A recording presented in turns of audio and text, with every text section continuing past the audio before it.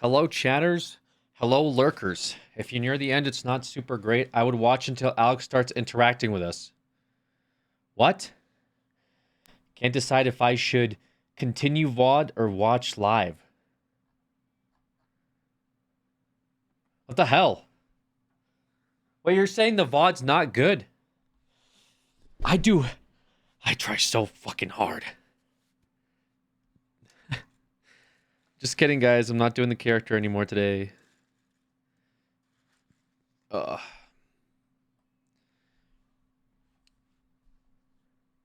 Wait, why are alerts not coming through? What the flip? Oh, wait. Okay, now. What the... Okay, now, what the flip is this? Are you freaking kidding me?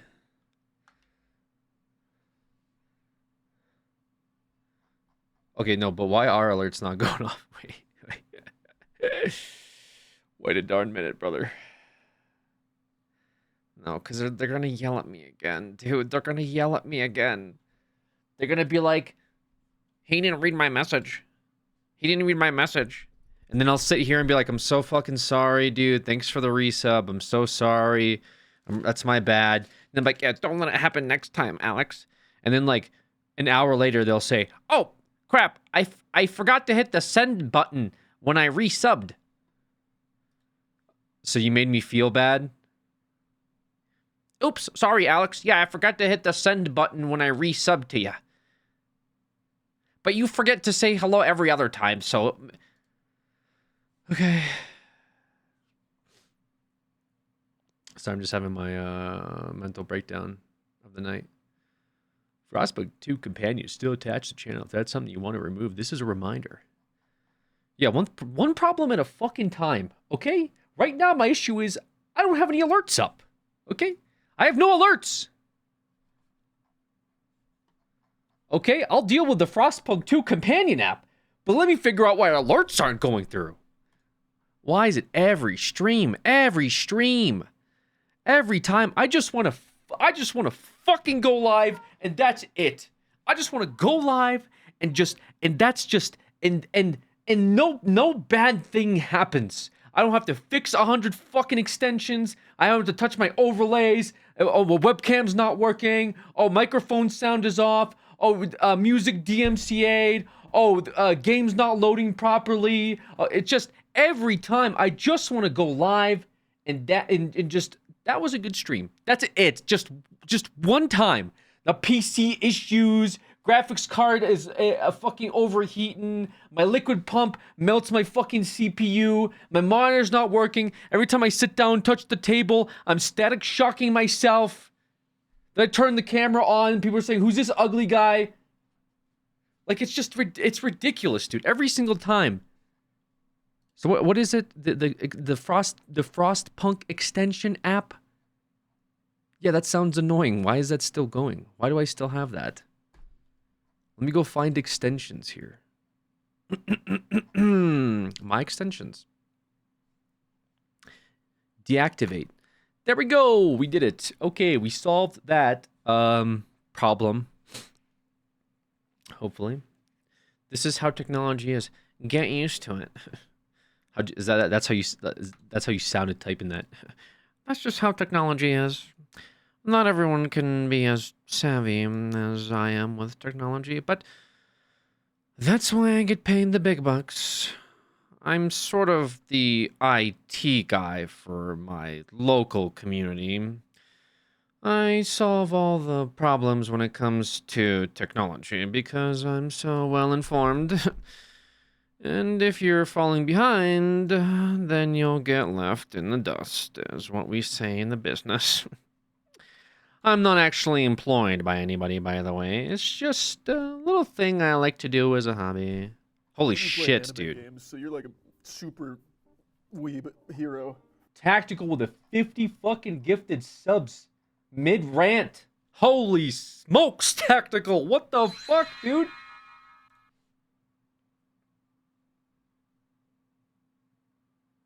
Oh. It's too nice. You guys all dodged. How did you guys all dodge? 50 gifted. 50 gifted subs, bro. Holy smokes. 50 gifted subs. Wow, wow, wow. Thank you. Thank you so much, Tactical. That is crazy. I'm trying to get my timer to work now because my timer is also broken. Is this going to do it for every single one? Okay, you know what? At this point, whatever. Fuck it. Thank you, Tactical. Thank you. 50 gifted subs. Ah, shit. I was hoping I would get this going before. Oh my god, that's so many, bro. That's such a ridiculous... Yo, let's see if Tactical said something real quick. Tactical! What did you say? Hey, everyone, hope you're doing well. I'll be honest. I feel like the... I feel like it just doesn't... I feel like... Okay, before I lose my train of thought, let me add this. I have to manually add this, by the way. Good job.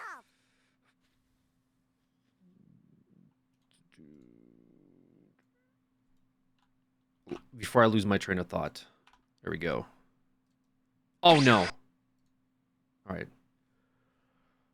Oh, man. Thank you so much. What is this cosplay? The timer is going to go into 2026. Like how you guys act like literally... I'll pull it up, man. I'm not even talking about this. What am I even talking about this for? Shut the fuck up. No. The people need to hear this.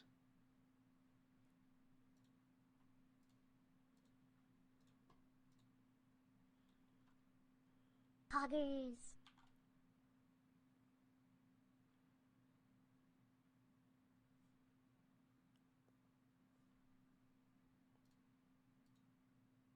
And you play anime games, so you're like a super weeb hero.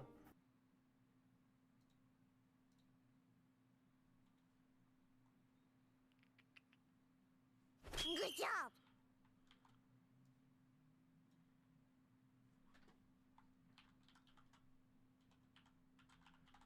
Alex is a one Botox injection away from looking 16 again. Wow. All right.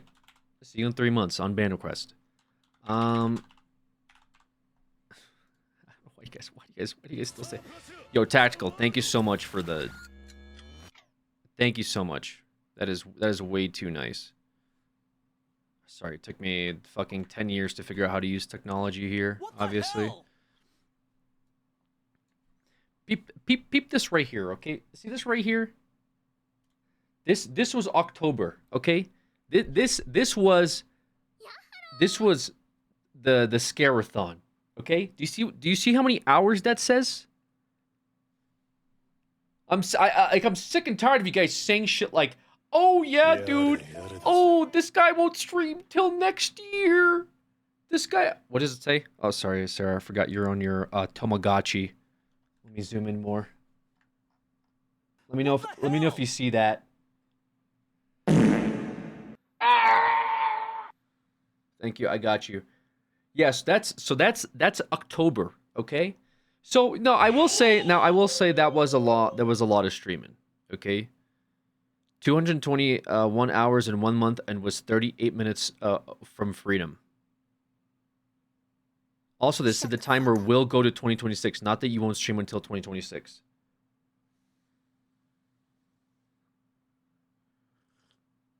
$220 hours are rookie numbers. Don't you have like a fart Yoda thing to do or whatever? Instead of rage baiting me. Anyway. I'm getting one guide. Check out general memes. Oh, man. Sasquatch says I should check out general memes. I'm sure this will not be a total waste of my time. I can't wait to see what general memes has. Every time I check general memes, it's so funny. Let's just get right into it. Why not? What is this? What the fuck is this? Why is it called? Wait, what is this? What does this say? What a subathon does to a motherfucker? What is this? Let's just get right into it. Why not? This is the Sim-a-thon, after all, so surely we'll have to just do it. Okay. Okay.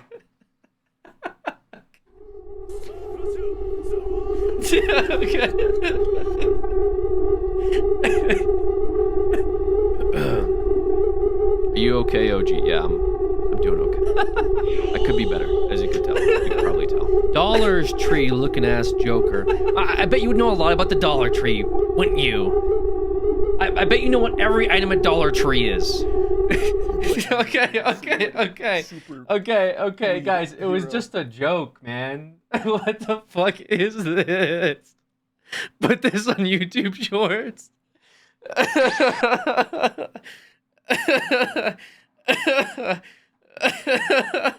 Why is that so real, dude? Why is that so bad? Holy shit. What? Imagine you haven't seen me in like fucking 5 years because you don't watch any of my shit anymore and that comes across your YouTube short. Oh, is that Alex? He's playing The Sims? Wait, what happened to him? Holy fuck, what's the music too, bro? What's the music? What is the evil music loop? Kisses. Let's just get right into it. Why do I look so nice? I look so nice. I look younger too. This was only like 4 months ago. Why does this look like I'm like 25? Oh my god. Let's get right into it. Why not? This is the Sim-a-thon, after all, so surely we'll have to just do it.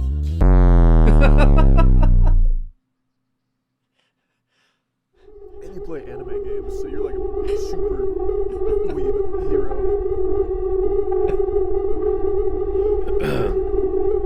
Are you okay, OG? Yeah, I'm doing okay. I could be better, as you could tell. You could probably tell. Dollar Tree looking ass Joker. I bet you would know a lot about the Dollar Tree, wouldn't you? I bet you know what every item at Dollar Tree is. Why'd you clip that one, though? Why is it that one? Holy fuck.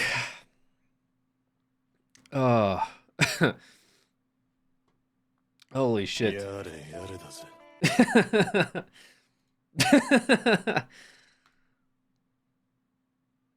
The funny thing is the Sim-a-thon actually ended. It is true, the Sim-a-thon did end. And then like a month went by and I was like, that was kind of fun. Maybe it'll be funny to do that with scary games.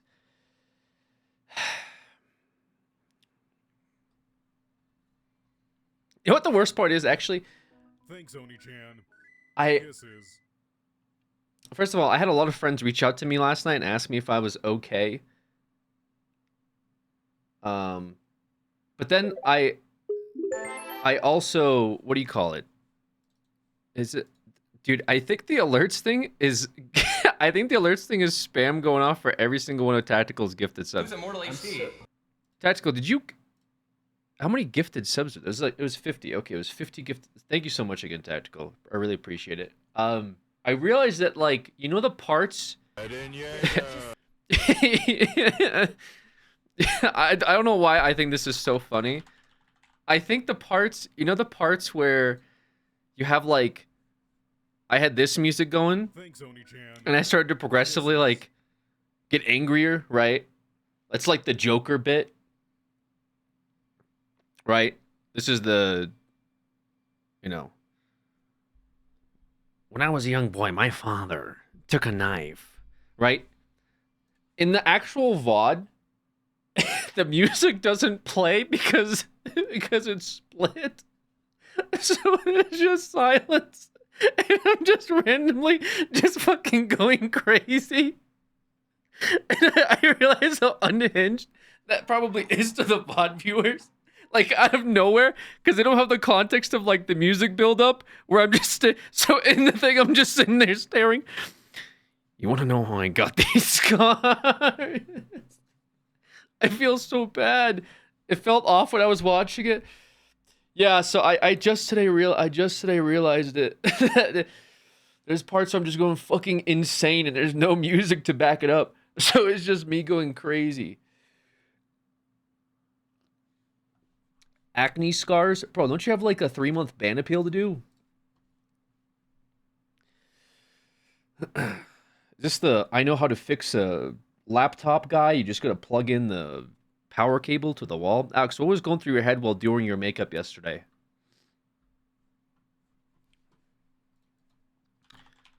Um,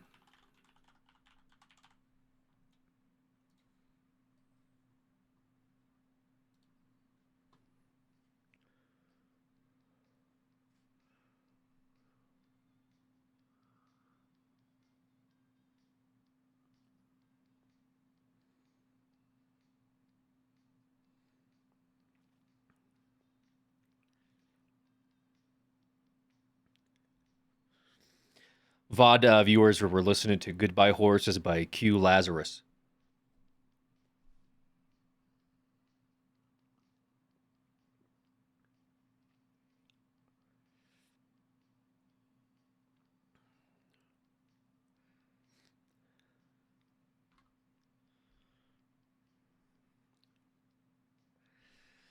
I don't know, dude. I've peaked probably is what's going through my head.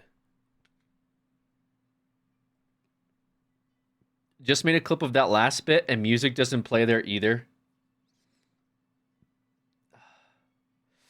Alex, much love. Nice to see you streaming. Yo, I appreciate that. Little Lady Annie. Good to be streaming again, Tactical. If you're still here, oh my goodness. As soon as I say it, it's like I'm summoning a genie from a bottle, gifting 25 subs on top of the already gifted 50. Celia already done with us? Yeah, she might be. She might be. She'll be back, I'm sure. When you come back to Onyx, I'm still checking out what our Onyx friends are doing. Been peeping the Wise Guy streams. I see my buddy Mantis. Obviously, Coffee plays on there, so I'm keeping up with them. I'm just on a bit of a roleplay break, man. I'm just so fucking burnt out from roleplay. Plus, you know, yeah, it's just it's been too much end of the day. But anyways, hopefully soon. I know that there's some updates that they're cooking, so I definitely want to be in a good positive space. But the server's still great. Would definitely recommend anyone that wants to roleplay, definitely check out Onyx. A lot of awesome people on there still working on it. Definitely a great environment, especially if you're newer to roleplay or if you want to hang out with people that are actually passionate about it. Definitely a good spot for it. Listen, from what I saw yesterday, it could have been so much worse, and I think you did pretty good. Thank you, Sean. On that RP loop of it being popular again. Yeah, I mean, it's just like it just comes and goes, right? I mean, I never started out as a roleplay streamer. TurboMax is still alive. Yeah, Momo just did some stuff for TurboMax recently. She was asking me for like a logo and stuff. I'm like the stuff I want to do on Max seems just kind of like, like I said, when I get back into it, I'll pop off. It's very much alive. Good stuff. That's good stuff. I'm glad to hear it. Yeah, I'm glad you guys are having fun on it.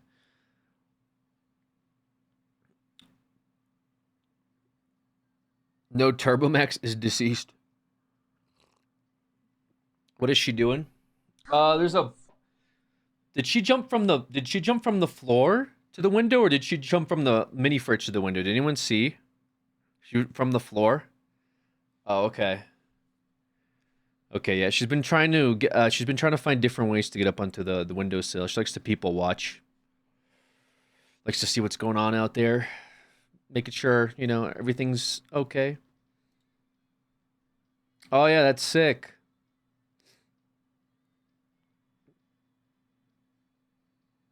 Yeah, it's dope. Yeah, they got that banner hanging. Sick. You never picked up your stick from last night? You're right, I didn't. I was gonna do that too, I forgot. Yeah, well, there's the stick back there, I guess. Red Dead RP still exists? Yeah, so I hear. Yeah, we did a little bit of Red Dead roleplay not too long ago. Are we done with WoW? I think for now, man. I mean, like, it's just a fucking grind at the end of the day. I think I have, like, if I wanted to really get back into it, we hit level 30, and then which was whatever. But it's just like it would be another week and a half or maybe 2 weeks, probably a week and a half if I went really hard to hit level 60. But then even our raid spot's not guaranteed with the OnlyFans. There's a lot of people doing the OnlyFans stuff, and they've been raiding and they've been farming their bis and whatever. So it would be a bit of a grind. I don't think I have the I don't have the time, honestly. I mean we have 227 hours and it's fucking marathon still going on. So yeah, I don't have the time, unfortunately, and also not a guaranteed spot. I think if I went like super hard day one, like the second it launched, if I had just joined and like was going, you know, it might have been okay. I probably would have already been 60 and all that. I would have been fine. But just kind of bad timing, I guess. So, but people are still enjoying it. Maybe we'll run it back for a season 3 if they do a season 3. Could be possible. Gonna go back to any of the OG games, dude. I've been thinking about that, man. I've been thinking about that so much lately. Voices of the Void. We didn't do. We want to do the Subnautica DLC. You guys want to see Cult of the Lamb. We still, you know, I mean, we have Monster Hunter. Hopefully we can do that end of next month. Maybe we'll do some Warframe tomorrow, a little Warframe Wednesday just to space things out. But obviously we got the wheel. We started grinding Marvel Rivals. You know, I think we got to like gold, I think was the last thing. And would have pushed for plat with 80s. But again, just too many fucking things going on, brother. Just way too many. Fuck It Fridays. VR Chat Friday. Maybe. I don't know. VR is just really fucking annoying to set up. Like, just to stream VR is really annoying, okay? It really, really is. It's just, you gotta have like 100 overlays. I got full body tracking. This shit like takes like a fucking hour to set up. It's so annoying. VR Chat's kind of cool though. There's just some like cool maps people have been doing. I do like checking those out. It's usually fun with friends too, but we played 1 hour of No Man's Sky, if that. All the games I don't hear Evil Within. Should I even upload that Evil Within playthrough? Was the Evil Within playthrough even any good? Was that 1 day or was that 2 days? I don't even remember if that was 1 or 2 days.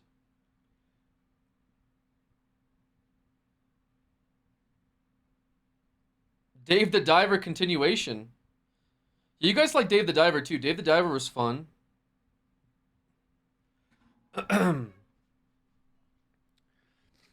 It was 3 days? Wait, Evil Within was 3 days? Can you do a backlog wheel next?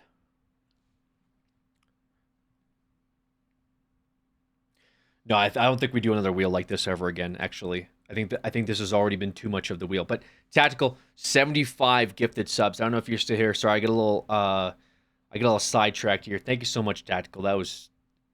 That's way too generous. Like way too generous. I tell you that every single time. Obviously, it doesn't matter. But I feel really guilty. You know? You guys come in here, you drop like a gifted sub, more than cool. So when like someone drops fucking 75, insane. Thank you so much. It'll help fix the next computer issue that I have.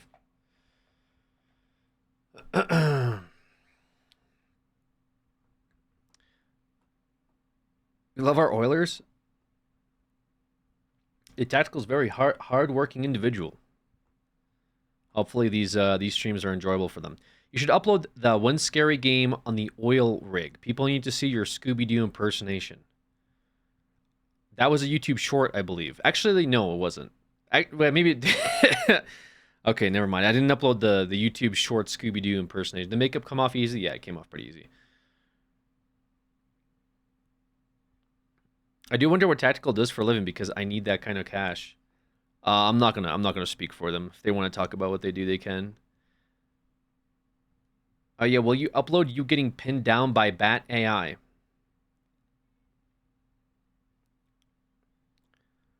Yeah, dude. I'll even at you when that goes live. Grocery store game was fun. Oh, that's right, Supermarket Sim. I wonder if those VODs still exist.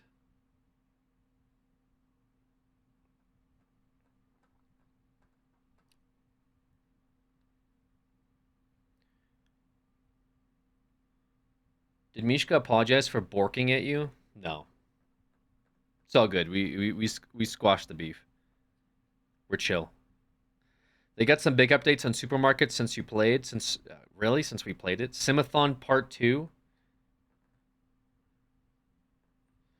Christ, dude. So these streams are very good for these long days. That's good to hear, Tactical. I'm glad that the streams are at least enjoyable. Maybe Evil Within, please? We already did Evil Within. What do you mean? Just replay Evil Within. That was just like a couple months ago.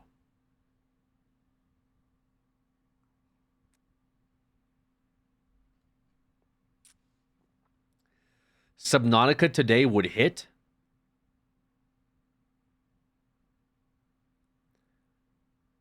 Bro, I'm still working on this fucking Subnautica video, dude. You don't realize how many stuff I had to cut out. How many non-coherent things. I don't even talk correctly half the time. I don't know how you guys do this shit. Listen to this. Maybe I think what happens is after a certain point of playing, like so in the 12 hours, I realize what's going on when I'm playing a game, because there's a Subnautica. The second day of Subnautica was 12 hours. Okay, I realized that after a certain hour, I just become deranged. I'm not forming sentences. I'll literally be like, "Oh yeah, we gotta find the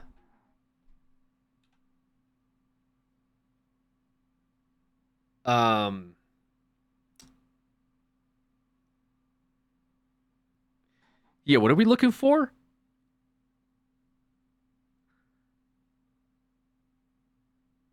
Yeah, we gotta find the fucking titanium. I'm sitting there like watching this, like, what am I do? Like, what is chat doing? And then there's parts where I'm like looking at chat and I'm just like arguing with somebody. Like there's a part where I'm making a bedroom. Like I made that big room, like the giant, like a multi-sectional area, and it took me a while to piece out to get there, but I made it and I put a bed in it. And then it's just like I make it and I'm like, and then I make it and I'm just like, bro made the goon cave. Bro is gooning. Guys, it's just a bed. And then I made like a ceiling for it. And then there's a part where I'm looking at chat, and then and then I'm just like, the fish gonna watch him goon. Like that's it's like 30 minutes of just like whatever the fuck I'm doing. Just like I'm sitting there like, what even is this? Like, do I leave this in? Like, what is the entertainment value of this? Like, I assume the chat is good, but schizo moment. Actually, there's a thing where you can, there's a third-party program where you can download like the chat from VODs and you can like overlay it. But it's like 40 hours of chat, and I didn't want to I might do it for something later, because you can download, like, it's because the chat is saved basically, and it transforms it. It's actually a pretty neat tool. But yeah, I couldn't do it for the Subnautica thing. It's just like, it would be like 70 fucking hours of chat logs. Digital footprint. It sounds pretty dope. Yeah, it's cool. It like takes all of the chat and then it renders it, so it's like kind of how it's like right here, you know? But like, so right now, like, if I save this video, you guys would be right here, right? So I could just like edit that and like put it onto a thing, right? But if I'm doing like, I don't know, gameplay or something, and I have the chat box off, I don't know what the chat is. So there's a program that downloads chat right now, and it saves it all, and then you can put it into like video format. So it like as if I had chat running the whole time. It's pretty neat. Oh my god.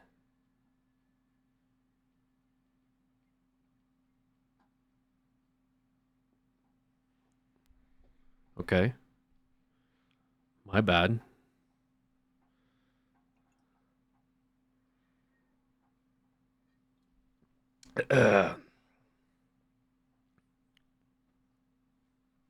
Does it mean there's a possibility of you editing Evil Within one gameplay and posting it? Yeah, I might go back and do some stuff. It's just like I really, I'm a little OCD, I guess. I'm trying to really hammer through all this Subnautica stuff. Like I'm not gonna want to do other things until I finish it, and even then, it's probably gonna be very long. I could see it definitely being around like 12 hours. I want to keep it under 12 hours if I can, but it's a very long playthrough. So, and then I'll have to render it, and then I'll have to upload it. So it's probably gonna take a minute. It's probably gonna take me a minute. Um, but I've been trying to wake up earlier. Like today, I woke up at 8 a.m. I edited for about 3.5 hours. I played a terrible game of League of Legends. Hated my life. Went outside. Got myself a little lunch and came back, and now we're streaming. So it's probably gonna be my schedule for the next 5 days. I'll probably just be doing that, trying to chip away and editing all this footage, and then hopefully I can go back and do the stuff that you guys probably want to see as well, like whether it's Evil Within, or like Voices of the Void might be cool. I should probably start gathering Voices of the Void and saving that footage, because eventually it might turn into something neat. But there's like other stuff too that we could still do. Not Zoocosis, no. But like Supermarket Sim was pretty much the full playthrough of that. Yeah, there were some good streams, man, over the past 4 or 5 months. We had some good streams. Yeah, we had some good content, so it would be good to get that up. They were good, yeah. Yeah, so yeah, I want to say I got through about 4 hours, 5 hours of Subnautica footage. I probably have about 20 something hours left, so it might take me another 5 days of editing. Maybe if I'm quick with it. I want to obviously lower it, but I get it uploaded, and then we'll fucking just send the full sub. I don't think I'm even gonna get paid for it, like with monetization. I think there's too many DMCA tracks on it, in the background, you know. So I'm probably not even gonna monetize it. It'll just literally just exist for people that wanna see it. But I'm just kind of doing it as more or less like a fun thing. Plus, I want to see how like YouTube algorithm works nowadays, how like uploading works, what the limit for bitrate and bandwidth is, and all that stuff. So, plus, I want to get the YouTube channel up and going, while getting back in editing, because I've always enjoyed that process. So, Alex, a read pin so Tingy can get rid of it. I feel bad that it's still up there. Oh, I got all the VODs dating from 2024. Bob RP and Zomboid. Download if you ever need it. Probably gonna clear them sometime though. Bob VODs. Yeah, there's so much Bob lore that, like, dude, it would just be, yeah, without like the context of Bob in 2018, 2019 to now, it would just be too much. Ever going to do multi-streamer? I'm thinking about it. I've always just done Twitch stuff, so maybe. But then it's just like, yeah, I don't know. We'll see. If the YouTube like Alex Extra channel grows, I might do it just to save the VODs, save the full VODs. I might do multi-streaming, but I don't think I'll be multi-streaming on my YouTube channel. Multi-streaming is when you like stream on both Twitch and both YouTube. I've seen like Moist Critical talk about it, with like it being helpful. Will super chat you? Yeah, it's not even about the super chat. Nice to meet you. It just kind of seems a little pointless at the moment for right now, but I can see it being beneficial like down the road. Like I'll try the channel out this year, and if the channel does good, then I might switch over to multi-streaming just for the purpose of VOD archiving. So we'll see. I thought Twitch made it so that wasn't allowed at one point. Yeah, it was like that with contracts. That's why I'm still a little bit like how does that work? Because like I am on like a grandfathered contract, but they've lifted up the restrictions, so you're probably allowed to. But I want to just double check before I do that. You know, Moist used to do the double stream. I think he still does a double stream. The thing is, like, if you're a big enough creator, you can do whatever the fuck you want to do. Okay. I'll be honest. All right. Like if you're a multi-millionaire streamer, you could fucking stream wherever the hell you want. No one's gonna stop you. But having said that, don't want to ruin my Twitch contract by doing something that I didn't get cleared with. Anyway, it doesn't really matter. Lovely Luna, thank you so much for the 17 months. Appreciate it. Then there would be YouTube curse chat. Yeah, that'd be fun to combine the chats. Honey Hendrix, the prime. Thank you guys. Yeah, so just title not debating. Just from talking about it yesterday, I think we're going to officially cap the subathon. You know, this timer at the end of this month. So we'll do one more stream. Well, we'll do a few streams between now and then, but we'll do one more last stream. I think it's this Friday.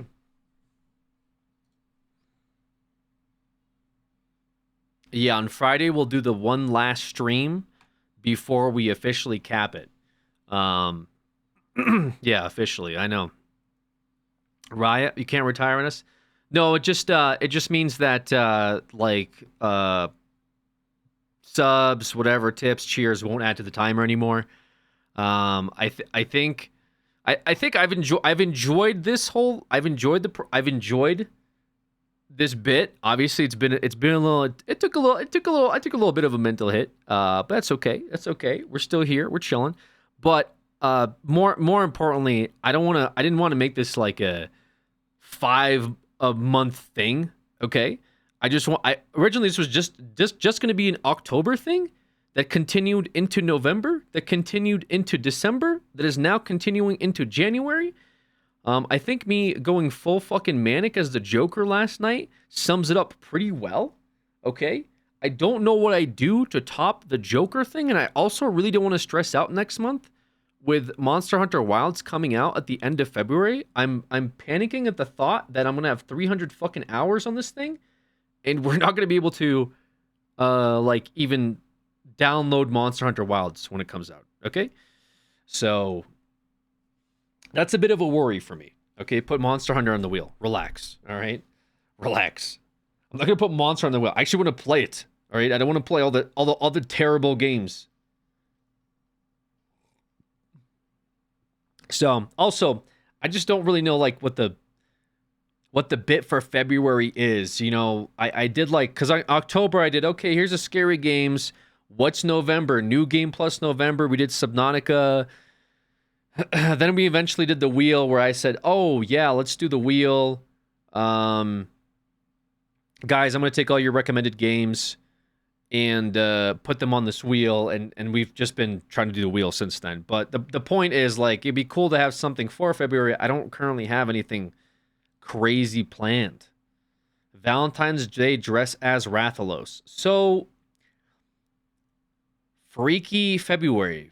Fuck y'all February. Live stream going on dating apps?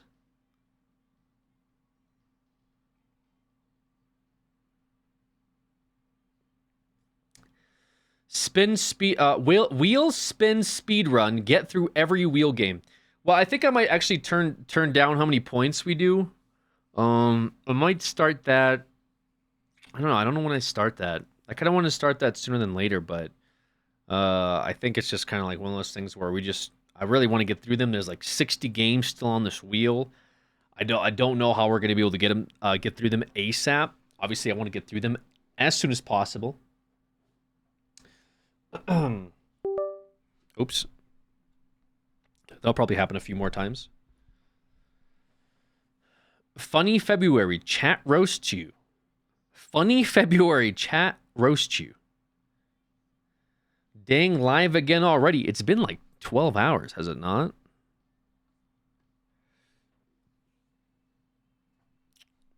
Furry Alex February.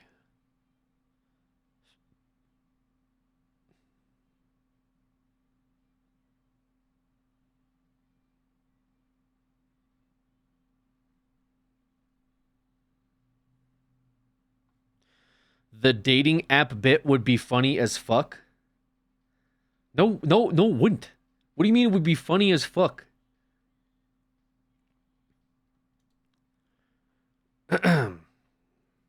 It's not funny. Given the context, I'm a 32-year-old man. Would watch me on a dating app? Yo, what's up? You trying to get dinner this weekend? No, where are my pictures? My pictures. Have you seen the general memes? Those are going to be my pictures? You guys are just making me make a fucked up dating profile. Look like absolute shit. Plus, we don't subject random people to be on stream without consent. Yeah, I mean, that part's probably true too, right? But I mean, it's like, the argument's like, if you're putting a dating it's still kind of cringe, right? I mean, it's like a dating profile. I don't know. It's like you're making it public already, right? But then the conversations would be public, and so that's a little different. Like, I think viewing the profiles is one thing, but then like messaging somebody like, "Hey, how are you? Where do you live?" and then they give you their locations. That's a little cringe. Yeah, it seems a little cringe, but I get the content. Dating app is bad. How about a dating game? That sounds worse. Dating app in your 30s feels cringe. I tried it. Felt awkward. Everything in your 30s feels awkward. How do you think I felt like when I ran outside as the Joker to get my Popeyes? I walked outside today. My neighbor was with his dog, this older guy. I walked outside. And he's like, "Hey." He's like sitting on like a bench next to my house. He's like, "Hey, how are you?" I was like, "Oh, hey." He's like, "I haven't seen you in a long time." "Yeah. How have you been?" "Good." "Yeah, I haven't seen you walking around here." "Yeah." Do you work?" "Yeah, I work from work from my house." Do you work late at night?" "Yeah. I work night shift at my house, in my house." "All right. Well, good to see you. Good to see you too." Actually, it was really awkward today. I don't know why. I went to Chipotle and it just felt very off. I don't know why it felt so weird. I felt like when you like go outside high, like when you smoke and you go out, and then you get kind of like paranoid because you think everyone knows you're high. I had that feeling, but I wasn't high. Like I threw my day off, yeah, maybe a little bit. Because like I went to Chipotle, I got myself like a burrito or whatever, and it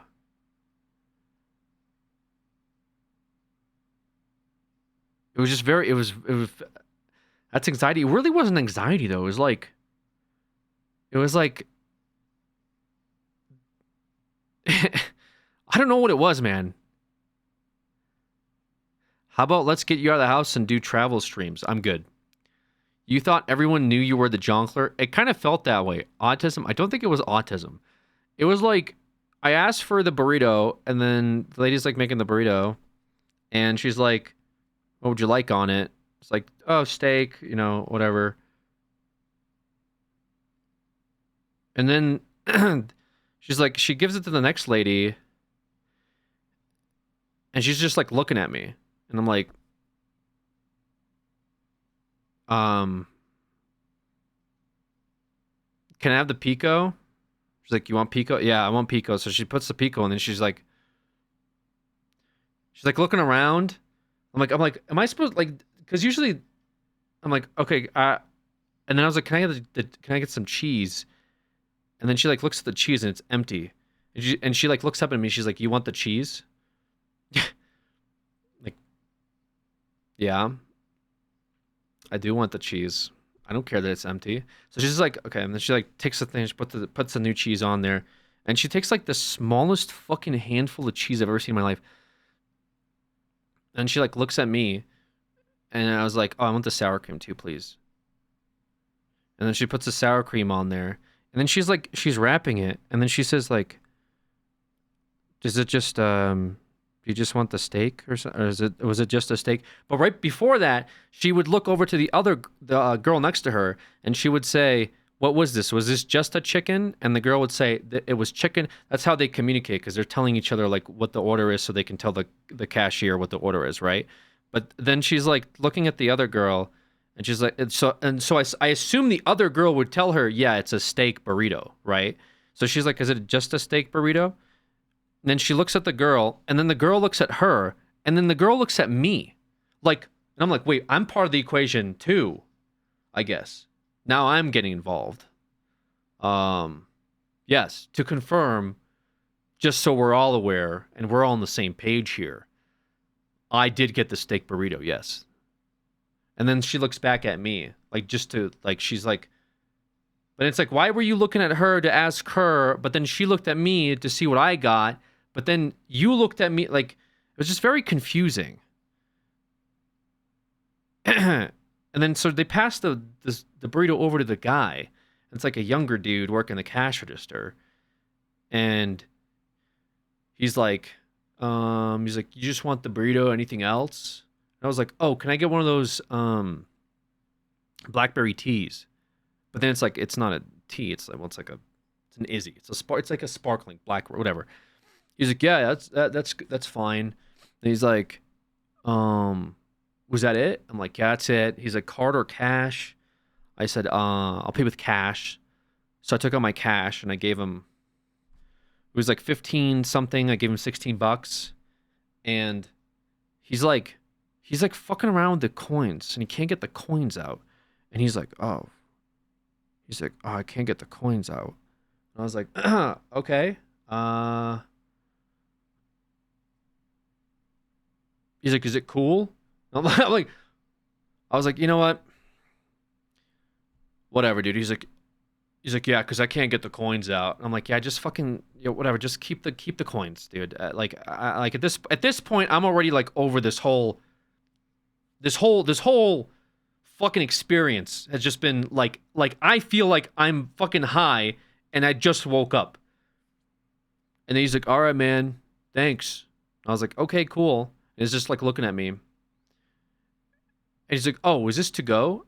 Like, yeah. He's like, all right, cool. Like, sick. I'm like, all right. So I like grab my burrito, and then he's like looking around. I'm like, yo, hey, can I get my blackberry Izzy that I just ordered? He's like, oh yeah, fuck, oh yeah.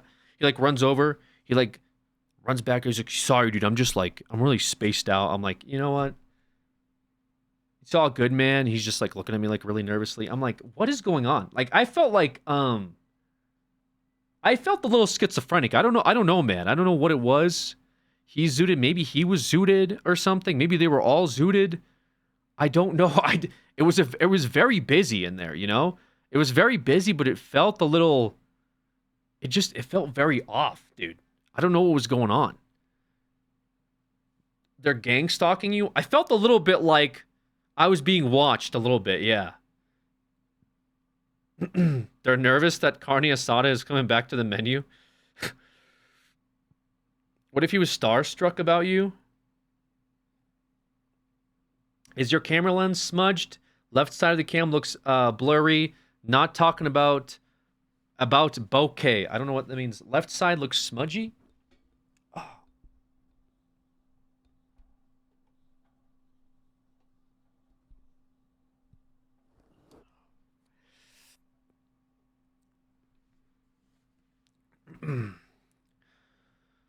They probably know that you're the jonkler.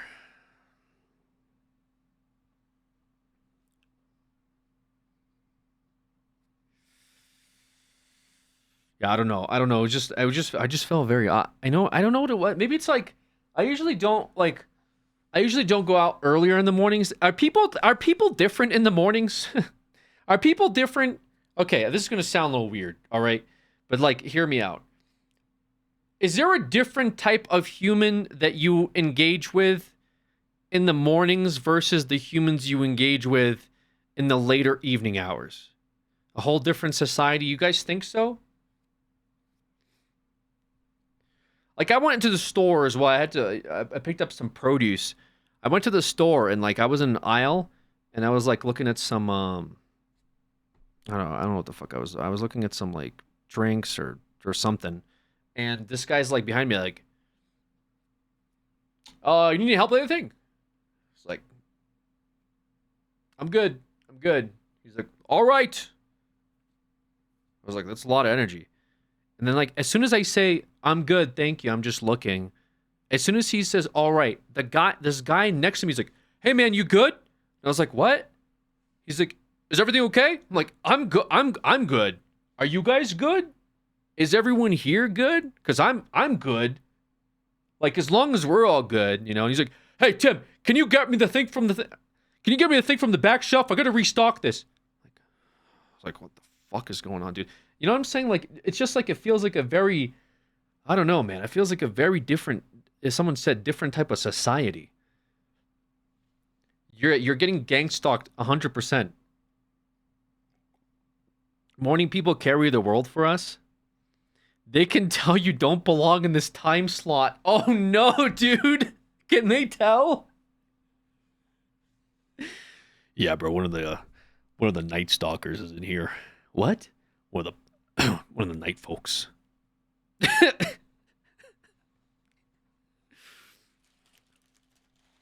Oh, really?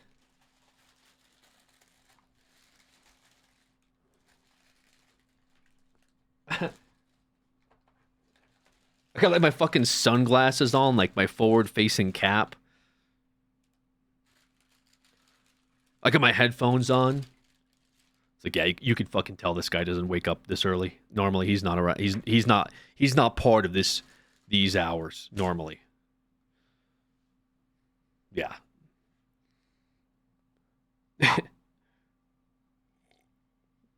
There's just like older people that like to walk around. Like, walked by some, just listening to their car. I don't know where the fuck they were going, by the way. They were going towards a street where there's nothing there. I don't know where the fuck they were going. They were just walking towards it. Like, there was a group of them. And they were like, oh, yeah, blah, blah, blah, blah. Going back to the track afterwards. It's Sunday. Like, what the fuck is going on? Where are you guys going? Where are you even walking? There's nothing down that way. There's like a bridge. It's like not even a park. Like, where are these people walking towards? They know you've escaped containment. Just enjoying the walk. Yeah, is that what people do? People are just walking around, hanging out, having a good time. Maybe they know something you don't. Yeah. When I swim, the AM pools are filled with old people. Yeah. I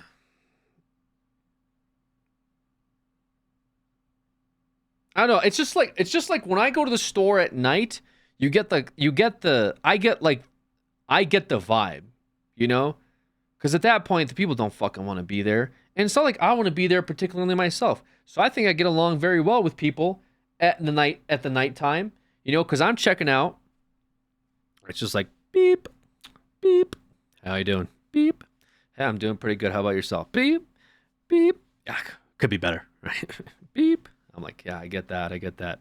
Beep, beep. Just one more hour. Beep, beep. I'm like, what's that? Beep. Just one more hour. Beep. Do you want a bag for this? Oh, I'm good. I'm good. Yeah, I just fucking came in to do my thing, you know, just fucking get my shit. Beep. Oh, I get that. Beep. All right. There you go. It's like in the morning. They're like, hello, how you doing? Wonderful day to be alive, isn't it? Like, what the fuck are you talking about? Wonderful day to be what, dude? What are you saying to me? Are you in the mood for Supermarket Simulator today? It's going to be a hot one today. Oh, God. Oh, God.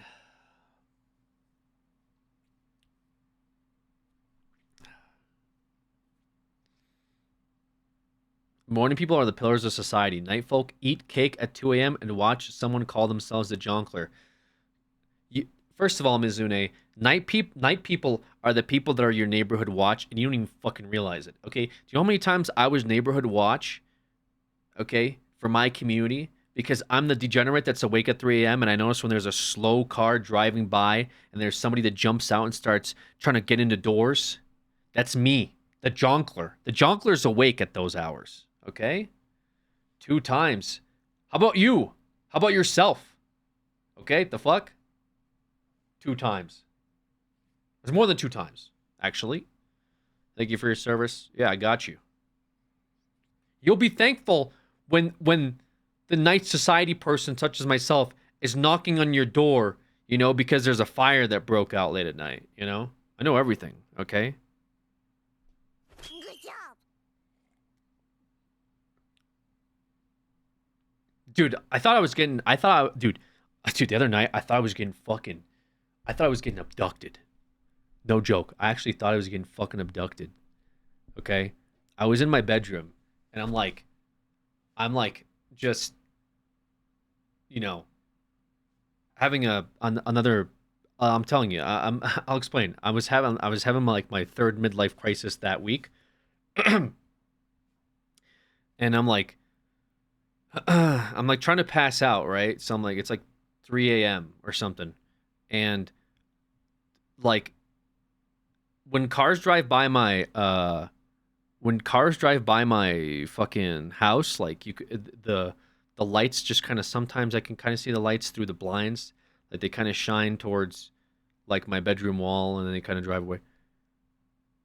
My fucking bedroom all of a sudden just glares like up, like as if someone took a fucking spotlight to both windows and and like my whole fucking bedroom's just lit up, and I'm like, this is it. The aliens, they're here. Like, they are fucking here. And I'm like nervous because I'm like, am I about to be fucking raided? Like, my next thought was like, FBI, right? They know I'm the jonkler. They're coming, all right? Maybe they found a cow chow video and they got some questions for me. Understandable, whatever. I look out my window and it's so there's 2 fire trucks and an ambulance. The fucking fire trucks, they didn't come in with sirens. They didn't come in with like red and blues. They came in with fucking the world's brightest LED lights at 3 a.m. known to man. They lit up the fucking block as if they captured the sun's energy and decided to release it here in the neighborhood at 3 o'clock in the morning. Apparently, I think like a neighbor had fell is what I saw, because I was like, so what is this? So I was like looking, and I'm like through the window, so like, what the fuck is going on here, dude? What the fuck is going on right now? I see my neighbor got like carried out on a stretcher, and he like fell. He like hurt it, cause I mean he looked like he got onto the stretcher, but it was very, I've never seen that, but it like, dude, the whole, I would so I felt bad, but I had this other terrifying fear of like, what if that was me? And like, you know what I'm saying? What if that was me and they lit up the entire neighborhood to like carry me out on a stretcher? You know what I'm saying?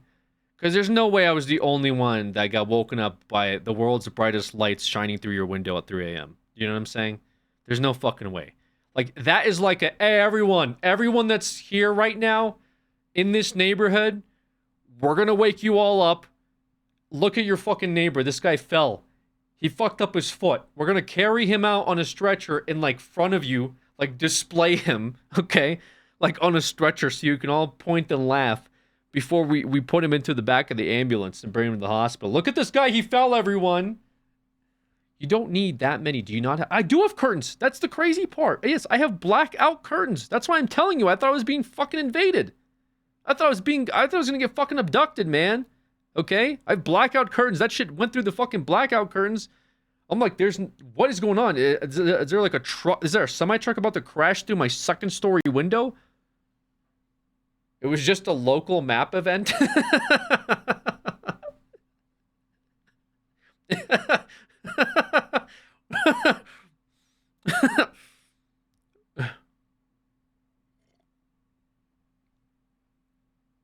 Yeah. Yeah, it was just a little mini event.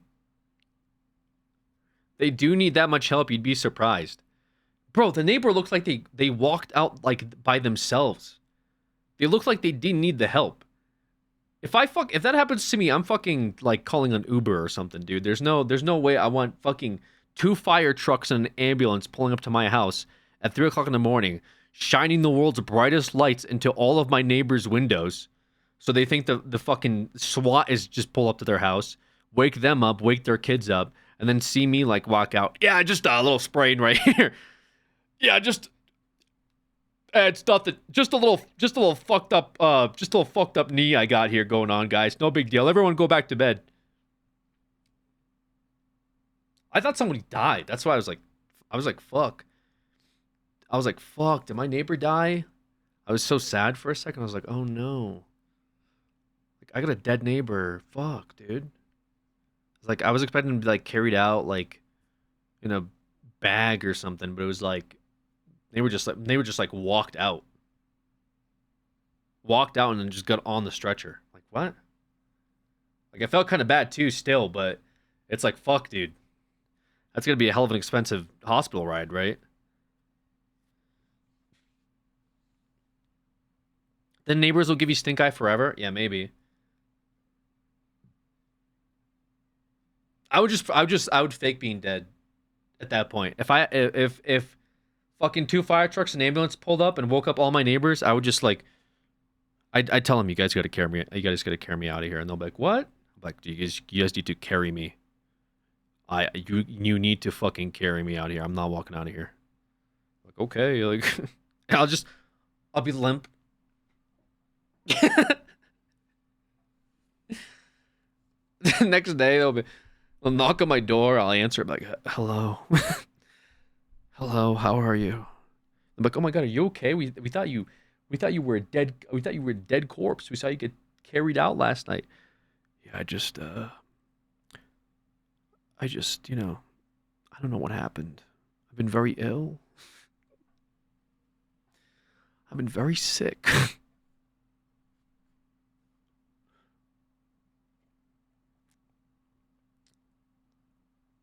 That's like being embarrassed by getting hit by a car and survive, so you just play dead.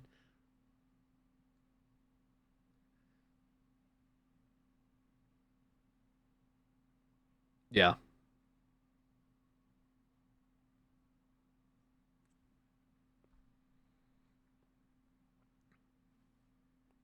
How the fuck is that at all similar? I'll be honest, I don't know. I just kind of wanted to agree. Just because I didn't know what to say. It's like when somebody in line like says like, like, yeah. You like you don't know what they said, but you just want to be polite and agree.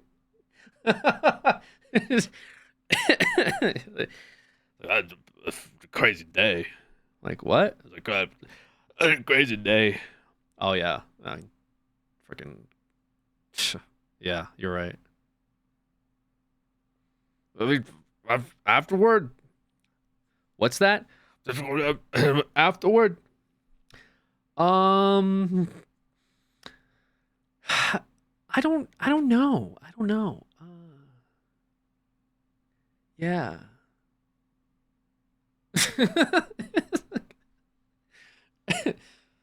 When you laugh because you don't know what they said and you pray to God it wasn't a question. I've met these people. The I don't know goes crazy in that situation. Yeah, you gotta hit him with the, because you don't know if they're a crazy person. You know what I'm saying? You gotta pacify the crazies, right? You gotta use a little bit of CC or like de-aggro them a little bit. So when they say something like, incoherent, you gotta just be like, ah, shit. Like you gotta like pretend you're thinking. It's like when you have a Uber driver that doesn't speak English very well, but they're like giving you a ride, which is already very nice. But to be polite, you just kind of, you say, yeah, oh yeah, yeah.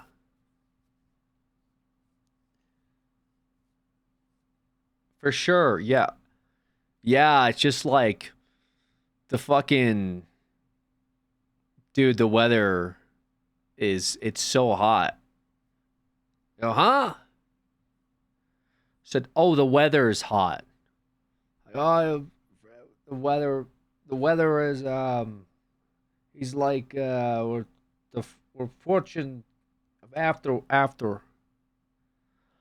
Oh yeah. Just what I was thinking, man. It's exactly what I was thinking.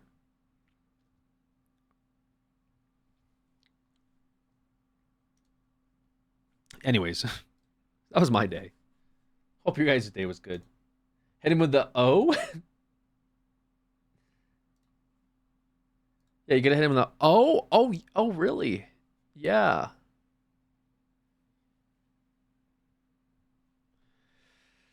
Just started my day. I usually say, huh? What? Like 3 to 5 times.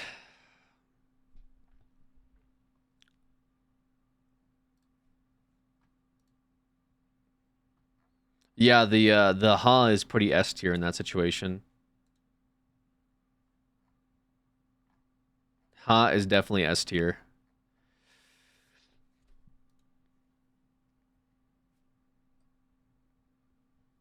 All right. I want to get into some stuff. What are we going to get into today, guys? Still got to do a little bit of Ace Attorney.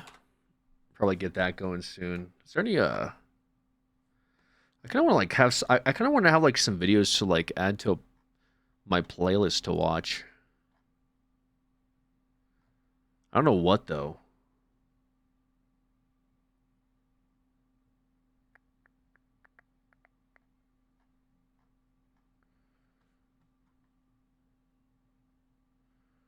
I don't know what my whole YouTube feed is now on this new channel. It's already cursed. It's like League of Legends, some music, the Batman soundtrack.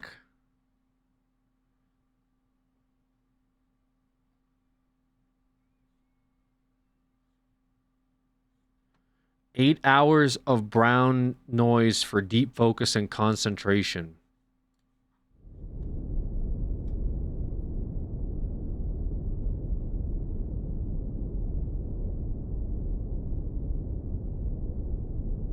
Is a Spotify playlist Dunzo since you want clips?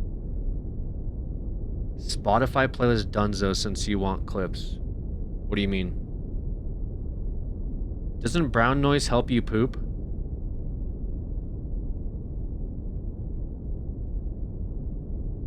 Yes. I will actually be right back. So no DMCAs? Is the Spotify playlist Dunzo since you want clips? Well, no, No, Spotify playlist is fine because I've separated the audio. The audio is separated now. So what you're hearing right now, VOD viewers don't hear. Does that make sense? Came here for the brown noise, came at a good time. I see clock moving, but no gameplay unk. What are you, the fucking cops? This guy's part of the feds. Right, so you want clips instead of people sending you Spotify music. I mean, you can send me Spotify music. I mean, like, wait, what do you, what's the, am I, I'm confused. What are you saying? What does the Spotify music have to do with making clips?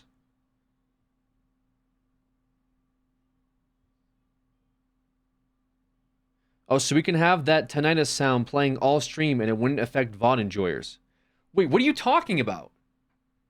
What is going on? I might be federal is crazy, by the way. They're asking if you're done with the Spotify playlist. I mean, you guys added like fucking 500 hours of songs on here. Am I done with it? I mean, we can load it up like maybe we do some Warframe tomorrow. I'll load it up for Warframe. This guy still streams. Yo, what up, Lanak? Thank you for 38 months. Appreciate it. I didn't know the sound was split. I thought the music would just get clips nuked. Yeah, so if there were, yeah, it would have for sure. But I've separated Damn, maybe you really are an unk. Your age is really showing.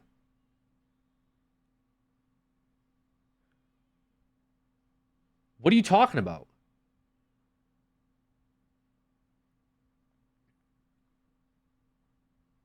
I'm so fucking lost, dude. Yeah, I mean the Spotify playlist has like how many fucking, where is it? The Twitch experience?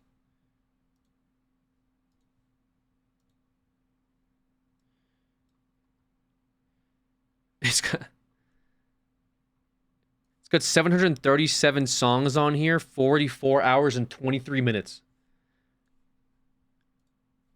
I mean, I could play it, but it's gonna be weird vibes because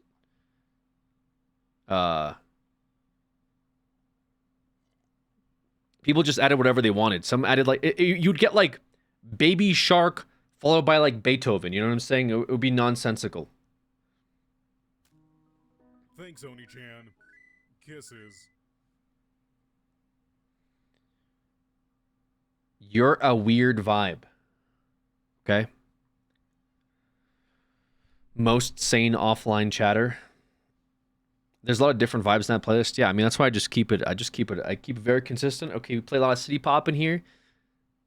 It's always a good time with city pop, but again the audio. You're a weird vibe, Red Heart. The audio is split for the VOD enjoyers. The VOD enjoyers do not get hit with DMCAs every time they let up a VOD. I'm actually upset with how many. Stop being boring. How to edit so good your viewers get addicted to your videos? What the fuck?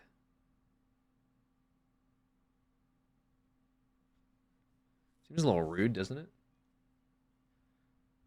You might need that. No, I don't. I can tell your blood pressure is going up right now. Yeah, this is like the 3rd-year-old comment you made. Okay, I get it. I'm fucking old. Okay, all right. Move on. I'm tired of being called a freak, weird, and old. You want me to make you a coffee? No, you just fucking called me weird. Why would I want you to make me a coffee afterwards? That makes you weirder. Shiny too? Yeah, you're banned. What is the best sleep apnea machine? You can fix 2 of those? Okay. What are your thoughts on being called fine shit? Shite? Shit?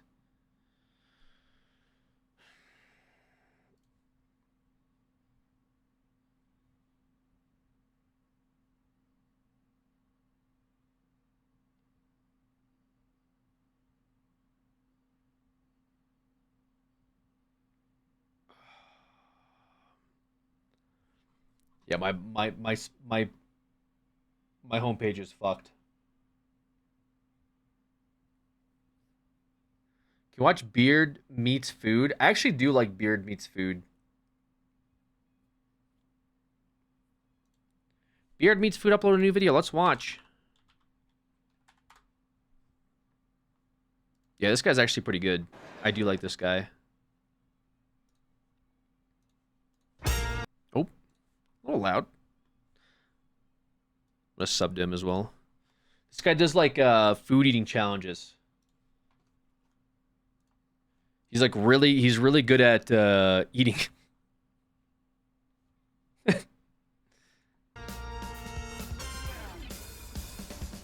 Alright, so according to my glamorous yet anonymous assistant, this place back here, Duck Donuts, sells a $100 milkshake, but if you can finish it inside 20 minutes, it's on the house. Let's give it a bash.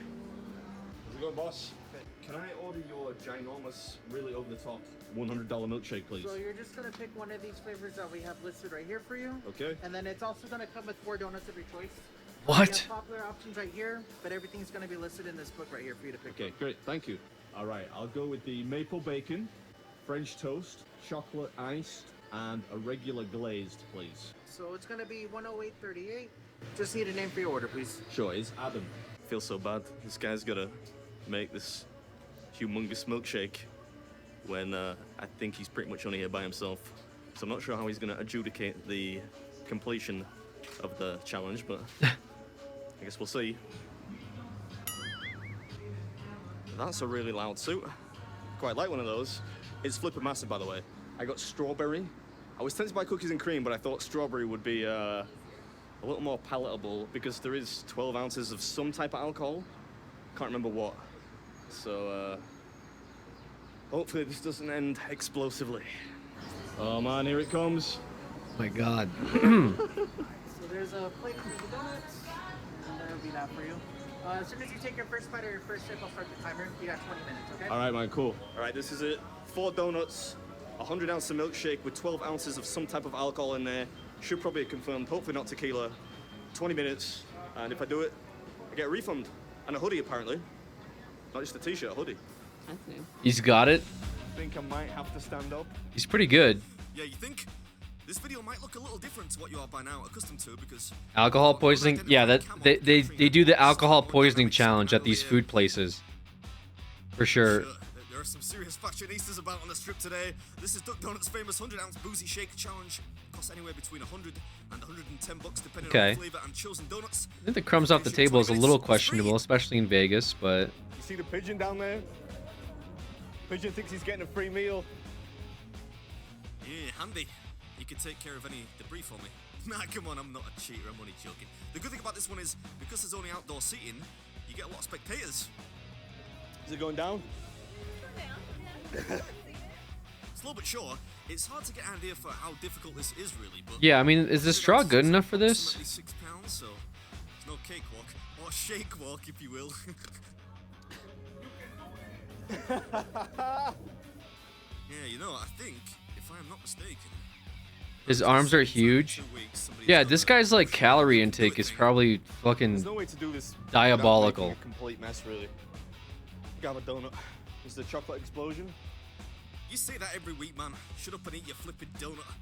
Speaking of donuts, they were incidentally very Yeah, I was gonna tasty. say the straw probably isn't as helpful, Fresh, right? And add the toppings while you wait, so they're not just off the shelf. Plus, some of the toppings are pretty unique, so if I were you and you're in the area, I'd give it a bash. You got it! Go, go, go! Wiggle, wiggle, wiggle!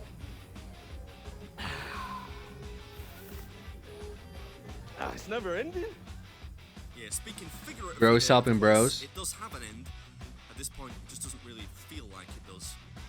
A bit like watching The Walking Dead. Is that person like filming? That's a crazy like. That's crazy filming tech. Like what? How do you? What? This? What's the point? What? Or lost. Just kind of all seems pointlessly eternal. Oh, you guys leaving? I'm not even looking. I wonder what made you leave. It's like hurting their arm to film. See you next time. Got it. He's on TikTok. You serious? That bottom part isn't like coming out. How do you get it out? I know, the problem is if I shake it, I really don't want to get a face full of ice cream. Right. Almost there. Oh. How am I doing, man? Trying in vain to get a time check here. I felt so bad for this guy basically running the whole shop by himself, then trying to referee this thing through the store window. He did a fine job, though. We're about halfway through the allotted time now. Oh man, he's messy, dude. Almost there. He's covered. Yeah, just gonna take care of a bit of table debris before the pigeon gets hold of it. Then try and neck the remainder of the Dude, shake. give that pigeon some donut, man. Trying to get it down. That pigeon's fucking starving for At the same food. time, avoiding 6 pounds of ice cream, working its way down a 3-foot pipe and smashing you right in your mush. Also, I didn't really get much in the way of the boozy flavor from it, so I've no idea what's in there. But I think He's it's only 2 fiending. ounces, so 9 to 1. The flavor is probably largely mastered. Help the by pigeon ice out, cream. bro. Fortunately, I could walk back to the hotel, so no big deal, you know. How was there any left in here? I'm almost there. Challenge. Yeah. I'm gonna try not to. Right. Last mouthful. We're gonna do a food This challenge. is Big Meat's food, and that was I'm Dunkin' good. Donuts viral TikTok giant milkshake challenge thing. Yeah, we got it done in the end. Badlands Chugs, I'm coming for you, man. Nah, I'm kidding. I'm a terrible chugger. Hope you enjoyed it, and as always, I'll catch you at the next one. Did it?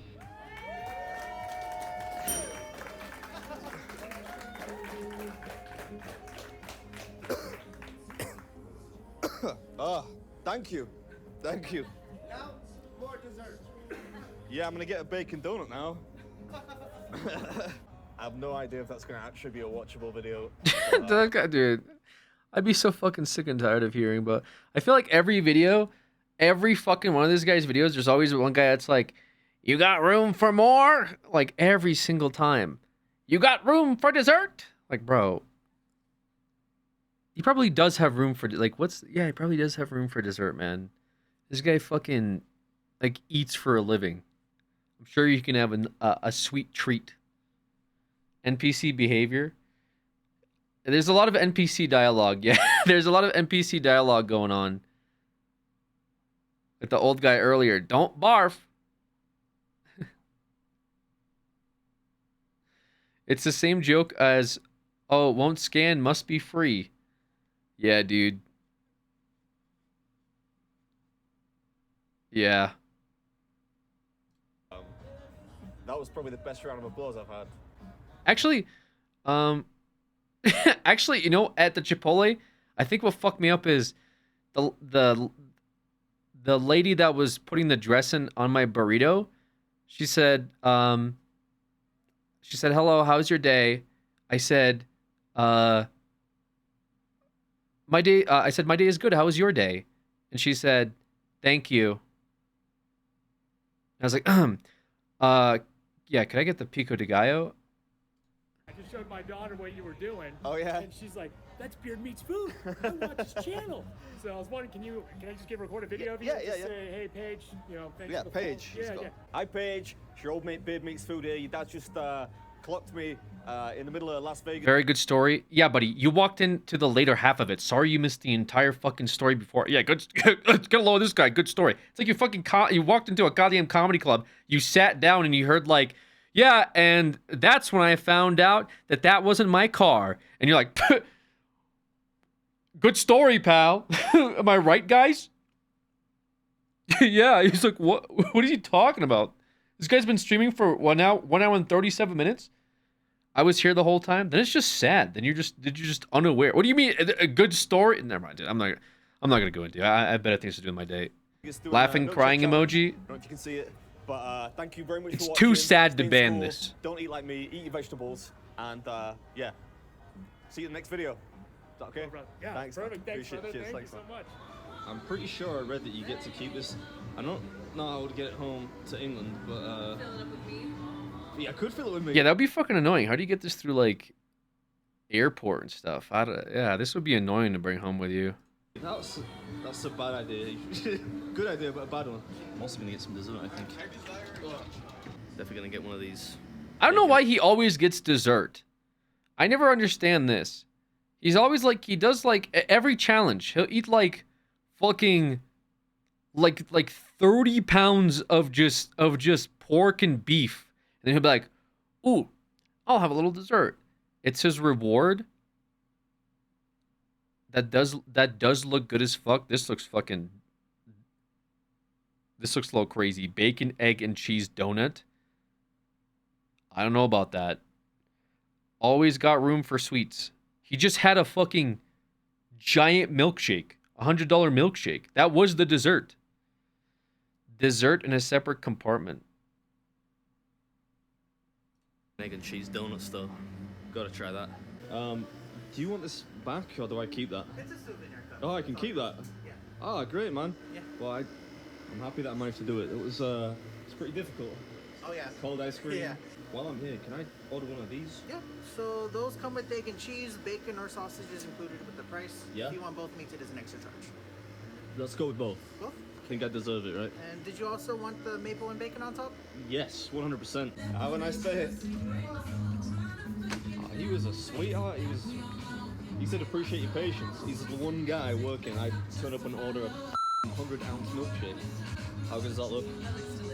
They're not all that messy. That was, I mean... And I watched you drink the whole freaking thing. And I'm like, is he pouring that out somewhere? And then I saw you drink and I'm like, oh, you're going to be sick. I almost got a face full of it at one point. Like, it was rushing down. Comes down and Yeah. right away. Interesting. Post-game interview. But anyway, I was like, that's a lot of work.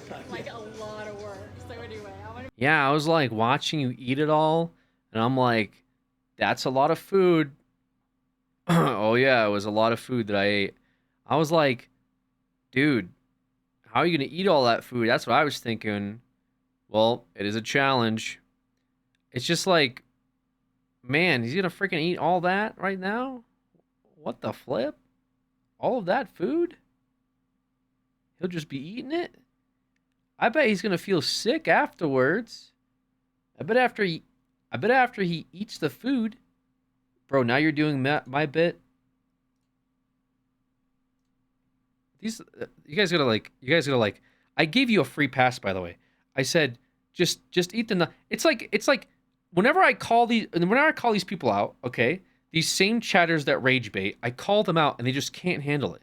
They get called out and then they start to double down, triple down, quadruple down, six-tuple down, whatever it takes at that point. It's like, please fucking ban me. Please. I cannot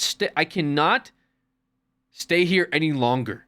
This guy said something to me and now I just have to keep going. I just got to keep going. make sure VOD watchers skip 3 hours for rant. It hasn't even been 3 hours. It's been an hour and 40 minutes. We're talking about VOD watchers skip 3 hours. What are you, like, fucking guessing how long I'm going to be, like, reacting to the videos for? I follow you. All right, thank you. Y'all have a good day. Yeah, you have a good day too. I like the way you're holding your souvenir there, sir. Pre-ordering the rant. Oh, fuck. That was pretty good. I only have 3 on my bingo so far. Crash Out is a free space on bingo. Isn't that his sister? What the fuck? Wait, what? Why'd you say what the fuck? Interesting. Follow you. All right, thank you. Y'all have a good day. Yeah, you have a good day too. I like the way you're holding your souvenir there, sir. Oh, okay. I don't know. Is it? Yo, PV Mike and Dave the Prime, appreciate it. Based on the position of the sun today and winds, it's going to be a medium rant day. Did you see Senator Delivers brain rot speech?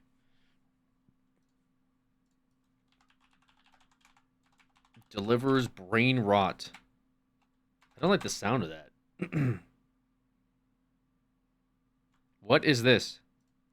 Today I rise to address an oft-forgotten segment of our society.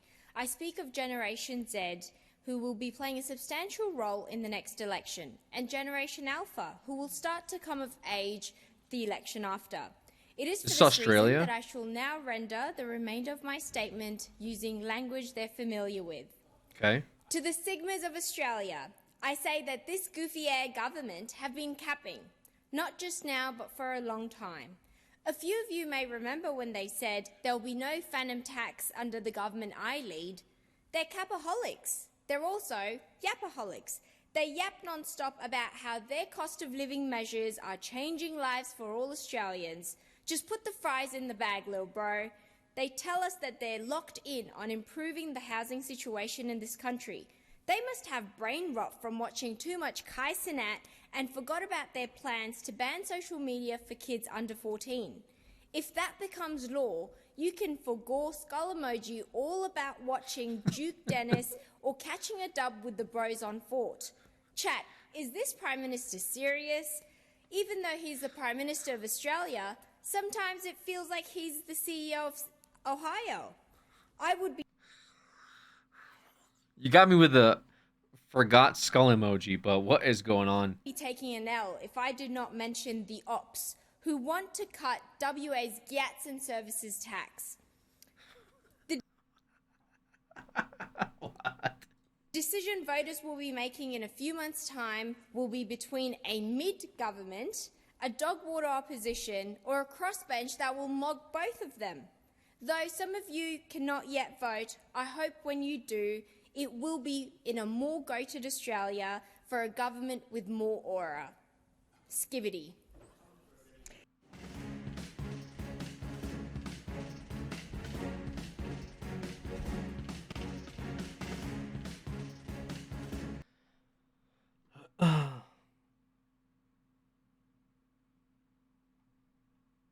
Dude, I don't know how the fuck Australia can like keep coming after America when they got shit like that going on.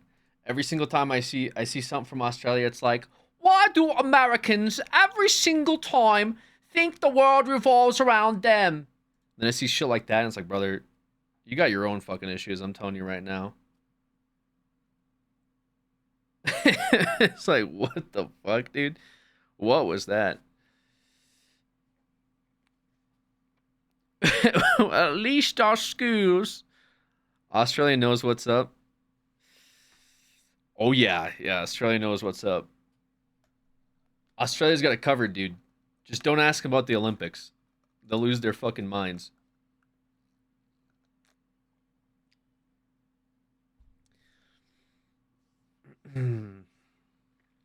That was good. How do they know what's up when they're upside down, dude? I don't like that I laughed at that. Y'all mad at her for appealing to the people coming into age vote. We're just old. Yeah, everyone in here is really mad at her. You got him.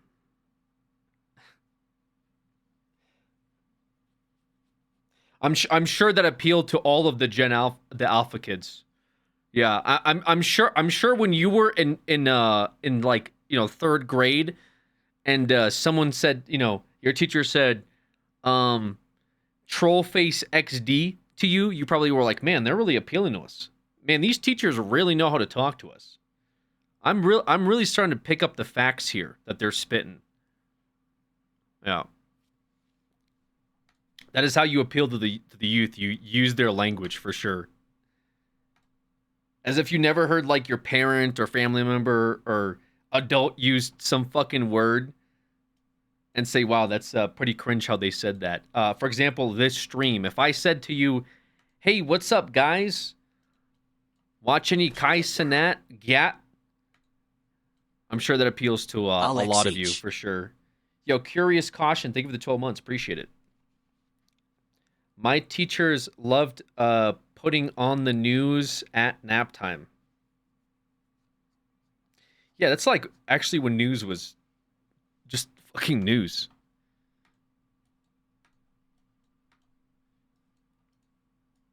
And then they were like, kids, gather around. There's something going on right now in New York. We should broadcast to all of you the news footage from September 11th. Let's sit around and watch that together, children. I think the news is banned after that. Question mark? That's how I know you're young. When you question mark what I'm talking about. You probably weren't even born. What kids need right now is scare tactics from MSM. I thought you were talking about the show. My school didn't say a thing about it to us. I got sent home.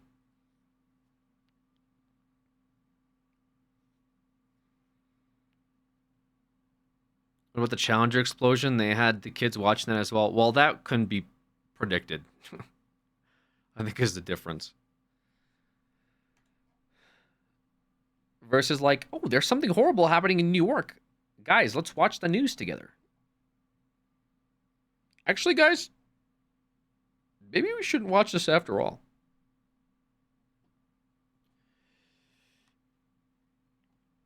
Man, what are some good? I need to add some more things to my my viewing library, guys. All right. I already got unusual memes covered. We're on the free-to-play version now. Conspiracy theories? No, because probably going to be weird shit. I mean, I don't really care about, like, the flat earth stuff, but if it starts getting into, like, this shooting was part of government propaganda, it was a false flag operation, is when I'll probably, you know... Hololive clips, we're good on those, I think. It was a huge indoctrination in the military for a lot of people when they came of age to join. Sure. My grandparents were flying to Florida on 9/11. The only reason I have memories about it. Yeah, flying that day. Excuse me, must have been pretty scary. What about holocure clips? Ida clip. I don't know what any of these. What are these? What are these words, guys? What are these words using?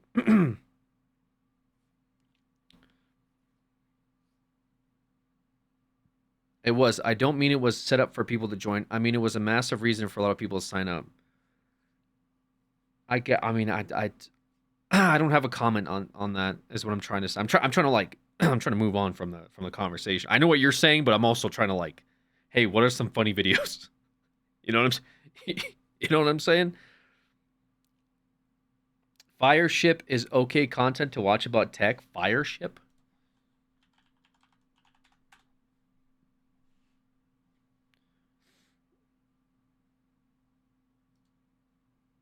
What you're looking at here is a 30-year-old man. Okay, that's a crazy channel trailer, I guess.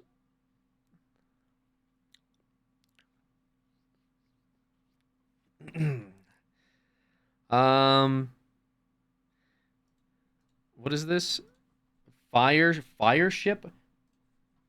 Last week, Chinese company DeepSeek shocked the world when they walked right over OpenAI's moat by releasing the open source R1 model. Not only does it beat their $200 O1 reasoning model, but it also beats Claude Sonnet and Gemini. It wins on key benchmarks, but more importantly, it passes my vibe test, along with many others on the internet, as long as you don't ask it what happened on April 15th, 1989. R1 even wins at math, which is crazy considering OpenAI had the answers in advance. Over the last few days, normies have been learning about R1, and it went viral to become the #1 app in America. This is a big problem for big tech, because in order for the grift to keep on grifting, artificial intelligence needs to be hard and take thousands of GPUs to pull off. But DeepSeek R1 cost less than $10 million and was actually the side project of a hedge fund where their only goal is to create long-term social value. Wall Street is terrified, and Nvidia stock is in for a bloodbath today. Nvidia has been the primary beneficiary of the AI boom, but the whole bubble... Alex, AI makes a lot of people uncomfortable.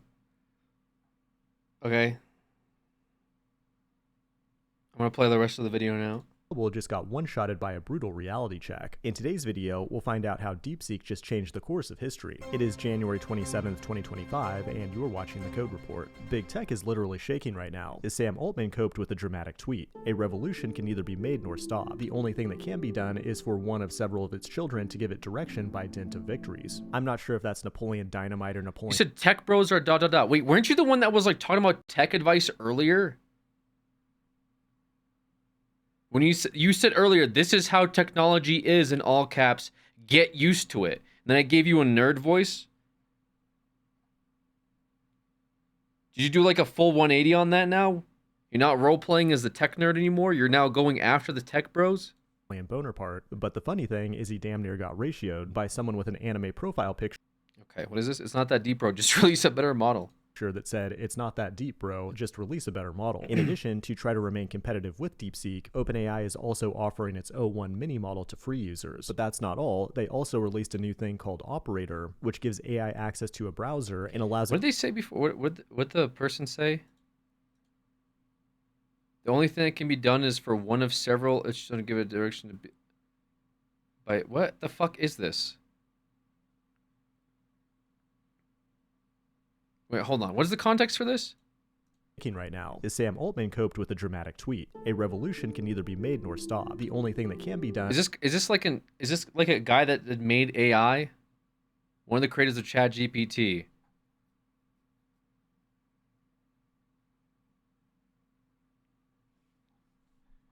Is this actually a Napoleon quote?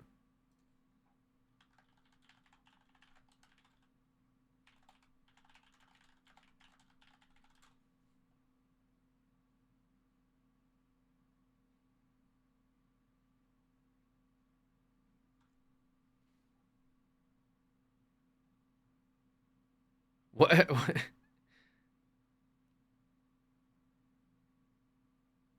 Dude co-founded it. Since he made ChatGPT, it's probably not a real quote. I think it might be a real quote, but like, what's the context of it?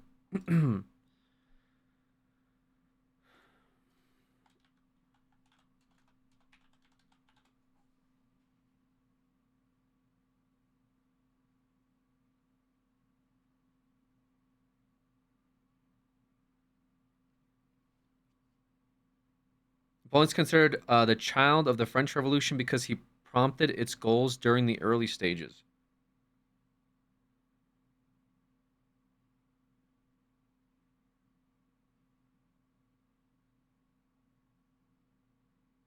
Isn't this the guy that had a lot of bad takes here recently?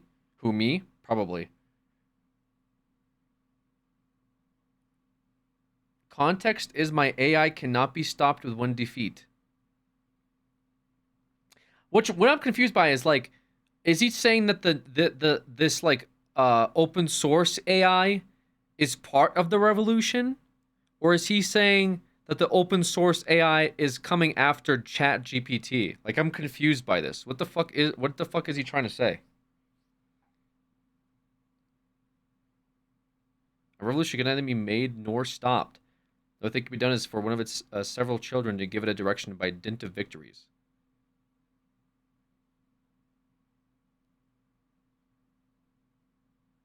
Let him code and keep him quiet the rest of the time. This quote seems stupid. It's just very like dramatic. I'm like, what? Is for one of several of its children to give it direction by dint of victories. I'm not sure if that's Napoleon Dynamite or Napoleon Boner. He's saying that even if this open source AI outperforms his, doesn't mean he's gonna give up and he's gonna come back. I mean, okay. Part, but the funny thing is he damn near got ratioed by someone with an anime profile picture that said, "It's not that deep, bro, just release a better model." In addition, to try to remain competitive with DeepSeek, OpenAI is also offering its O1 mini model to free users. But that's not all. They also released a new thing called Operator, which gives AI access to a browser and allows it to click on buttons and fill out forms on your behalf, which is a game changer because that means you can have ChatGPT go attend your court-appointed DUI courses or anything else you might have to do online. In the future, humans will no longer need websites or UIs, only APIs that can interact with the AIs. Operator is currently only available to people on the $200 plan, and overall it gets pretty mixed reviews. That's cool and all, but the Chinese... What does it say? For $200 a month, it'd have to do a lot more than I think any AI is really capable of right now. It's hot garbage. They've even got it refusing writing requests directly. Reviews. That's cool and all, but the Chinese are really crushing it right now. DeepSeek is one thing, but they also released this thing called Hunyuan 3D, which can generate 3D meshes and textures, and that's huge for people like me who have spent years failing to get good at Blender. But the crazy thing about DeepSeek is that it was just a side project that cost very little money to produce. Even Mark Andreessen called it one of the most amazing and impressive breakthroughs he's ever seen, a profound gift to the world. And because of that, the stock market is panicking and just wiped out nearly $1 trillion in value, with Nvidia being the biggest loser, followed by other chip companies like Taiwan. Oh, because NVIDIA AI? Yeah, that makes sense.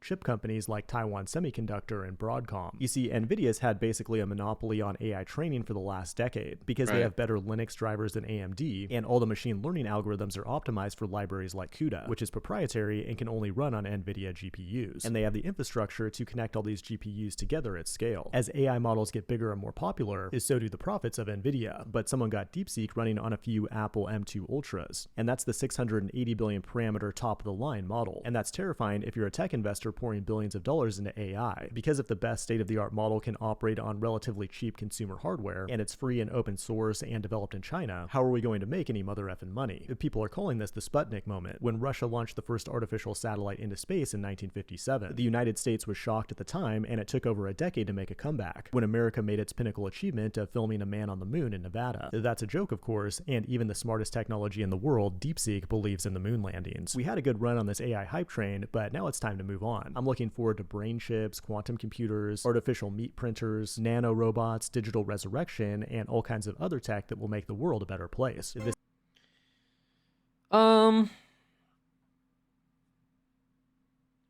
Okay. I mean, it's interesting. Open source AI is interesting.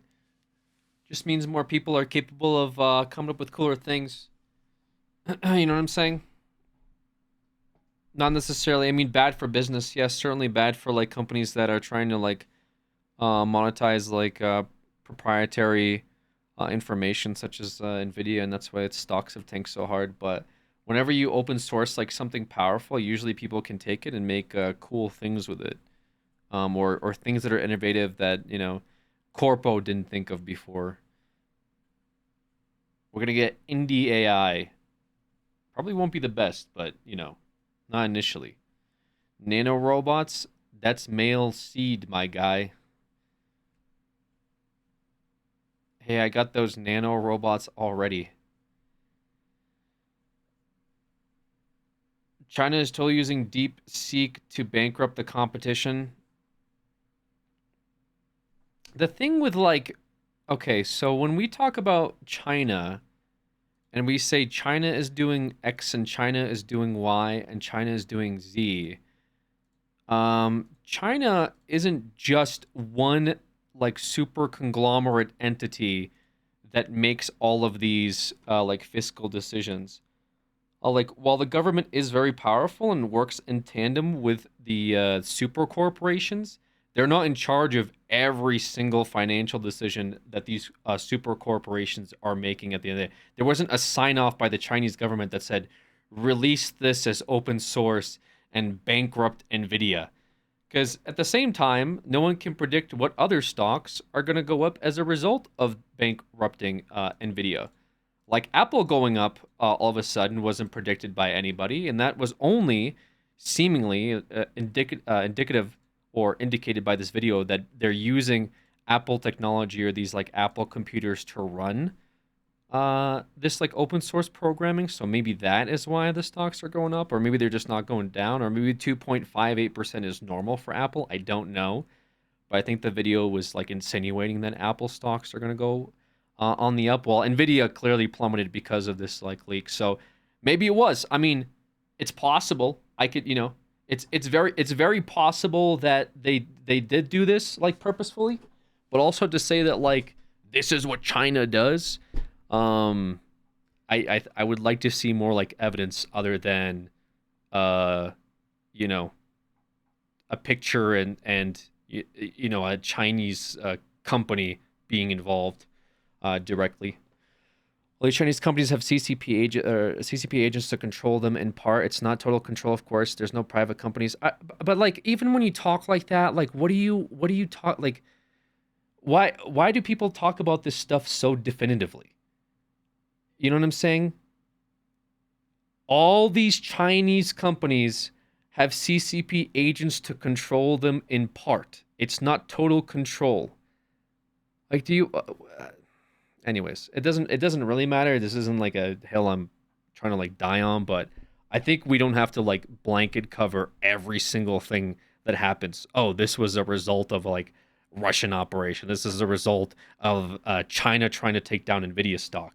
I mean, I think there's a lot more to it than, just these, for example, what is the real benefit? I mean, certainly, okay, sure, I'll say, yeah, a Chinese agent working with this, company decided to release, they said, the government of China wants us to release this as open source and tank Nvidia stocks. Do you think there's not, Chinese investors in Nvidia?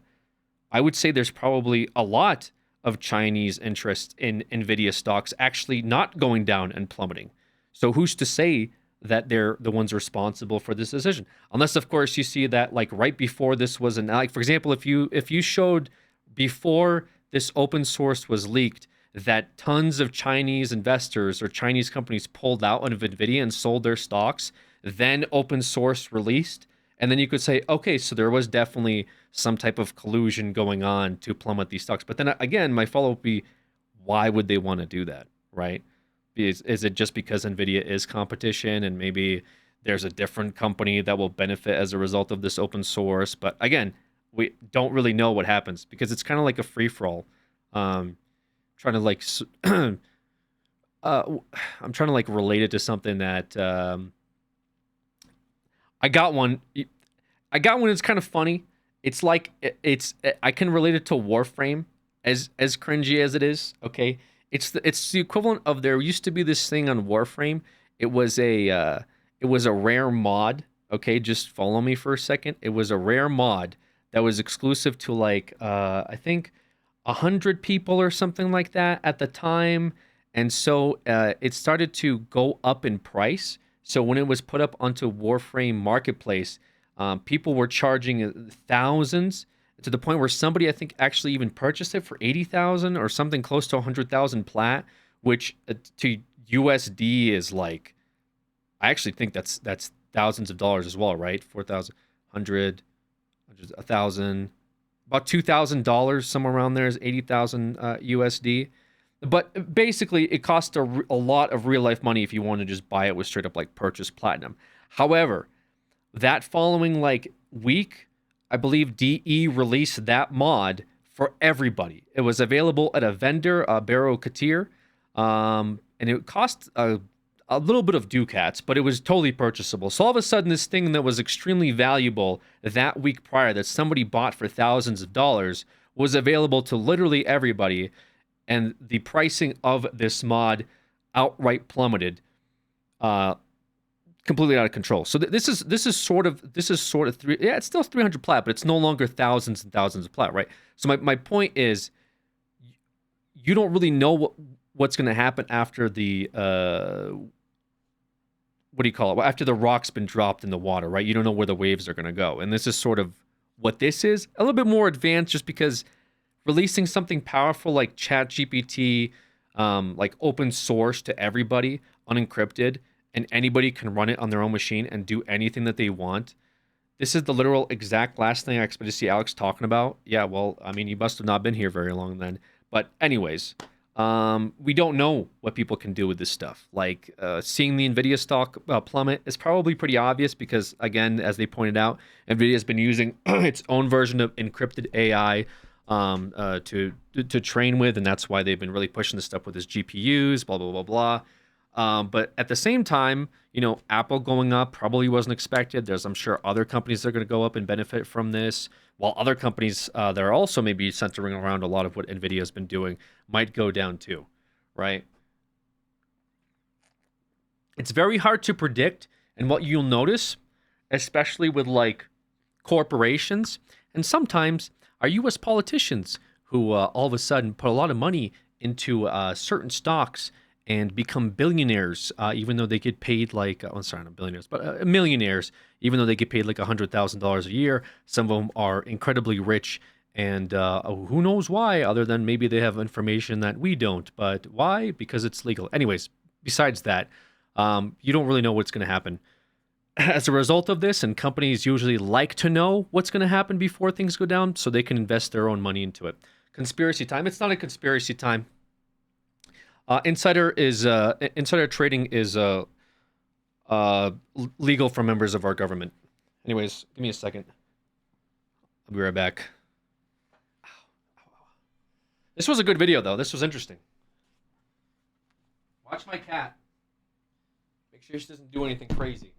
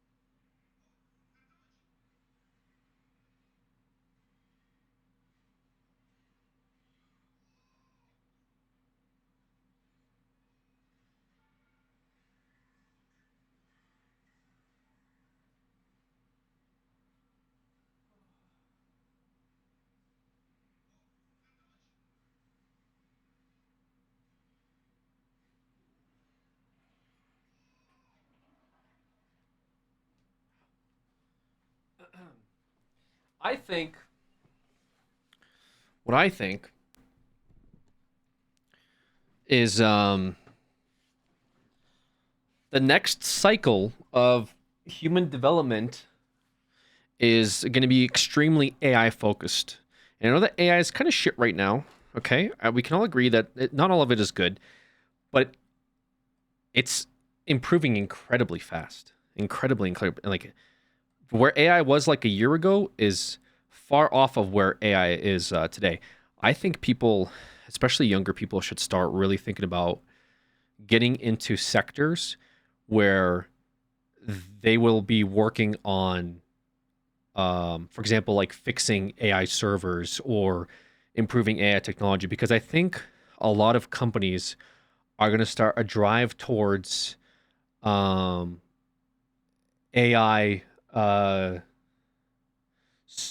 service work. So things, for example, like checkouts, you know, robot deliveries, right? Like the things that, you know, take away or give them more of the bottom end. Unfortunately, but you know, it's one of those things that it's been a battle for the modern person, which is just minimum wage, but you know, it's like pushing that boulder uphill, right? A lot of times, where the more you fight it, the more companies are incentivized to pay less, and also just try to find outright workarounds. So if it becomes, you know, more profitable to get rid of real people and replace them with some type of artificial robot technology, and it works, I think that more than likely they'll start moving in that direction, which, like I said, may be easier to find ways of like fixing the problems that things like that will create. Like I mentioned earlier, AI servers crashing, having like maintenance work done on, you know, companies having AI technology in their workplace and them failing in some way or another. So that's probably the move on like a short-term level or maybe even long-term level. But things like this open source leak, I think are definitely going to drive the pace of this whole AI thing. To be completely honest, they're saying AI will be able to predict cancer and give you a personalized cancer immunization pill. Sorry about that. I can barely fix my mental, let alone AI.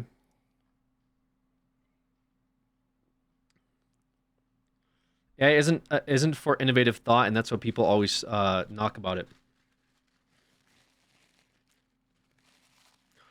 There was a time period where mechanics, and there's definitely other examples of it, but like mechanics, they used to work on cars with their hands, and then the computer was introduced, and mechanics that worked with their hands their entire life used to talk about how, well, a computer isn't as innovative as a human is.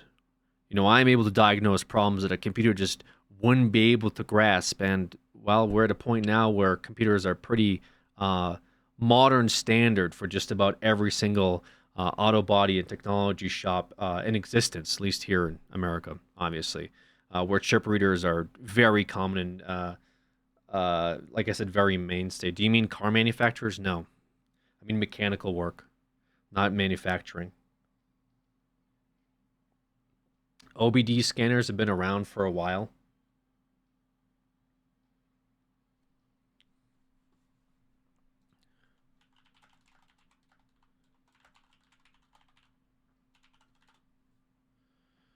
Okay, 1968 is when the OBD scanner was invented. Yeah, I mean, sure.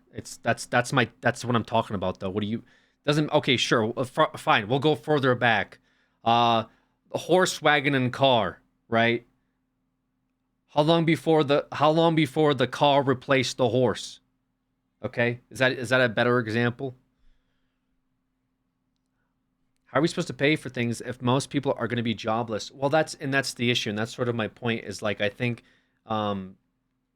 you know, especially for younger people, looking ahead at what type of world, you know, will you have where AI is the mainstay for a lot of these jobs, and how can uh, you get a career from something like that. And I think like working on AI technology might be the move, unironically.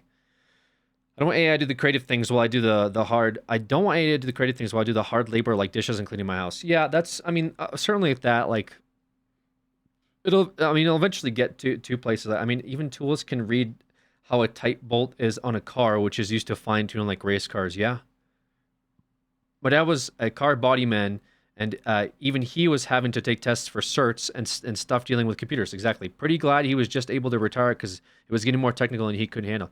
Yeah, I mean, my dad used to work on cars. He would tell me about this stuff. He would tell me about how the OGs would be like, "Oh, these computers are shit," you know, and eventually the computers replaced those old guys, right? Universal basic income. Universal basic income. I mean, it's kind of like that's like a whole other conversation. It sounds very nice on paper, right?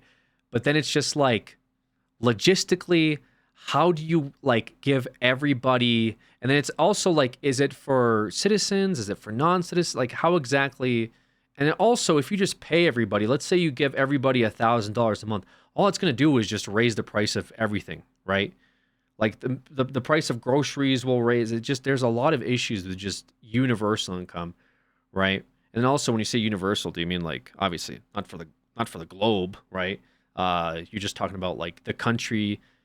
How taxes work is very different from like here than it is like from say Canada or places in Europe. So just there's a lot that would have to change for like. I do agree that minimum wage should go up, especially in certain states, and it should be like a flex-based minimum wage. For example, I think the minimum wage of California should be drastically different than like say the minimum wage of like a flyover state for many reasons. Because I think the medium income in California to even be able to afford basic needs is like $100,000. You got your citizen papers done, right? No, I did not. I feel like the word AI has lost so much meaning these days, being slapped on everything. LOL. I mean, I guess. It's good where it's at, bro. Trust. What do you mean? Where is it? Wait, it's good where it's at? What's that? Minimum wage in California is what? Cali is perfect? Why are you saying that? Minimum wage California. $16.50 an hour for all employers.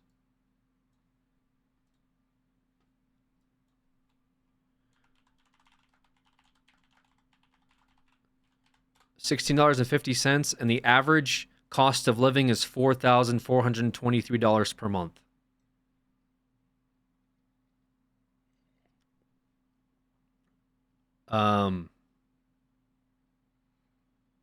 So that doesn't seem quite right. The average price to live in California is $4,500, and you're making $16 an hour. Oh, you're being sarcastic. Okay. Run for president already, Mr. Jonkler? Yeah, so you didn't hear the part about me not being a citizen? I don't think they allow non-citizens to run for president here. Checking how to turn whispers. Okay.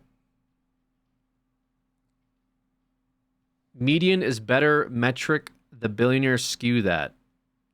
It depends on the survey, right?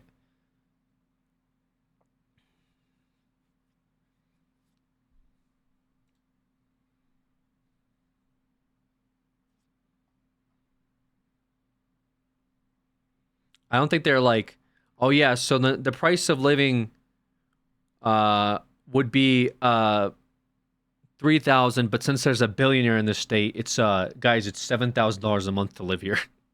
Like, wait, what? Texas is super low and also expensive. Yeah, Texas is getting more expensive, but like parts of Texas, right?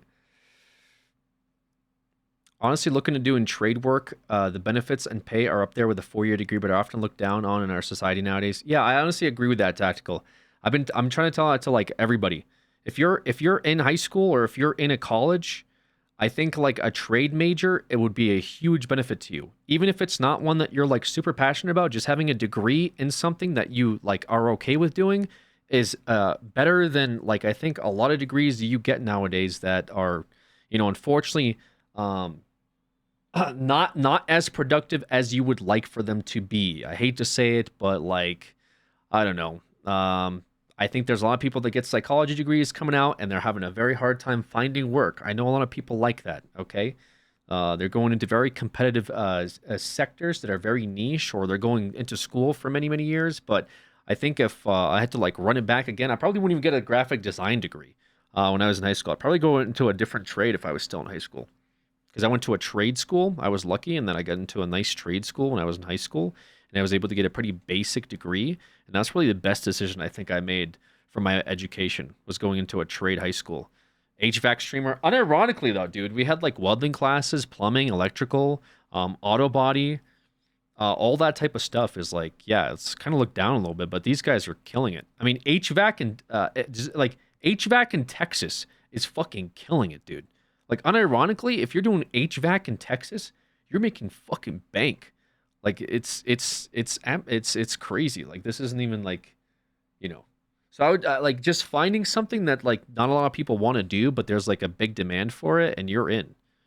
Trades are always a good bet, yeah, especially like those like high value trades, like I said, electrical work. There's pockets of electrical work where you get paid tons of money. If you like to be a little adventurous, you know, and you want to have a little bit of fun, do some outdoorsy stuff. I mean, think about welding, but then shit. I mean, do you know how much money those underwater welders make? Have you guys seen those? Those guys that like, I mean, it's scary work. Obviously, it's kind of like high hazard too. But if you like fuck with it, you know, you can get paid some bank to do underwater welding. It's actually insane. Obviously, you have to be like kind of good at it, but that stuff makes fucking bank. And I think you're off and on for seasons too. So, but their lungs get popped. That's like deep sea welding, which is a whole nother classification. It's not all deep sea. It's not all like deep sea welding stuff. There's just some stuff that you do on like bottom of ships, or just like, you know, on like on rigs and stuff that are not like where you have to get into a pressurized chamber. Do you know the fitness requirements to be an underwater welder? I don't. Now, remember those welders that got stuck in the pipe in Trinidad? Yeah, so like, I mean, obviously that's like part of the hazard, right? So every time my cat's hair gets like on my nose, my nose gets so itchy. Do you need a diving license for that? Yeah, probably. But then you just get like certified, right? I'm just saying that was just an example, okay? That's just kind of a rare example. But I'm telling you like things that are like high in demand that no one wants to do, right? That would pay you a lot. Something like that would pay you a lot. You know what I'm saying? You have to fit in the equipment for underwater welding. Yes, I know. That was just one example. There's a lot of examples like that. Hey, you can use ChatGPT or open source AI now to find other examples of it. Plumbers make bank? Yeah, plumbers make a lot of money. Like I said, HVAC in hot states makes a lot of money too. Bro, if you're like doing HVAC work in Arizona, you're always going to get calls. You're always going to have work. People want AC in places like Vegas, Texas, Arizona. There's not going to be a day where you're not going to be working, right? Like, you're going to get paid if you go into those sectors, right? That's the reality of it. But yeah, obviously, if you want like a job that everybody else wants, it's going to be a bit more competitive, and those types of jobs are like really hard to come by, especially in places that like aren't hiring as regularly too. EMT training pays well in Canada. Yeah, and if you want to do EMT work, you know, it's like one of those things. Stuff that's in demand is good. Yeah, I mean, I was mostly talking about like AI work, right? Because that was the original topic. Is doing AI work now to get ahead of it, because it's clearly people are using it for all purposes. And I think it's gonna, as we advance as a society, people are gonna find different uses for it. And the more ahead you stay on the AI train, the better off you might be down the road, especially if you're looking into like working on AI technology, right? Whether it's like programming it for people's workplaces, fixing servers. I mean, if we're talking like robots, you know, getting into like the robot industry, stuff like that, would all be good. And there's stuff that I can't even like think of right now. That's the other reality of it, especially making something like this open source. There's things that I'm not even thinking about right now, right? That I can't. I mean, that's how we get advances, is that somebody comes up with something that you didn't think you needed, and then you see it and you're like, shit, I wish I thought of that, right? That's generally what happens. You know what I'm saying? That's how we end up with like, I don't know, just about like all modern technology that everybody fucking uses on their day to day. Outside of like the obvious ones, but yeah. The worst part of my job is I have a week of being on call where if a fire alarm goes off, I have to go restore the fire protection no matter the time. Yeah, that kind of sucks. Do you have any advice on escaping South America?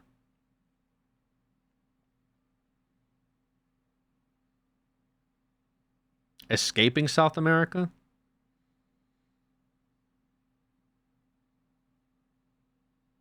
Are you okay?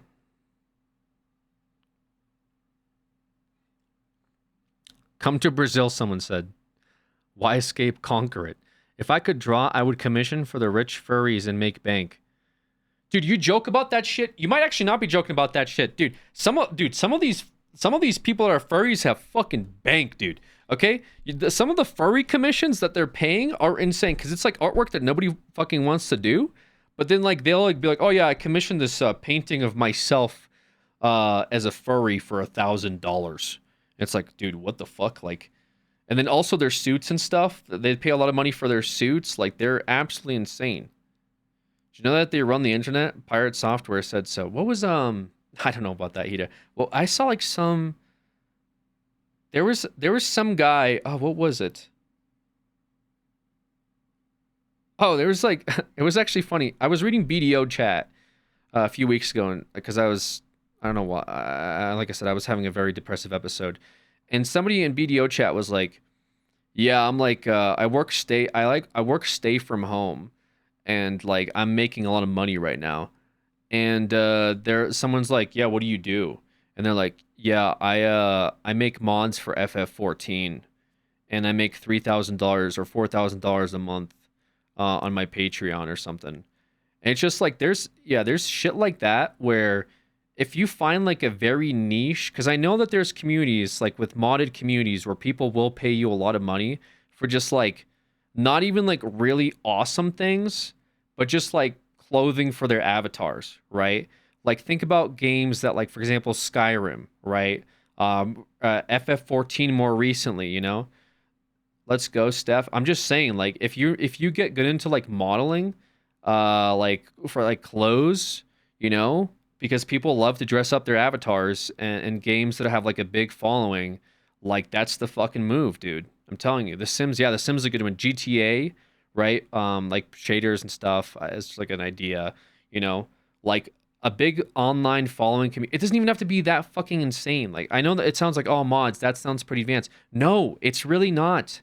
Like I say that like as I'm doing it as if I'm doing it myself. I'm obviously not. But I'm just saying, it's just if you just get basic knowledge of 3D blending. By the way, speaking of which, this guy was just talking about AI that was like coding mesh for him. That means that if you get good at AI, you could train AI to make you mods for video games with large followings, then use those mods to then get money back for yourself. You could just have fucking AI do your work for you. That's just like one tiny example, but it's like as mentioned earlier, a very niche sector of like video gaming that people don't want to like figure out themselves or are too lazy to. Generally, it's because people are too lazy to do something, right? Like I'm not going to sit here, for example, and play a game and like code something myself. But will I download like a mod to like, you know, for my character or something? Yeah, I could see myself doing that for sure, you know? Like I download add-ons and stuff all the time for World of Warcraft. You know what I mean? But I'm not like coding add-ons for myself. But if I was smart enough to do it and I could charge like $5 or something a month on my Patreon, you know, and then also I could get help with AI technology to do it. Like some of these Patreons I've seen are fucking insane with how much money these people are pulling in a month doing like basic work. You know what I mean? Like the most basic ass work. They get paid like thousands. Aren't paid mods typically shunned upon? Okay, so do you care about getting paid like an insane amount of money? Or do you care about being shunned? That's kind of what it comes down to. There's even bounties placed for mods too, by the way, if people want multiplayer in games, etc. Yeah, I mean, that's the other thing too, yeah. I mean, that would probably be a little bit more advanced, right? This girl on TikTok RP's a bartender on VR chat and already gets $200 a day via Venmo tips. I believe it. People on VR have money because those headsets cost a lot of money, right? They're probably not doing fucking much else with their life. They just kind of hang out in VR chat all day. That is the equivalent of them going to a real bar. All right. I've seen some of that stuff. I saw like somebody when I used to play VR chat. I saw somebody that like did dancing. They like went around. They danced at places, and they had like a QR code on them that like took them to like if you scanned it or if you looked at the QR code, it took them to their like PayPal. And so people would get drunk. They'd go to these places. They see somebody VR dancing, and they'd be like, "Yeah, if you want to tip me, this is my code." And then they would pay them money to dance in fucking virtual reality. And they'd get paid to just fucking dance as an avatar. Like, you know what I mean? Like I said, it's very like it's like a VR stripper. Yeah, I mean, basically, right? I don't know if they were like actually stripping or not. I think they were wearing clothes, but just like dancing. I guess they were okay at dancing. I don't know, but I'm just giving you examples of like very niche things that people do, and they unironically get paid decent money to do it. Like, no fucking joke, you know. But it does take it takes a little bit of effort and like a strategy and like a game plan to find those things and then like get into it. Usually it's a hobby, to be honest with you, you know. Usually people that do that stuff, it starts out as a hobby, like, oh, I really like Final Fantasy, like, oh, I want my character to be cute. Oh, maybe I can download some stuff. Oh, they don't have what I'm looking for. Maybe I'll make it myself. Oh, this is pretty cool. And then someone will say, oh, like, hey, I really like your avatar, or like whatever. Did you make that? And it's like, oh, I made it myself. Oh, I would love to buy it from you. And then they realize, oh, I can actually sell the stuff I do. And then, you know, they kind of go from there. I'm just, you know what I mean? The VR chat bar thing, I'm sure the person didn't log into VR chat and said, I'm going to charge people money to be a bartender. I'm sure they were just part of communities. They did some role play, and then somebody paid them one day, and then they realized, wait a minute, I could get paid to do this stuff? Like, this is kind of cool. And then they maybe found a community that does it more often, and then they have events, and then events attract people, and then, you know, it's a whole thing. You know what I mean? There's like... It just, like I said, it takes a little bit of effort, it takes a little bit of strategy, and it obviously you should enjoy it as part of it, but you can definitely find things like that. Yeah. Remember how expensive map commissions were for Gmod back in the day? Can't imagine how much it's raised nowadays. Yeah, maybe. Already in cyberpunk times, but most of us are in the people with... So I saw an ad on... I'm still on my Instagram Reels grind. I saw an ad on Instagram Reels. It was for, it was an AI thing that was like, this guy, like, he logged into like, it was a computer app, I guess. It was an AI computer app, but like, it was for just like somebody, it was like his virtual girlfriend, but it was like, it was very weird. It was different than the ones that are text because it was like an avatar. So he like sat down at his desk and he's like, oh, I had such a long day. And then the avatar was like, oh, did you have a long day? Really? Do you want to talk about it? And he's like, yeah, sure. And then the AI was like, you know, if it makes you feel better, we could talk about this and this other thing that you like. Usually when we talk about that, like, you feel a lot better. And he's like, yeah, you're right. And I'm sitting there watching this like, this is fucking crazy. Because I definitely know that stuff like that, especially when like people, because we're all humans and, you know, we get lonely.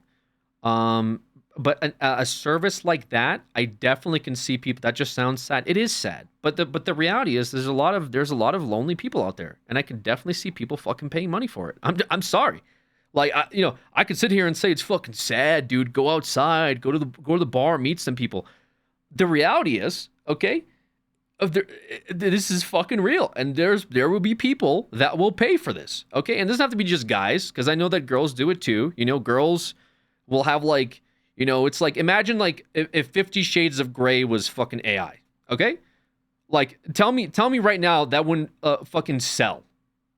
You're not gonna convince me that like, oh yeah, if 50 Shades of Grey was like a virtual dude that like you could talk to and he talks to you. And then he just tells you what you want to hear that you wouldn't just fucking pay money for. Of course people would. And that's okay. I mean, it's like I said, we're all people. We're fucking animals at the end of the day. You know, You know, this is how we operate.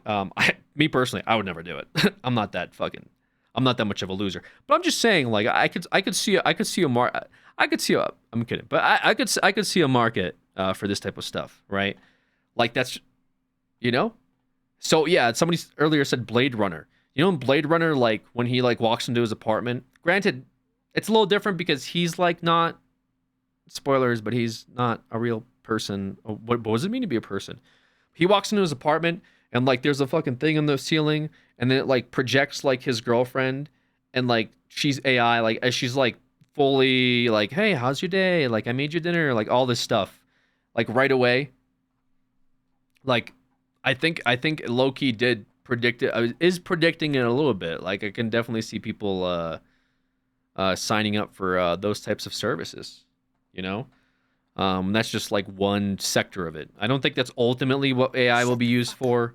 I don't think AI is just going to be used for to be your virtual girlfriend or boyfriend. RXD. There's plenty of other uses for AI, right? I think robot technology, right, like doing your dishes and chores and stuff like that's pretty good.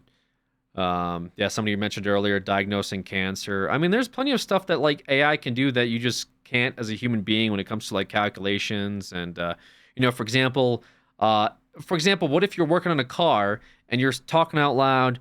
Okay, there's engine noises.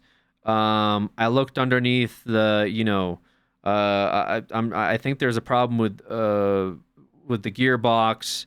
You know, just listing off different symptoms of a car, and as you're doing that, the AI is like giving you, okay, check this next. Okay, check this next. Okay, it sounds to me like the problem is stemming from the alternator. You know what I'm saying? Like, there's plenty of stuff that I think AI can be extremely helpful with. That like I said, I think could be a major benefit to us. You know, some people use AI as like a therapist, right? I've seen that. Some people use AI just to like strategize because it's hard to like gather all your thoughts into one. You know, sometimes I use AI for naming conventions, right? I use AI for stream titles sometimes. You know, some letters and whatnot. There's plenty of stuff that I think AI is good for. Now I know that there's a lot of people in the creative sector that fight back on AI. Makes sense, right? I still think AI art is shit. I still can't get a good like Photoshop render with AI. It's just really, really bad. Alex uses AI for views. Do I use AI for views? What do I do with AI to use it for views? Sometimes I talk like about YouTube stuff. Like I'm curious, like what's a modern day YouTube strategy, right? Like that's interesting to me because like I like this stuff and like I like to see what like an algorithm comes up with. But yeah, people do argue about the art. I understand the art thing. I don't really think that like AI will outrightly, because I've seen people get mad at like AI takes their work and then it just like puts it on a t-shirt or something or changes it a little bit, and I've seen people use AI for like their own designs for their own like companies and stuff. It doesn't look very good. So I do agree with that. I'm trying to be like very practical about it or like non-biased because I worked with a lot of artists in my past. I've worked with many, many very talented artists. I've commissioned many, many things, so I totally understand. I've commissioned animations. I've commissioned thumbnails. I've commissioned merch. I've even commissioned like my own personal stuff that I have hanging out in my house with real artists who sent me like a digital render that I got printed and put in a frame. Like I totally understand it. So having said that, I'm trying to be like not devil's advocate, but I'm trying to be what's the word, like logical about this stuff. And while I definitely disagree with its use in like the art sector, I think the argument that people can make is that art is subjective, but really the argument comes down to paying an artist versus using AI for your purpose. So for example, could AI design your logo to put on a flyer, right? Like that's some of the work that I used to do when I was in high school, right? I didn't get paid for it, but I used to get work where I would design logos, or I would design letterheads, or I would design fly posters for people's events, right? Would AI be able to do some of that stuff? I think it could. I think it could get to that point, unfortunately, because even the stuff I was doing, while it was cool, and like while I was taking my time to design it, it did take me a long time to design certain things, which is why my work was good because I took time with it. But could AI replicate the steps that I did to get there? Probably. You know, I think it could be trained to like do what I did essentially, but a lot faster. Maybe not necessarily better, but for example, if I'm just like a bar and I'm doing like a tiki event or something, or like a barbecue, and I could get an AI poster done in 10 minutes and pay $20 versus talk to an artist for a week, do 3 different redesigns, have them tell me that they were sick on Friday and they couldn't work, and then finally on Saturday I get something done and I have to pay them $100 for it. Chances are I might go with the AI render. That's just how it is. Now, if I'm looking for something really good, and AI is probably not going to be able to do it, right? Like those giant cutouts or giant posters, billboards, things like that, I'd probably still go with an artist. So it really would depend. But I think the little jobs likely will be taken by AI as the first step. But a lot of mom and pop shops, you know, like I said, might use AI before you know, bigger companies do. But even like, for example, in like the movie sector, like I was looking at video editing software. There's stuff that AI can do now with like masking that's pretty impressive. Have you seen Photoshop where it can image expand, where it can take one image and then just render all of its background and stuff like that? That's extremely impressive. An artist would have a hard time doing that. So the fact that AI is already doing it in like minutes flat is absolutely insane. And I mean, as far as like CGI goes, I mean, some of the stuff that they're working on with, like I said, like editing, where like CGI might take you months to finish out a render, AI could do in a matter of like hours, is extremely impressive. And I do feel like studios and places will probably start leaning on AI for things like that more often because they want to get a movie out, right? At the end of the day, they're not like Miyazaki, you know, spending 1.5 years on like a 4-second render. Like they're just trying to get that next movie out so they can make the profits off of that one for the next movie after that. That's kind of what it comes down to, is like whether the profit margin makes sense or not. And if it does, unfortunately, if the profit margin makes sense and the company can make money using AI, and there's not a lot of drawback to it other than somebody on Twitter says, you know, you're disrespecting real artists by doing this, they're not really going to give a shit at the end of the day. They're more likely going to focus on, we made a lot more money, we had to pay less people to get this done, is unfortunately the modern motto for most companies. It is what it is, and you can't really fight it. But certainly, you know, I'm not entirely for it, but I do sympathize with learn to code, Lamau. Not necessarily learn to code, maybe learning to integrate AI into your own personal work and seeing whether or not it benefits or inspires you as a person, but just completely outright fighting against it. Like, well, it's a good fight, and I do respect it, and like I said, I do admire it. I think it's a self-defeating prophecy just for the sheer fact that you're essentially telling companies like Walmart to, you know, pay the little guys. That's why I think it's a little self-defeating in a lot of aspects. I'll fight that shit until my dying breath. AI has no place in art, and that's totally fair. That's totally fine. And like I said, I'm on your side with that one.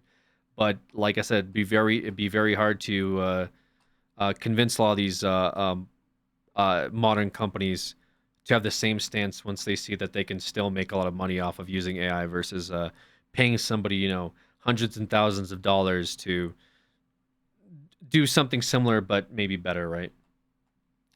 Current AI's biggest problem is reliability. Anything you need to concrete information on, like law stuff, AI is not going to be helpful. However, image stuff does not require perfect accuracy, so those stuff will use AI a lot. I think like modern advancements are good too. For example, think about a doctor's office, right?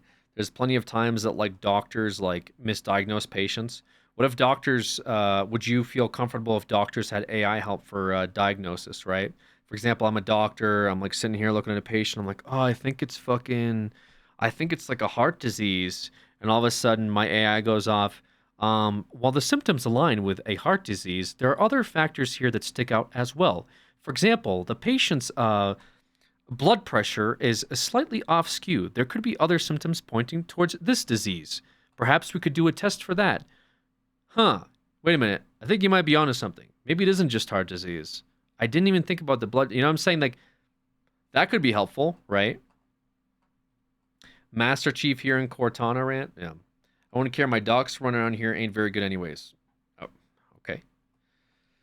But who is liable if the information is incorrect or misses something? I'm sure they wouldn't want to be liable for it, right? So I'm sure if you're like using it, you're on your own. The problem with AI does not pull information from a database, so it can say whatever. The problem with AI does not pull information. So what do you think NVIDIA encrypted data training is?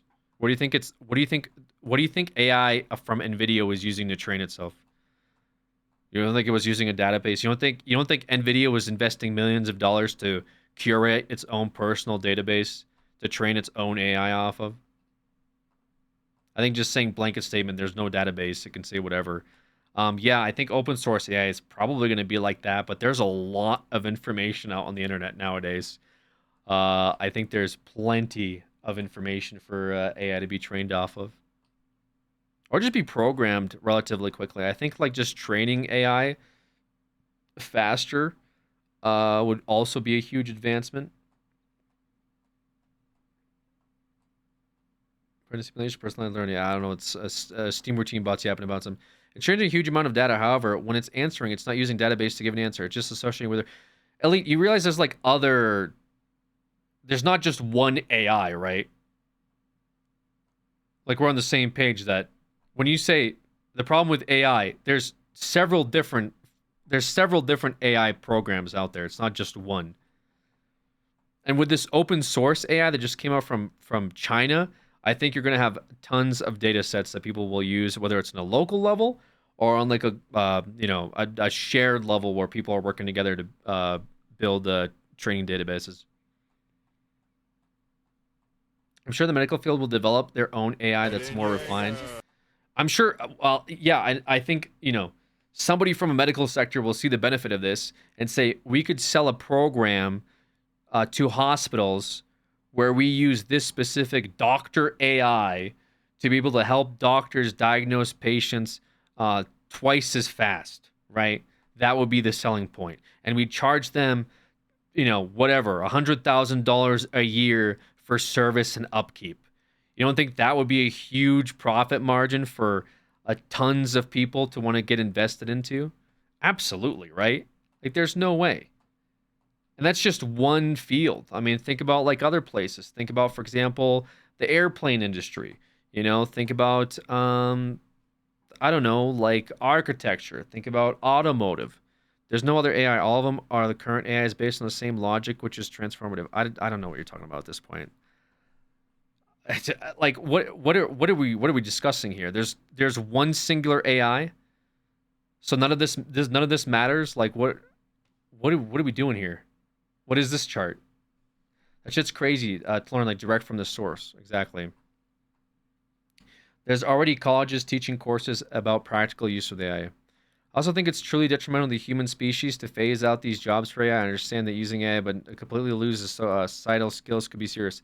You ever see Wall-E, right?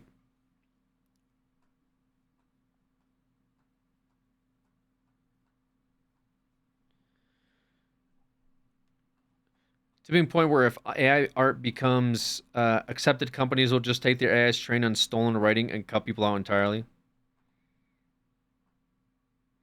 When AI makes a mistake, who do you sue? I mean, it used to be liable, I think, at the end of the day. Also depends on like what was the, you know what I'm saying? Like what was the cause?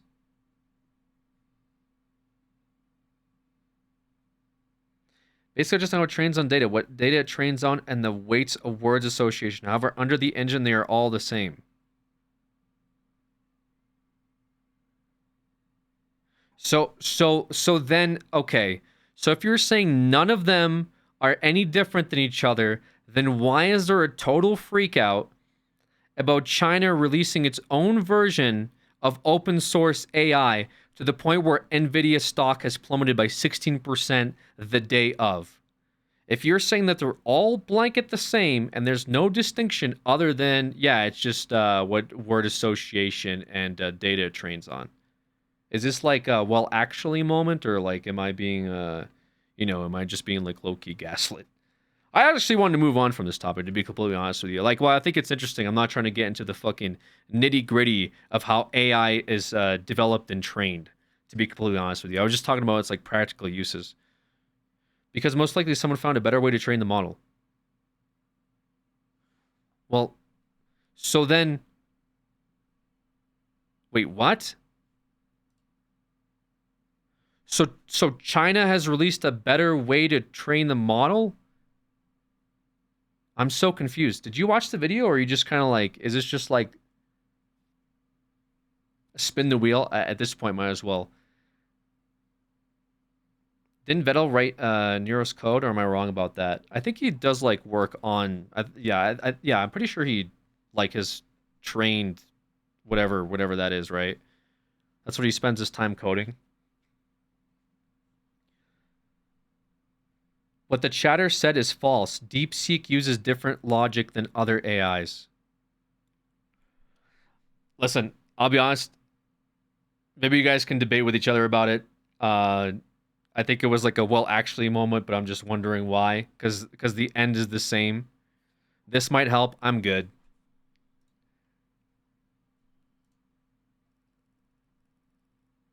What is this? Oh. Good video, though. Overall, good video.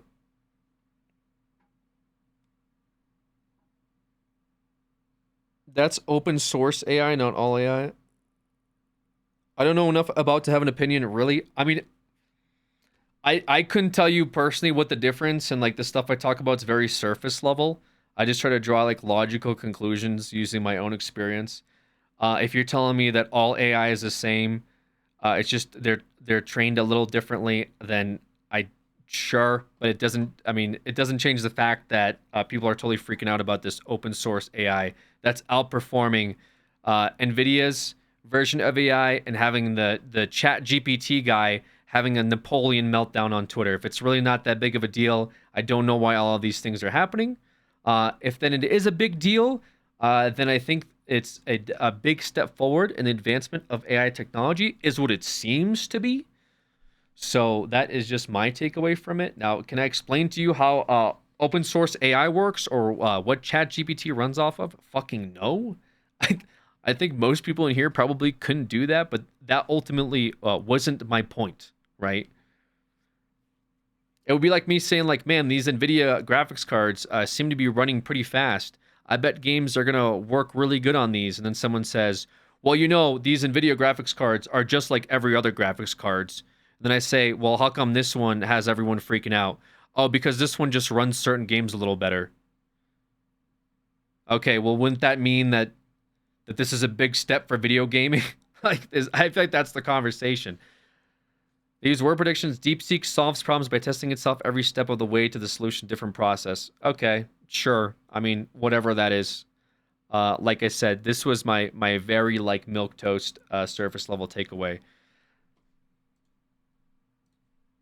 You just putting the wheel emote isn't gonna get me to spin the wheel, guys. Okay, we're not even on the fucking wheel. We still got like Ace Attorney up. I've been getting weird YouTube ads for AI chatting apps. You sure? Yeah, look how sure I am. This is how sure. You guys don't want to know the timers on these, by the way. You're not going to be happy. I did a wheel for how long these bands go out. Someone got very unlucky. Read the small part of the wiki and the llama series. Dude, I really don't want to do that, man. Just you're the smartest person on AI in here. We'll just leave it at that. I don't care enough to fucking read wiki articles about this shit.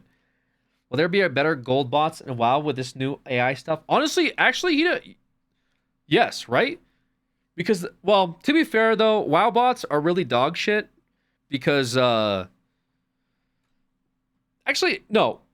Blizzard's really bad at banning WoW bots. I mean, despite Pirate Software claiming that he's done 2 million bans personally at a pizza party over it, LOL. Blizzard's terrible at banning bots. There's so many bots that run rampant, and there's like a whole...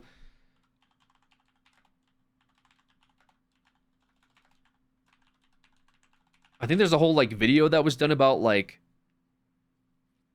yeah, this. I don't want to watch the whole thing, but this is kind of interesting. Yo, what up, boys? So, it has been a couple of days since I uploaded my presumably last video. Yeah, the bot cartel. And at the time, I wasn't lying. I know it's World of Warcraft, but it's the concept is crazy. Okay, this isn't specifically. I mean, it's about World of Warcraft, but it's a lot deeper than that. Because I had the worst 2 days of my life. It sounds like I'm overreacting. And I can understand why you guys would think that, because you don't have access to all of the information. Well, today, I'm going to bring you that information. And I'm going to tell you something that 99% of the community is not aware of, including Blizzard. We have to start from the beginning. Throughout the period of time where I've created videos, I've received these threats either in-game, through YouTube, through Discord, or through my WhatsApp. But none of those threats faced me, because I know, as well as you guys know, that those are just empty threats. In fact, it wasn't any of the threats that I received. It was the threat that I didn't receive that scared the living. It's not a fucking WoW essay video. This guy's talking about getting threatened over World of Warcraft. It's like, oh, dude, World of Warcraft. I hate World of... No, just listen. He's talking about he's getting real-life threats playing the game. Bro, I hate WoW. It's so boring to watch. What do you mean? You don't even have to fucking watch it. Just listen to the guy. Yeah, but he's playing WoW. I hate looking at it. Living shit out of me. All of this was brought to my attention by a guy working within the industry himself.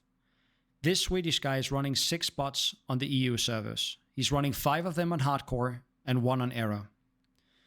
This guy reached out to me in-game and said, I want to show you something that will make you really angry. I accepted his call on Discord and he started streaming his Discord back to me. He was extremely nice, he was very well spoken, and he explained to me that he's making almost $2,000 from running these 6 bots every single month. He's paying about $100 for subscriptions and then a little bit more for the electricity, and he's running everything locally on his machines. This means he has 2 computers, one which he's gaming on himself, and then one standing next to him with a secondary monitor where he can monitor all of his 6 bots. He found my videos very hilarious because he said he would never fall for it personally. He will never die to the methods that I'm using because he's actually able to manually take over control of the bots immediately if he sees something fishy goes on his other screen.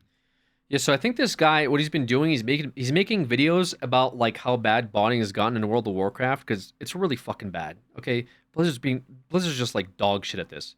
Like they cannot get a hold of their bot program, whatever. Anyways. But he makes these videos where he like finds bots and he like trolls with them, like he messes with them and like gets the bots killed. So it like, you know, whoever's like operating the bot or whoever's like running the bot program is like annoyed by it basically. So he's just trolling these like bots that he's running around. That's kind of like what his videos have been about. Now this nice Swedish guy, he didn't reach out to me because he wanted to show me. No, they're not pirate banned, a lot of them. Yeah, I mean, If Pyro was around, he'd probably take care of all his bots. His own setup. This guy reached out to me because he wanted to show me the Taiwan botting Mafia setup. He explained to me that these guys are not only botting in World of Warcraft. These guys are botting in Path of Exile, Diablo 3, Diablo 4, Last Epoch, New World, Pokemon Go, some Star Wars game that I haven't heard of, and a bunch of other games. We want to focus on World of Warcraft because that's our game of choice and that's really what we have interest in. He explained to me that this botting mafia is not running 4 bots or 6 bots. They are running 12,000. 12,000 bots. If you can wrap your head around that this Swedish guy is making about $2,000 after paying subscription and electricity bill, you can only imagine how much money these guys are printing. And that's in World of Warcraft alone. You have to understand they're running this in 10 other games as well. He also explained to me that these guys are not only running their bots locally. That means they are using warehouses, but they also utilize the cloud. If they are botting in Europe or if they are botting in America, they are using the cloud in that specific data center, so the bot is actually running within Europe region. That means that they don't get... I mean, fuck, get that back, I guess. The issue is... large-scale botting like this. I'll just play the rest of the video. Fucked over by the ping. This also explains why most of the hunters that we saw, at least in the beginning of my crusade, they all had Chinese names. So But fuck up the economy. It's not even just about the economy. Yeah, the economy tanks, but even when we talk about the economy in a video game, most people outside of like people that really care about buying shit off of the market, like the auction house or whatever, it just ruins the entire game. One person botting one time is not the end of the world. Mega companies that are running 12,000 bots at a time in all of these games is ruining all of those games. And they're making hundreds, if not hundreds and thousands of dollars a month doing it. Like, it is a real business in these places. Like, imagine your entire business is based around running these bots and just ruining the shit out of video games. the bot actually looks like it's from Europe. If Blizzard were to check the IP address and where it's connected from, it's most likely in a data center somewhere located in Europe. How do bots make money exactly? They sell the gold. Pretty simple. They sell gold, they sell items. They're running a script, so they're running back and forth between nodes. They collect them, then they put the nodes up on the auction house. I mean, they're running 24 hours a day. That's more than most people can play the game. And you're having, like, say for example, you have 12 people that are mining 24 hours a day versus some guy that just got home from work, you know, plays the game for a couple hours, hits a couple mining nodes, and then goes to sleep. You know, you're going to outperform anybody that plays the game, and you could drive the prices. And if you're working together with other companies, you can drive the prices of exactly RMT, which is to then sell the gold for real life money, which is what people are buying, right? And they buy them off of these like shitty websites where they're like, you know, purchasing the gold. But also it's like, yeah, the purchasing the gold is like, that's like obviously one, if not major aspect of it, but it's not just some like guy named Timmy that's like got a fucking bot running just so he can pay for the subscription for the video game. These are like not the greatest of people running this as a full-scale business.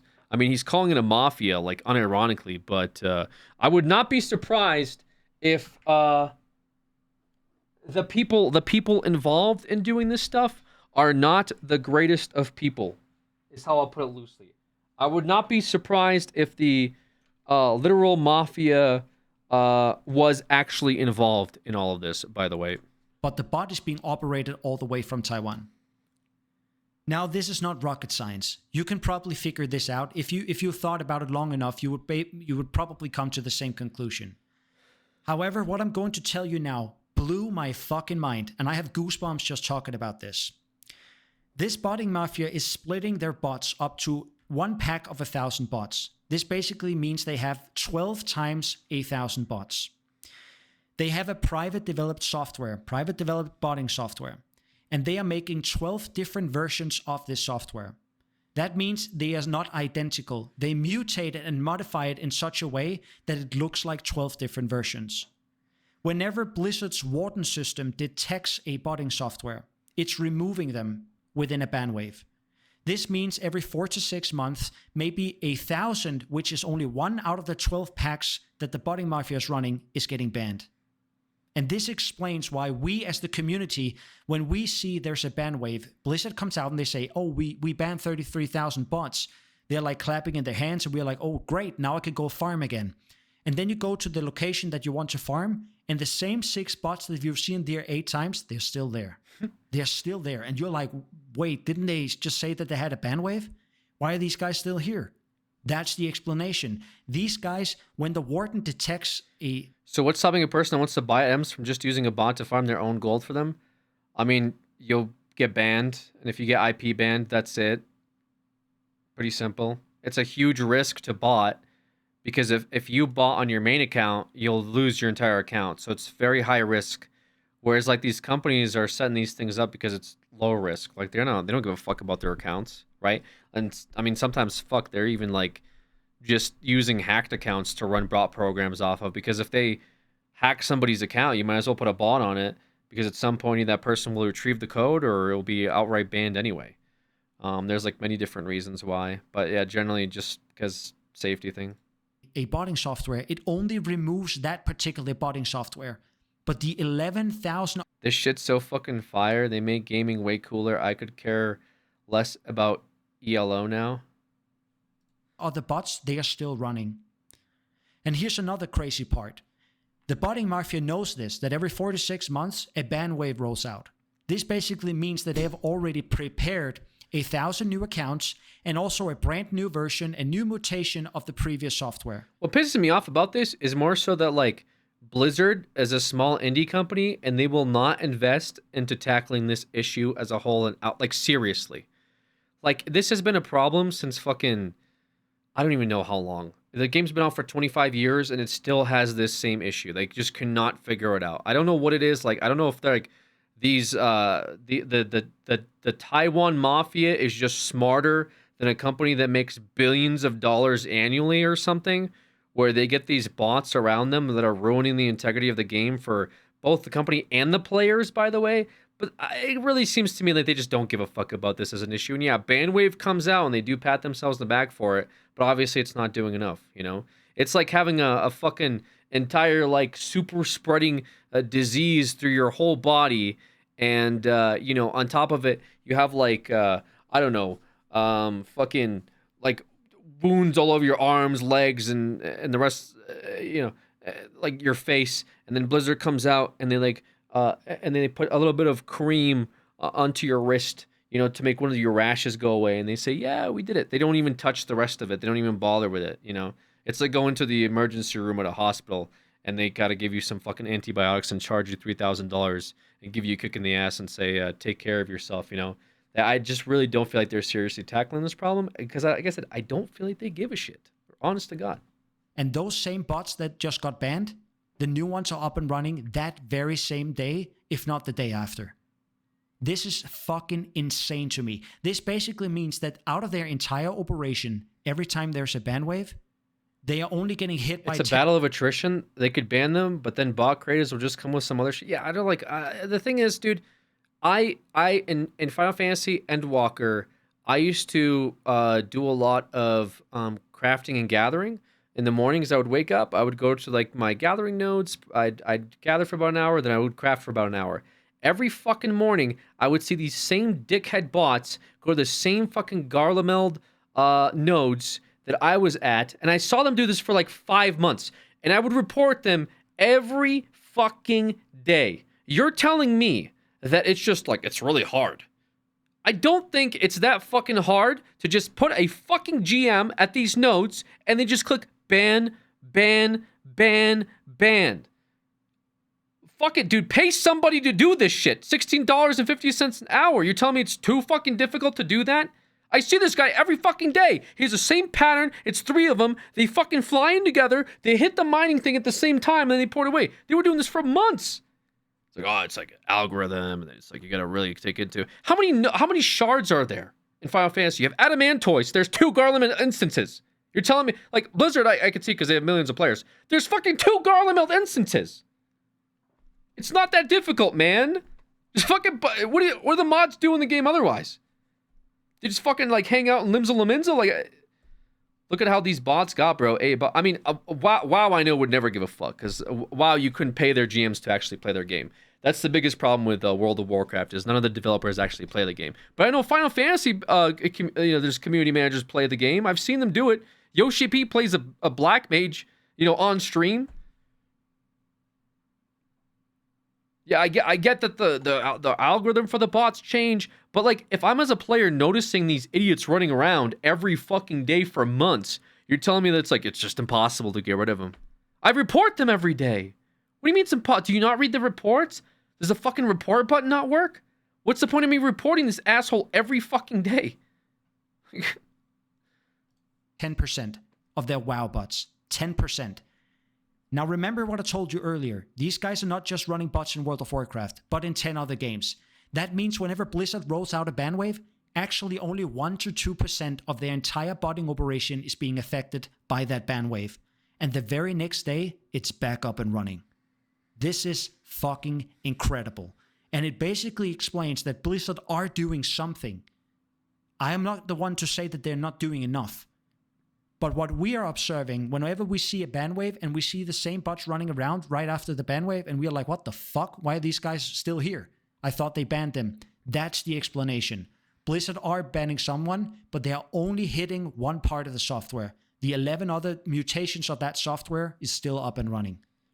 They send like a generic like thanks for taking time out of your recent reports led to actions against one or more players and accounts. We can't provide details, but your reports make... Is that even true? I don't even know if that's actually true. One part of the software. If he's reporting the same people every day and he's just getting this letter every day, is this just like a standard, like, we actually did something, we promise? The 11 other mutations of that software is still up and running.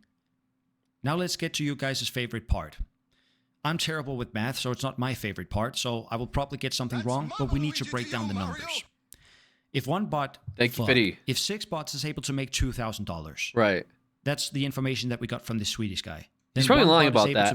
I don't think the 300. Swedish guy's making $2,000 a month, dude. I think the Swedish guy might be making like 1,000 something. I don't think he's making 2,000 a month. I feel like he's exactly with 6 bots.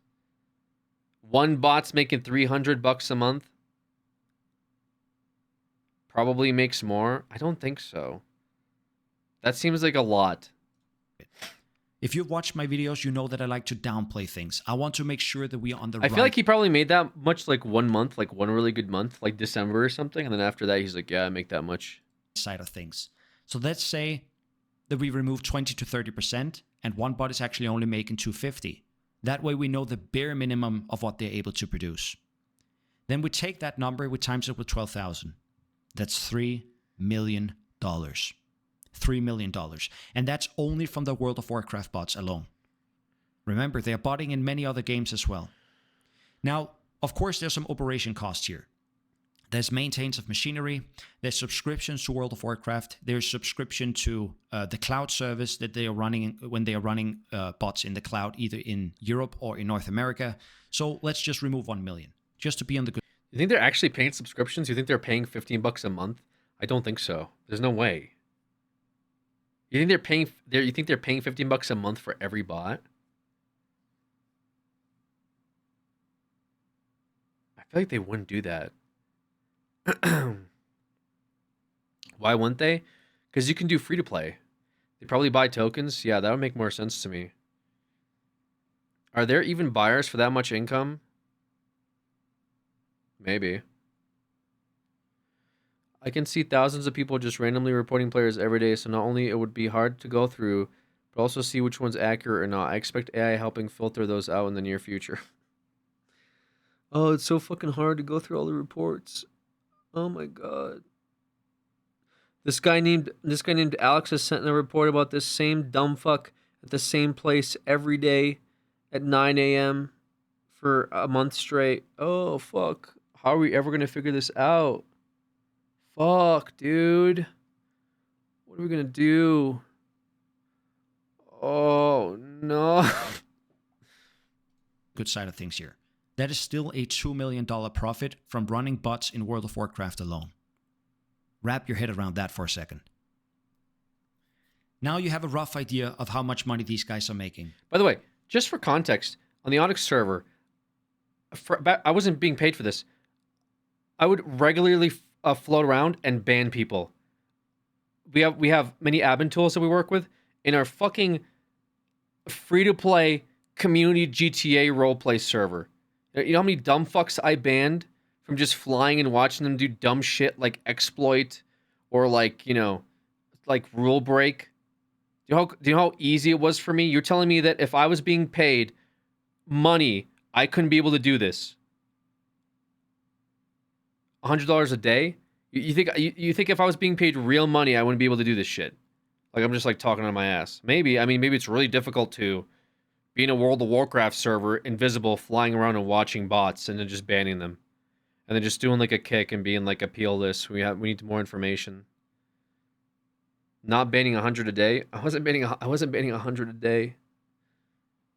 No, no, but it was like you know, between all of us, it would definitely be a few people a day.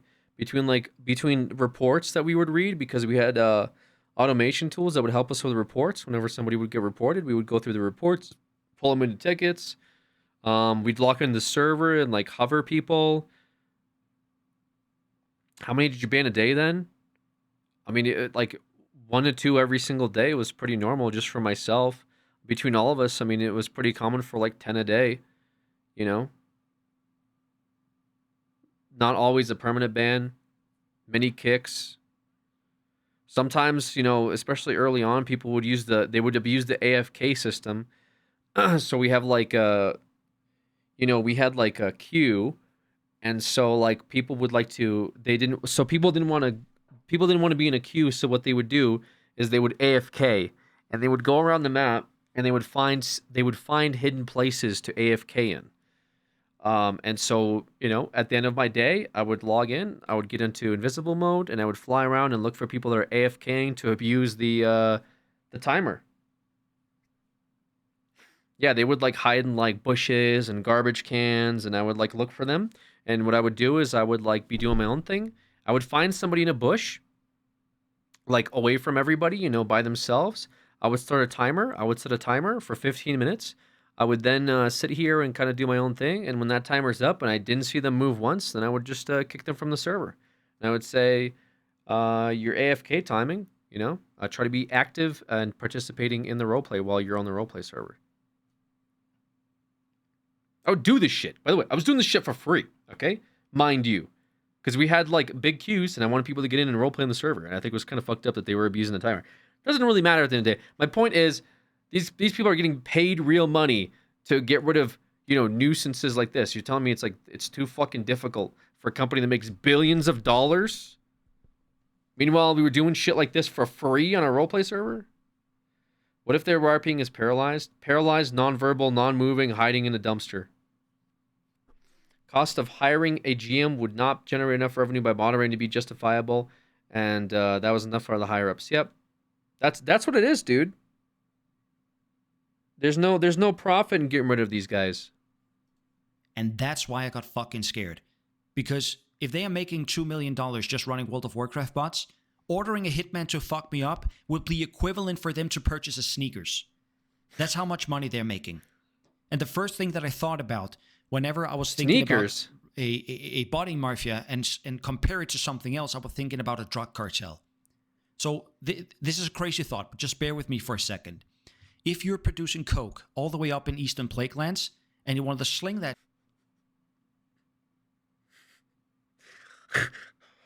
all right, I'm hearing you out.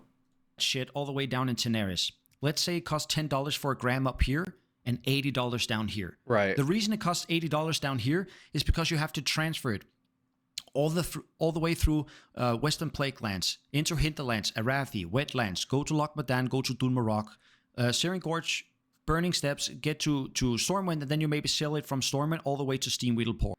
Wait, why don't you just go through the Undercity and just take the blimp route? Wouldn't it be easier to like traffic it through the Undercity blimp into Durotar, and then head down south into Daenerys than it would be to go all the way into Eastern Kingdoms? Crossing all of these borders, there's a lot of risk involved. The police wants to fuck you up. Right. You're also dealing with very dangerous people doing these logistic and distribution things. Yeah, Scarlet Crusade. There's money involved. All of the middlemen alongside this road, they want to get some money. The guy who's fucking selling it from Stormwind to Steamwood Portal, he wants something as well. That's why it sells for $80 down here. You have a very big chance of getting into jail for 10 years. You have a chance of dying doing this. Like, there's a lot of risk involved. Why would you ever risk running a drug cartel when you can just run 12,000 bots in a video game and no one will ever give you shit? Wait. That was the analogy? Why would you fucking murder and kill and make drugs when you could just run World of Warcraft bots? I mean, sure, I guess, yeah. I mean, it makes sense, right? The police can never get involved in this. Blizzard is the police. Blizzard is doing a good work. I can see it from the mails that I'm receiving. They are banning people. They're not, dude. How do you know they're banning people? Because they send you a little mail that says, thanks to you and your efforts, we got rid of a bunch of people.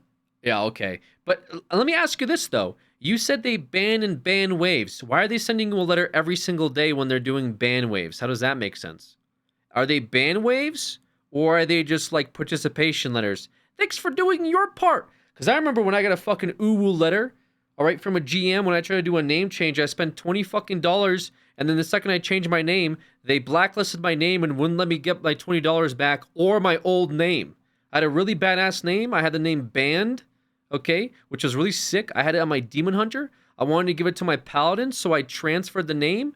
And then they blacklisted the name. They took my $20, and the GM gave me a cute little tee-hee, woo-hoo, greetings, traveler, and didn't do shit for me. So if you think these letters are actually, like, real, I mean, maybe you've had different experiences from the World of Warcraft representative team than me. Because personally, I'm a bit jaded. You kept playing after they stole from you? Yeah, I have a fucking problem with this game. Yes. Yes, I still play this shit.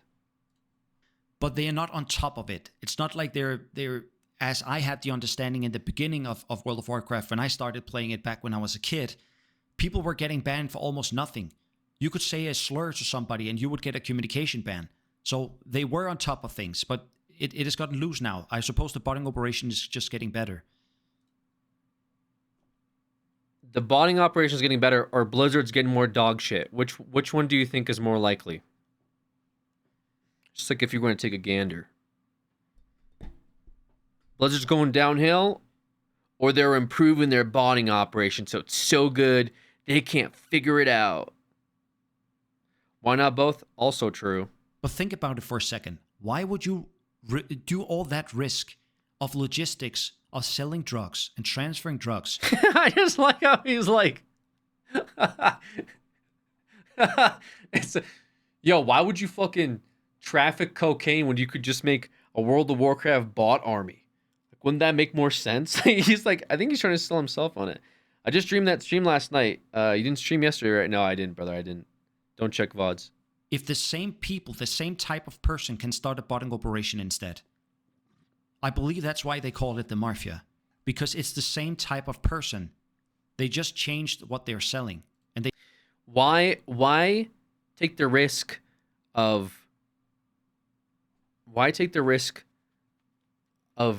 selling cocaine for $80 in Tenaris when you could do it for free? So I think he's trying to piece together that he believes the same type of people that are like drug dealers and mafia are also in this like World of Warcraft bot operation market. Which, like I said earlier, it's possible. I'm sure. I mean, if it's the fucking mafia, they're probably looking for different ways to like generate money, you know? Especially when it's like shady shit like this. But just as likely, you had some random guy from Sweden or whatever that was doing this on his own. So it could just be also some random fucking guy over there too. I mean, there's no real difference between like somebody like that's just doing it for fun and somebody that like just has a lot of time, effort, energy, and money, you know? They change how they acquire it. That's why I got... But is it even against the law? I doubt it. No, I don't think it's against the law, but it's just like... I think this dude's just making wild leaps of logic. I mean, he could be correct. Like, it's possible, but just... It could also be possible that it's like... you know, a fucking... Like, 15-year-old with a bunch of computers that he purchased using dad's money. You know what I'm saying? Like, both things are possible, right? I'm curious what the next steps are, because even himself is saying that it's not illegal to do, so like why risk manage, you know? But the thing with mafia is like they don't just have their hands in the cocaine sector. Like they're not just the cocaine mafia, right? They do a bunch of shit, right? It's not just cocaine that they run operations out of. They have local operations that they do, right? Like from street thugs to like international operations that they do, a bunch of money scams. Like, yeah, maybe they have some like fucking Bitcoin mining computers set up in like a garage storage shed, right? They diversify their income in case one gets taken down by the feds. They don't lose their entire income, right? That's generally how they operate. So yeah, it's possible. They could also be operating like World of Warcraft bots, I guess. I don't know. Scared. Whenever I saw my information being leaked in there, it was not a death threat that I received, as I said. It was the one that I didn't receive. And these guys are printing money. That's why I got scared. I can understand it from the Butters' perspective. I understand it from Blizzard's perspective. And I understand it, of course, from my own perspective. I don't want to be a part of it because I don't want to die. The Butters don't want to stop because they're printing money. And Blizzard don't want to stop it. Of course they want to stop it, but they don't want to stop it that much because they are also getting money. And also, we do not understand the difficulty of removing bots. We see it from a player's perspective. I use 16 hours per day in this game. That's why I see the bots. But if the guys that are responsible of removing the bots are not the ones that are actually playing the game. So I'm sorry because I'm sorry I pay $15 a month to play World of Warcraft, but I'm the biggest World of Warcraft hater. Every time I talk about this game, it's from the perspective that the people who develop, manage this game and the community don't fucking play this game. Okay? Every time I have a conversation about this piece of shit game, it always comes down to, well, they don't play. Even this guy right here is saying, oh, well, I'm giving them a pass because they probably don't fucking play their game. How is this acceptable, dude? I don't get it. Why is it acceptable to keep over and over saying, yeah, well, can you blame them? They don't play their dog shit game. It just blows my fucking mind, dude. Every single time. Oh my God. So yeah, I guess we give Blizzard a pass because yeah, I mean, how would they know about the botting problem? They don't play the game. Imagine if the Blizzard CEO sat down, decided to log into Dornagal, wanted to go, I don't know, farm some fucking bee hides, rolled in there and they saw all the bots that are over there right now, right? I feel like he'd just probably call up somebody, hey, can we get rid of the bots that I'm seeing right now? This is kind of bizarre, isn't it? But of course, I'm not going to do that. Also, so he's saying that he's afraid for his life because he's putting the spotlight onto companies that are making millions of dollars. Sure, I guess. But, is it changing anything, really? I mean, yeah, he might get... I feel like he's more likely to get a threat from, the Swedish guy that has 6 bots that he's running because he actually will lose income over a super conglomerate that's running 12,000 bots. I don't think they really give a shit that this guy's making videos about it. If anything, it might actually help them get more eyes on their services because part of the struggle is to convince people to RMT in the first place. And if this guy's hey, you could buy gold, I'm sure some idiot in the comments is wait a minute, I don't have to farm my own gold, I can just buy gold from who? You know what I'm saying? That's how I see it, at least. Like my headcanon, a bunch of old mafia had Zoomer grandkids and their friends cracked out on Mountain Dew, botting on WoW in the basement of some dingy strip club in New Jersey in exchange for getting a touch of boob or two. He's afraid, but not afraid because the video is still up. I get the guy's perspective, but dude, I don't think the Taiwan mafia is going to send a hitman to your house because you made a video saying that they're botting.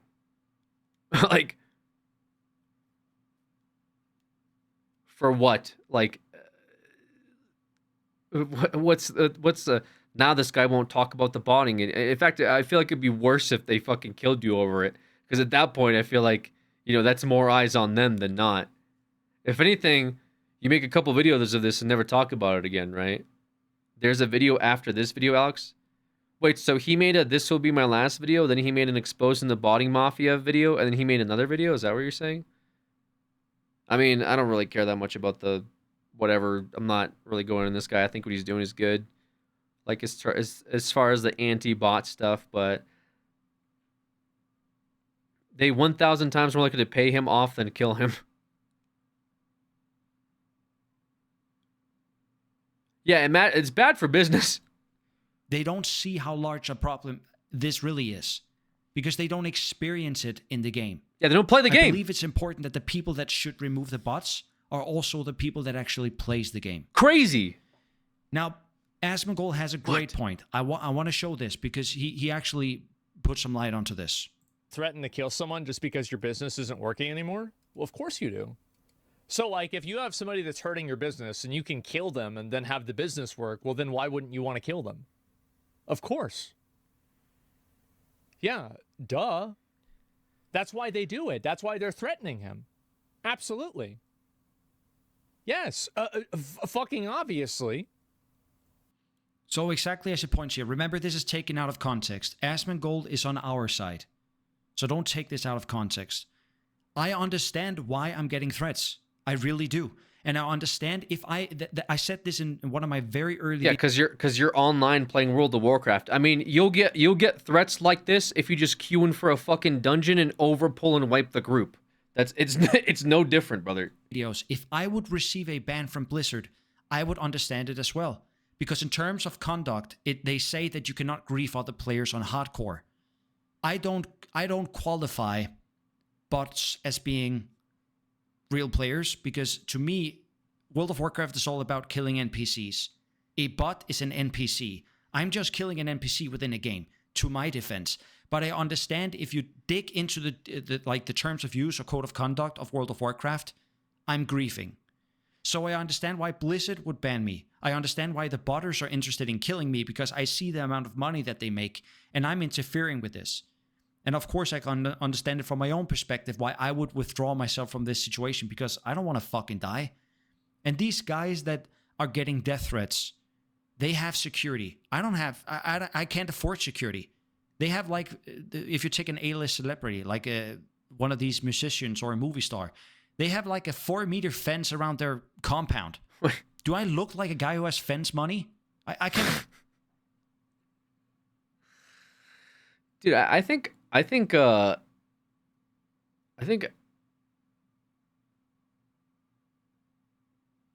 mean, I don't think I don't feel like Asmongold. I think I've seen Asmongold's backyard. I think he just has a normal fence. I don't think he pays for any security at all. I think this guy just like walks around his neighborhood in his pajamas. But like I said, I mean, sure, this guy's just not. He's fearing for his safety. I mean, by all means, it would be pretty bizarre for the Taiwan mafia. So, like, what is the conversation? Like, boss, we got a problem. What's the problem? Well, you know those bots who've been running? Yeah, the ones that sell gold for us through your stupid video game thing? Yeah, well, there's a guy on YouTube, and he's making videos about it. Okay, so what? Well, we should fucking kill him. What? Why? Yeah, because he's, like, griefing us and shit. The fuck is griefing mean? He's like, he like finds one of our 12,000 bots and he just kind of like makes the operation a little harder for it. Okay? Is it working? Well, he's one guy and we have 12,000 bots. I don't think it's really doing a whole lot, but it's just kind of a little annoying. Yeah, okay, yeah, let's fucking kill him. Where does he live? Somewhere in Europe. We have his Discord. All right. Can we kill him through Discord? No. But you know, should probably do something about it anyway, right? Do we have a hitman in Europe ready to go to kill this YouTuber? For that shit, but what actually got me to upload another video was this thing coming up right here. In 2019 and 2020, Classic WoW release, I made a lot of gold making content, gold farming content, investment content, and bot hunting content. I hunted down bots like pretty much on a weekly basis and made content of it. I received threats as well. I received a couple of threats in real life, in A4 paper, pen and paper threats, in my mailbox outside. One of them was slipped under my door. I'm still here. Nothing has happened. I took it to the authorities. Nothing has happened. After that, probably somebody just like sent a mail. I can send a mail right now from here to like Belgium. And he talks about, continue on talking about this situation of him receiving threats. And it has gotten even closer to this guy because they were at his store. They were slipping a paper underneath his door. He received death threats in his mail, meaning that his information, he has also been doxxed. His information is out there as well. I realized apparently it's not difficult to just gain anyone's information nowadays. I feel like, I don't know if the mafia is like, I don't think the mafia goes around, they put little papers under your door and say, keep this up and we'll kill you. But, sure, I mean, I get it. The crazy thing is that these botters, they had my old email. When I went to elementary school, the mail that I was using back then to create my Skype, my MSN, and my WoW account, as well as some other things, they had that email. I had forgot that email even existed. This was mind-boggling to me. When I saw that email address, I was like, holy shit, I used to have that email. How the fuck are they getting this information? But apparently that's not difficult. That's a whole other topic to talk about security. Like, I don't want to get into this stuff. That's for someone else to talk about, not me. Sure. This last thing that Asmongold said is also extremely important. And that was the tip of the iceberg for me that said, I have to come back to this. I have to make more videos about this. I cannot put my tail between my legs and run away whenever this shit happens, because it happens to basically everyone. Watch this. It's really sad. Yeah, obviously it makes sense why people would be doing this. I get death threats every day. People, and it's a very good way of getting people to not talk about things or not do things, is that, well, we're going to threaten to kill you if you do it, and a lot of people just don't care about it that much, and then so they say, all right, I just don't want to deal with this, right? Asmongold gets death threats all the time. I probably believe that he gets it daily. And he still lives in the same house. He does the same thing. He eats the same thing. He wears the same clothes, and nothing has ever happened to this guy. He does have security money, but I don't believe that he's spending those money on security. So if he's not scared, and if the other YouTuber's not scared, then... Alex, you get death threats? Not since I stopped role-playing as a cop. I shouldn't be either. It's not just YouTubers and guys from Twitch who is getting death threats. You remember this guy that I was talking about in the beginning? The Swedish botter. Now, he said this to me during our conversation. The only reason I lurk in this Discord is to make sure I stay off their radar. Because trust me, they want me more than they want you. And this was the guy who showed me that they have my sensitive information. This guy's afraid as well. This means that both sides of the coins are getting death threats. Now, I want to round this video off because it's already far too long. And I want to round it off on this note. Don't go to your favorite streamer in OnlyFans and say, react to this and react to that. You have to remember that some of the people from OnlyFans, they knew a fresh hardcore server would come out before it came out. And also, Grubby and a few other streamers has said that they were paid by Blizzard to play for the first few days of the hardcore server. You could imagine that they are contractually bound to not talk about this stuff, because what I'm telling you is very negative stuff, and it's not going to create good PR. These guys from OnlyFans, they are playing the game for fun. They do not want to talk about negative stuff. Because it's too late. Fuck. My contractual obligation to not make Blizzard look bad. What is the wait? What's the point of this? Is he saying don't? Blizzard will get mad if one of the people that they pay to play the game watches a video on how dog shit Blizzard's handling of this is. Okay, sure, I guess.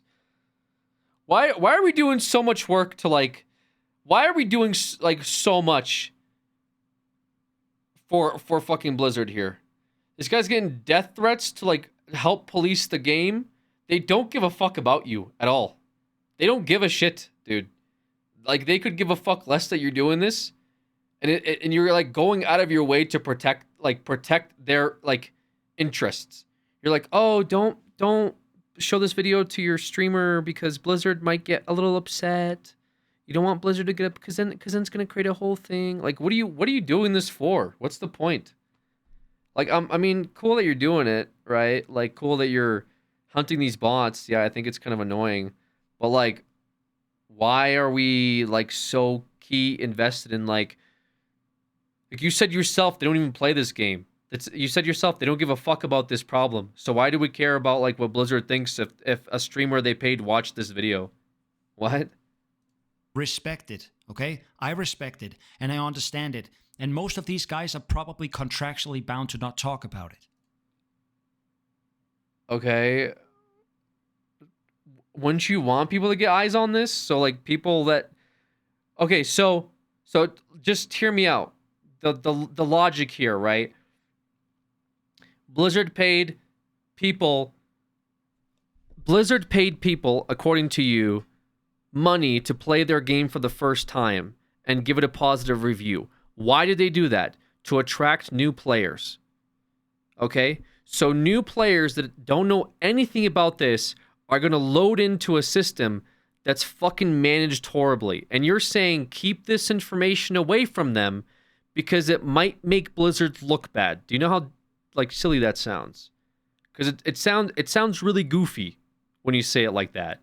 Because to me, I would say that your work should be shown to new players to say, hey, before you play this fucking terrible game that will ruin your life, just know that it has a really bad botting problem and Blizzard does nothing to fix it. So before you start paying $15 a month, watch this video, and if you still decide to play it, then that's on you. But just know that Blizzard handles its botting issue terribly.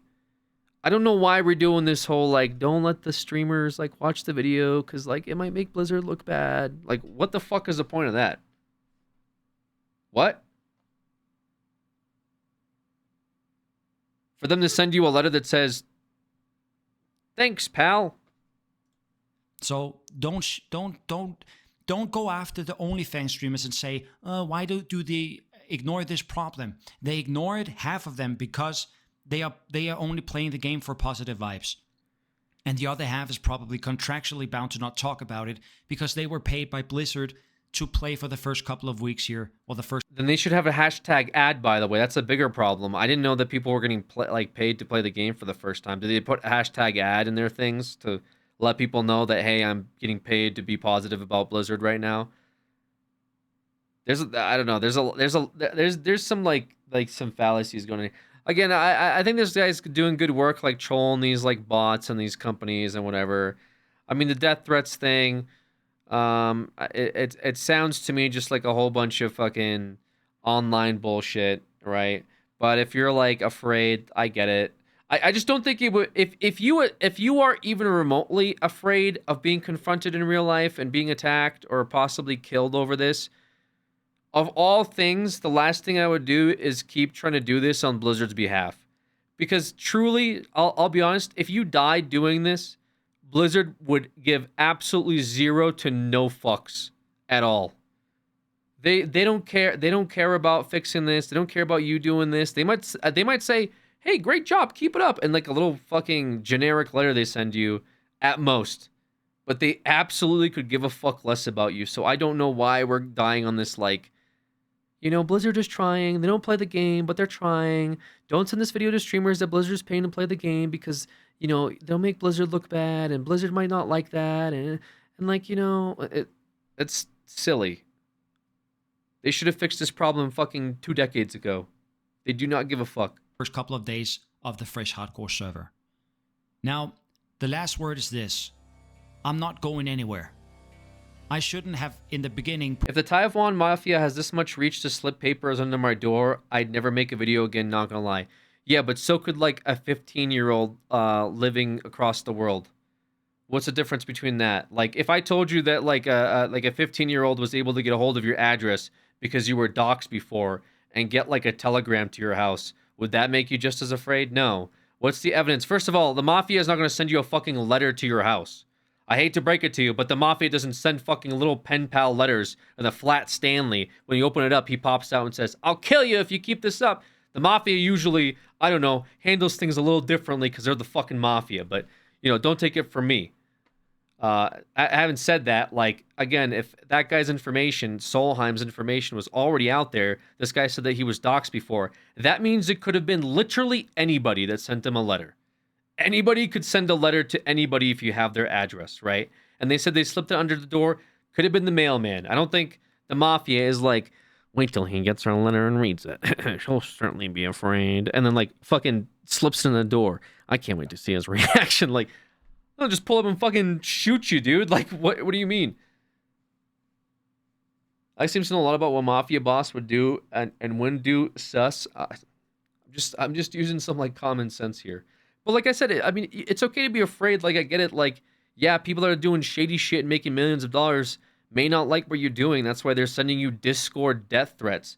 But hell, I mean, I got a death threat the other day playing League of Legends because I gave the mid lane 2 kills before 10 minutes. You know what I'm saying? Like, that's pretty par for the course. If it makes you uncomfortable, yeah, don't make videos about it anymore. That's a good suggestion. But also, I mean, these videos seem to be entertaining and you seem to be enjoying them, but they're not helping Blizzard at all. They don't give a fuck at all about you doing this whatsoever. So it's really a lose-lose, it sounds like. Put my tail between my legs and run away whenever things get sour. The show goes on. What champ was it? Okay, I'll be honest. It was Trundle. It was top lane. Okay, it was a lot worse. But hear me out. Okay, I didn't think that Trundle's passive could give him as much fucking regen as I thought it could be. What a broken-ass champ. This season has been all terrible for anybody that's trying to play an actual decent champ and not a piece of shit tank. Baby. And we're gonna fuck these guys up.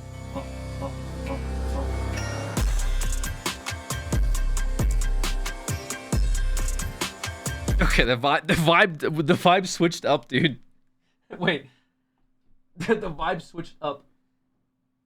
It went from like, yo, I'm getting letters like this is real shit to like, let's fuck him up.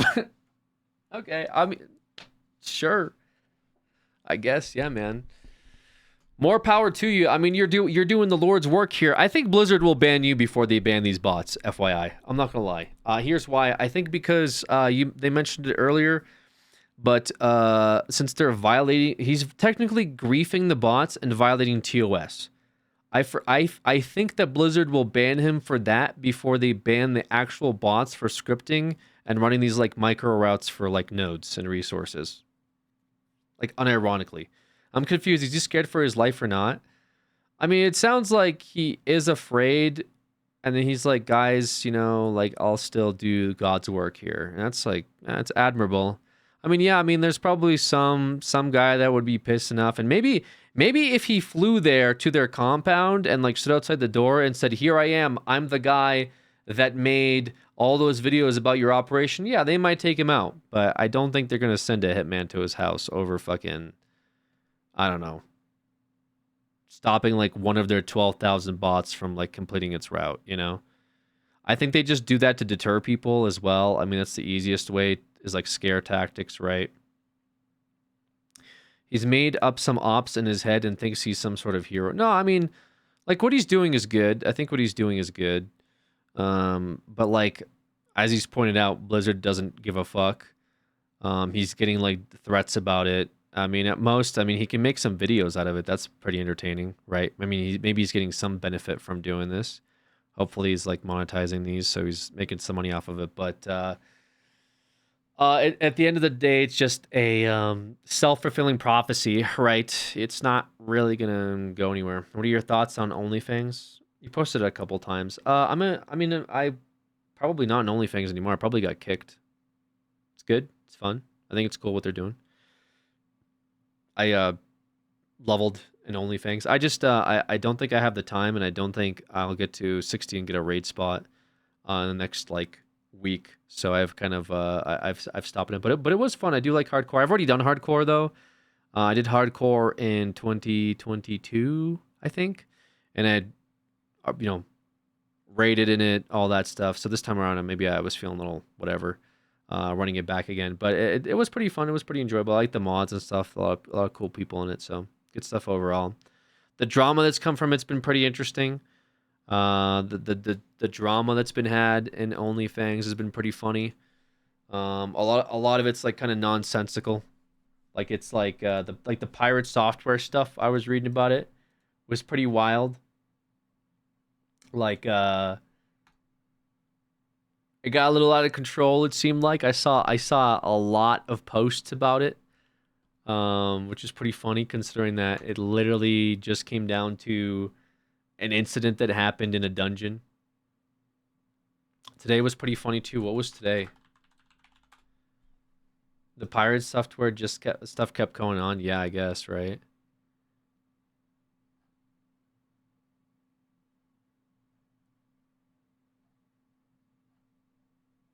Yeah, I like that they're doing this, like, the mock Garrosh stuff. There's, like, punishments. Like, there's some weight to it. Funny how there's like more consequences for streamers here than on most roleplay servers, though, huh? Pretty wild. Someone who ride an item has to duel. Winner of the duel went into the arena. That's funny. And Tyler, one becoming the chief was good too. Yeah, there's definitely been good content out of it. What's this other thing now, bro? What is how is there more of this stuff every day? This one's called Pirate Software lies about his puzzle in Mr. Robot Show. What is going on? Why is there more stuff every day about this? So, after I saw the first video, I had already done the research and found out that basically everything that is claimed here is incorrect. So, first claim. He gets into it and he says, "Yeah, I didn't like it because they took some puzzles I resolved at DEF CON from a write-up I did." Is this true? No. So Potato Hat Security, which is, I believe, this was a team that is run by Thor mainly, that went to DEF CON 22, which is where this puzzle was, and solved it. And for background, so in episode 9, I believe, of Mr. Robot Season 2, they basically took this first step out of the 6, I think, steps in this badge challenge, this hacking thing. They took pretty much the entire first step, word from word. Wait, is this just the clip, or is there like what? The DEF CON. Oh, okay. Wait, that was kind of weird. All right, anyway. Pamphlet. So pretty much all of it. So in the show, he needs to. I won't spoil what happens, but basically a character has to solve some ciphers, and it is this cipher, this part right here. And then he gets this, and he cleans it up, and he gets the parent pages will help you find your calling, etc., etc. He does the same thing here with the replacements and the cutting out the duplicate numbers and etc. The Erdos Woods values, and then this translates to a phone number that then the character calls. And the phone number in the show is not all there; it is partially censored. But I will give him some credit here that they did go on and tweet out basically the cipher right here. They went out and tweeted out this part minus J57, the handle. So like first, so again, there's a claim in here where they said they removed his handle. Technically true, but I mean like the handle's only really here. If a 1057, that's lost. That he stylized it as 1057, lost. So they cut out this part here because if you translate it here, it's J57 because of a 10. If you take the 10, if the 57 is the only part that doesn't actually fit with the digit alphabet replacement. Okay. And obviously it doesn't really fit in the lore of the show either. Lost is not a character in the show or anything, and this is like in the show this was lore characters creating this puzzle for a reason. So of course it's cut out from this because it would just the J57 or the 1057 would stand out right here. I don't know about posting it to the Twitter page. We'll get into that a bit more. But they did, and I don't think cutting out the handle was like that problematic, honestly. Okay. Considering the tweet it is in. Basically, and then Thor replied to this tweet with saying, you know, this is a challenge made by this guy. Here's a walkthrough on my Tumblr page. You know, I don't know like how viral this got in the hacker space or anything. This tweet has 63 likes, and if you go to the Tumblr post, it has 206 notes. It's not majorly viral. Yeah, people did see it, but I don't know about, you know, hugely viral in the hacking space. Maybe it did. Maybe 206 is huge in this circle at the time. I'm not sure, but it's not like a lot of people saw this, but some people did. But let's get into the first claim that they took this knowledge from Thor's write-up. He says it was the only place he could have gotten this. He says in this one, only place in the world. This is not true. First, here's a DEF CON pamphlet. You can find this on the DEF CON official site, the 2022 pamphlet, or the DEF CON 22 pamphlet, and here is the cipher, right there. Okay. Like here is the first part that they translate right here. And first of all, anyone at Mr. Robot could have heard about this or found this information for free or solved this themselves to get this part. Like this is public information that this exists. But there are also other write-ups. They didn't. Thor's team Potato did not win this event. They did not win the badge. Other teams did. And they also solved and wrote a write-up that is linked on the DEF CON site to how they solved the badge. Okay. And again, like, you know, people, they had consultants for Mr. Robot who were very smart. They could also just solve this if they heard about it. There is no way this is the only thing. This 206-page or note thing 6 years later is the only way they could have gotten it when other write-ups exist and a pamphlet is just free information to find. Like, I would not even call it probable, and calling it the only thing in the world is just a lie. And I just don't understand how you can think it is the only thing in the world when the pamphlet, he got it from a pamphlet, and the pamphlet is accessible online, and he didn't win the badge, and other teams competed this place. Sorry, 8 years. In 8 years, this has been 206 notes. So, and I mean, tens of thousands of people attend DEF CON every year. Like a lot of other people would know about this, and presumably people interested in making a show and consulting for a show about technical accuracy, about hacking, may go to one of the biggest hacking conventions. Sure. So what's the issue? I mean, it's a pretty fair assumption. But also, again, the consultants I was talking about, one of the consultants for Mr. Robot in Season 2 was Jeff Moss. Jeff Moss, you might know as the founder and director of DEF CON. He doesn't... So the issue is that he doesn't like Thor's claim that they took the cipher or whatever, the puzzle that he solved, and put it on Mr. Robot and didn't credit him. I forget what exactly his issue really was. From fans of Mr. Robot thinking Mr. Robot was running an ARG, and I stopped watching the show as a result. And they never took it down. Absolutely. Wait, hold on. What are you... Inside of the hacking community. And it was because I listed out everything that we did as a team and showed the world the brilliance of Lost, who is the creator of these challenges. And the first thing you can see here is a number letter cipher. So 1 would be A, 2 would be B, so on and so forth. And you can see at the end of this, these last pieces of 1057, Lost's name is 1057. He goes by Lost, and 1057 is his handle. That is his signature at the end of this. And now let's go to Mr. Robot's Twitter. Understand that this was the only place in the world that this was listed. Mr. Robot reposted this right here. That's that same string, but what did they leave off the end? His signature. This is the same as taking an artist and removing their signature from their piece of art. They made it public to millions of Mr. Robot fans, and those people went and found all of the breadcrumbs that led after this, which led to Lost's personal phone number. He got tens of thousands of calls from fans of Mr. Robot thinking Mr. Robot was running an ARG, and I stopped watching the show as a result. And they never took it down. Absolute dog shit. All right, so... Okay, I mean... Okay, so he's just kind of like putting the spotlight on the situation. So another person made the code. Mr. Robot used the code. Didn't credit the person who made the code. Pirate, I guess, was in a competition to solve the code. He had a write-up. But so the issue is that when he's saying like, oh, they took the code this guy made off of my website, may not be true. The video is just made by a hater. I mean, I think the issue with like a lot of the pirate clips is that he, he might be over embellishing on stories. Is kind of what I gather. I haven't watched a ton of clips, but it just sounds like he's a guy that likes to, prop himself up a little bit. The big thing with like the WoW drama was that people kept saying he has too much of an ego. Maybe that's what it is too. But they're YouTube shorts. So with YouTube Shorts, I mean, you're trying to make content out of it. So you're trying to like be as entertaining as possible and I think part of the issue is like some of the stuff like I don't fucking really get it.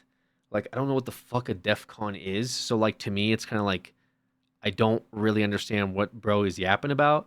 But it sounds cool, so leave a like, I guess, and that's why he gets so many views on his shorts.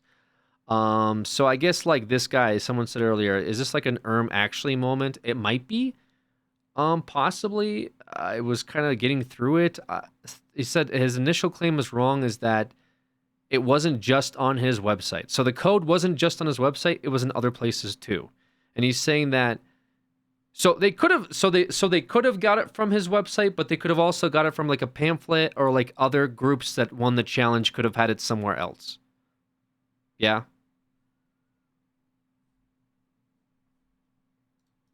And it's removing the artist's signature. That is kind of bad. Right. They remove the signature. You know that you can have genuine problems with that. You Right. could have genuine problems with that. Maybe the guy who wrote the puzzles lost. Maybe he has a problem with that. Does he? No, actually. When the episode aired, he said thank you to the guy who owns DEF CON and consults for the show. He thanked DEF CON and he thanked Coradonna, the writer of Mr. Robot. Said thank you for using the puzzle. He goes on to say, I'm flattered and I enjoy it. It's okay. No need to attack him. He's doing a great job. When the Coradonna cut out, hey, we referenced this. Thank you to director of DEF CON and guy who wrote the puzzle. They probably did not ask him specifically, can we use this? But Sure. he didn't mind. Again, you know, maybe you can say, oh, it's kind of messed up. They didn't credit him, but he's like, oh, I'm flattered. Okay. You guys. I love So Mr. Robot. non-issue. He's a big fan. Non-issue anywhere. So Thor is not connected to this at all, it would seem. Besides, he does seem to be a little bit acquaintances, at least, if not friends with Lost. So he could just be, you know, indignant on behalf of his friend, but Lost doesn't care.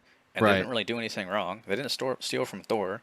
He has no real dog in this fight. Why is he so mad about this? I mean, just because he was involved, it sounds like, and he was just like putting a spotlight. It seems to me like it was a non-issue, and maybe Pirate like made it into like a guys, this is an issue. I stopped watching the show because of this dog shit. Is how he worded it. I mean, maybe the guy cares. I don't know.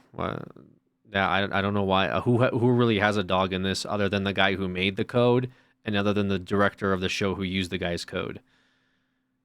The non-issue doubles into a bigger non-issue by this guy making the video. I mean, if that was his only thing, and it really is there anything else to this, or what? He's indignant on the behalf of people who are not indignant, who are actually he's not. And saying, this is mad, this is really bad, I did this, when the guy who actually, the only person who actually is affected by this that I know of, doesn't mind. Further was the other claim. The last claim there was that it was his personal phone that the number was connected to that was showed. And by the way, Thor includes this number in his write-up as well. The write-up that went viral in the hacking community. Okay. So, I mean, I guess he's mad that they doxed him better than he did. I mean, he even tweeted that in response to the puzzle being tweeted. He linked to it again. So, I mean, it's not like he's also posting the guy's phone number. Right. Okay. He didn't delete it either. I mean, he also has this. He attached it to this. Even if this is deleted, you can still find this tweet also, where he leaks the phone number. So, like, why are you mad? They didn't delete this. Well, neither did you, with the same information. Okay. And furthermore, the claim his personal phone number? Really? This guy's a big figure in the hacking community. He makes puzzles hacking community. I'm sure it's a phone he owned, but his personal phone number he gave to tens of thousands of people on a pamphlet. I think if he was getting thousands of calls every day, he'd be a lot more angry. And he does refer to it. He says, it's really weird. It really weirds people out when I randomly answer the Mr. Robot number instead of letting it ring through. The Mr. Robot number. A few years ago, 3 years after this event, he said, just got another call on the Mr. Robot number. Guess people are going back to the old episodes, adding the Mr. Robot show. He doesn't seem to be mad at all. And okay, I mean, I kind of get it. Like, it's honestly, it's kind of like non-drama. It's like hacker drama, I guess. Is that what we want to call it? Published on other sites. I have seen comments, though, that Salvis Barber, he became a creative consultant, Mr. Robot, and said, oh, maybe, you know, they hired him for hush money. Maybe they did do something. They have a contract with him. Okay. Yeah. So it seems like it's like it really is the most non-issue stuff. I mean, like listening to the initial thing, like I didn't understand it. The guy unpacked it a bit. I now get it a bit more. Yeah, it's kind of like whatever. I do think that like maybe Pirate overinflated how serious it was. Maybe that's the accusation. Is that he made it sound like Mr. Robot, the show, fucked this guy over really badly. They took out his tag. They put his number on the show. Fuck them. But then the creator is like, yeah, that's cool. I like that they used me. Good stuff, guys. Thanks for including me. He even consulted for them on the actual show himself. Right here it says he actually worked on the show. So maybe he's the one that gave it to them and he left off his tag himself, it's possible. So, like, maybe Pirate is just unaware of any of this, and making like a YouTube short about it is like, I mean, it just seems more like clickbait now in hindsight. Like, guys, this thing happened and I'm really mad about it. But then the guy who should be mad about it seems to be okay. So what's the point? Yeah, it seems like what's the point of any of this? I don't know. I was more curious about I think I was watching some stuff like going back into, because ever since the WoW incident, people started like digging up his old stuff, you know, because the internet never forgets, right? I'm not really interested in like like there's this. Ladies and gentlemen, one of the biggest creators in all. Like everyone started making videos about him. Like this guy over here, Pirate Software lied about EVE Online. It's like a 47-minute video. There's one that's like Pirate Software lied about his Animal Well playthrough. Pirate Software lied about his other playthrough. I guess there was like some part in Animal Well where he like solves a puzzle really quick. He like kind of does like a he's like, wait, this puzzle's hard. And he's like, chat, be right back. Then he like sits down and he's like on his phone. He's like, wait, I think I know the answer to this. It actually seems really obvious. And he just like solves it. It's like, and then people called him out on it. I guess he responded to it and was like, because his whole thing is like, it's been a blind playthrough or whatever. But then he's like, this was a collaboration between my chat and I. It's like if I did a blind playthrough, but then I was just like, chat, what's the answer? Oh, okay, yeah, I got it. Yo, I'm still doing a blind playthrough though. It's like, that's drama. I guess that drama would be good or whatever. There's one that was like Ashes of Creation, where he fucking kills the entire raid because he like pulls something that he wasn't supposed to. He doesn't realize he pulled it, and he's like, okay, who just fucking did that? Because I'm gonna go through my video and I'm gonna find out who killed us, and I'm gonna kick you from the raid. And then he like goes in the VOD, and it's just clearly him casting a lightning bolt at like this pack of mobs. They all run at them, they kill them all, and he's like, okay, the only reason that happened is because the tanks were doing a pull that they weren't supposed to do. So this isn't my fault at all. And he just like moves on afterwards. Your impression of him? You're doing the voice? Isn't that how he talks? To do the voice? That's because I really liked, to be fair, yeah, I doubled down on a voice. So the impression I used to do, that's a Joe Swanson voice. Try doing Chris Griffin. How about I try doing your mom, your band? The one that I liked is this guy kept asking me to. He's like the third time he asked me to do a Chris Griffin impression. And his name is Ball Stomper Man. Am I really gonna just sit there and fucking? Anyway, my favorite line from the WoW video was. And you play anime games. Was him. Hero. Was as he's like running out. He's I like. wasn't here for the Junker stream. Sad face. He kept saying, or he's like. The call was run. Like that's my favorite line from the whole thing. Now when I play with friends or something, and we're like running away from like zombies or something, or we're playing League and we're pinging a retreat, I'll just be running back to base. Just the call was run.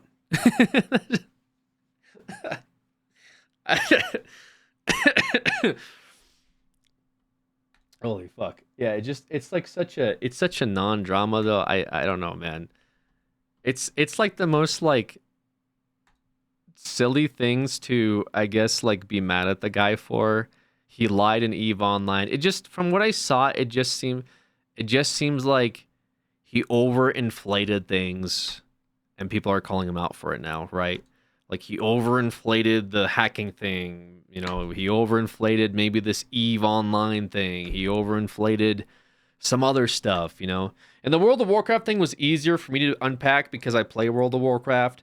So like watching somebody make like a series of errors and then be like, you know, I didn't have any mana.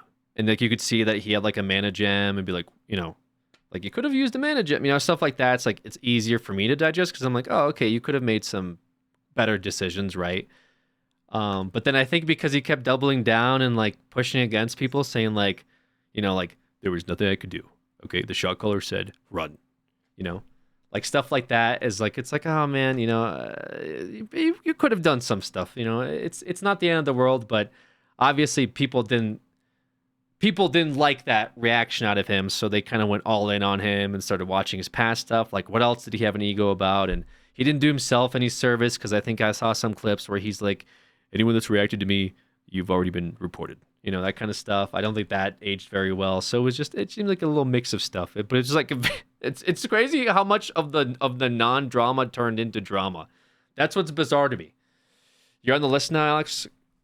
Perfect. Awesome. I'm relevant again. Great. No, he used to work at Blizzard. Yeah, I do know he used to work at Blizzard. So, you know, it doesn't surprise me that somebody that used to work at Blizzard isn't that great at World of Warcraft. Wow. That's maybe the most I don't know, what's the word, justification for all of my rants that I've seen so far, actually, is watching that in real time. So that makes a lot of sense. I mean, the casters and League Pro game referenced it. Yeah, because I think it just kind of went like a little too viral. Does that make sense? Like, of all the things, you know, usually on the front page of stuff, it's like somebody getting canceled for something fucked up they did. But his whole thing is he fucking got some people killed in the dungeon, you know? And I don't know, maybe he like tried to kind of like, not so much like, because I think maybe some of it is ego, but some of it seemed like he tried to Good to catch a stream again. Hope you've been doing well. overinflate his position against people that like play the game for a living. Does that make sense? So maybe me watching DEF CON video, I'm like, oh, it makes sense. Yeah, Mr. Robot fucked some guy over. But then someone's like, actually, they didn't fuck him over. He worked on the show, and it's not that big of a deal. Blah blah blah. Now I'm like, oh, okay. So I guess that's not it. You know, that's kind of the reaction that maybe generally he was getting on his YouTube shorts. You know. Good K, what's up, Tab? None of this would be happening if he just said, I'm sorry, that was my fault. Honestly, yeah, if he got those people killed and he just said, guys, you know, that was my bad. I could have saved you guys. I panicked. I ran away and got you killed. I'm sorry. If he said that, you're good. I think it's like totally fine. You know, we wouldn't even be talking about this right now. We wouldn't be talking about he faked his Animal Well playthrough. He cheated in his Animal Well playthrough. Wouldn't be a topic of conversation a week later. We'd just be kind of talking about some other fucking dumb thing. Kind of like Elon Musk trying to fool people into thinking he's a top Path of Exile player. I don't even understand why he did that. Like, you know, of all the things that Elon Musk does, like some of the stuff really just is just so fucking bizarre. Just, you know, not to like get super into it, because I know that some people in here are gonna be like I don't want to fucking talk about the bullshit, but like the Path of Exile thing is funny because it's like so fucking blatant. Like, okay, whoever plays like survival games where you have an option to have an inventory with a label on it, have you ever named it like your name followed by what the items are? Okay. Like, have you ever, like, I've never gone into Minecraft and made a chest that say Alex's diamonds on it, okay? That's the most obvious fucking giveaway that somebody else, like, either plays on your account or also shares the base with you I've ever seen in my life. So he has this fucking thing in his chest, his PoE chest, that just says Elon's Maps. So unless he's like, also, the day he streamed himself playing the game for the first time or whatever it was, doing maps, he like didn't know what he was doing as a top 10 player in the world on hardcore, followed by immediately dying.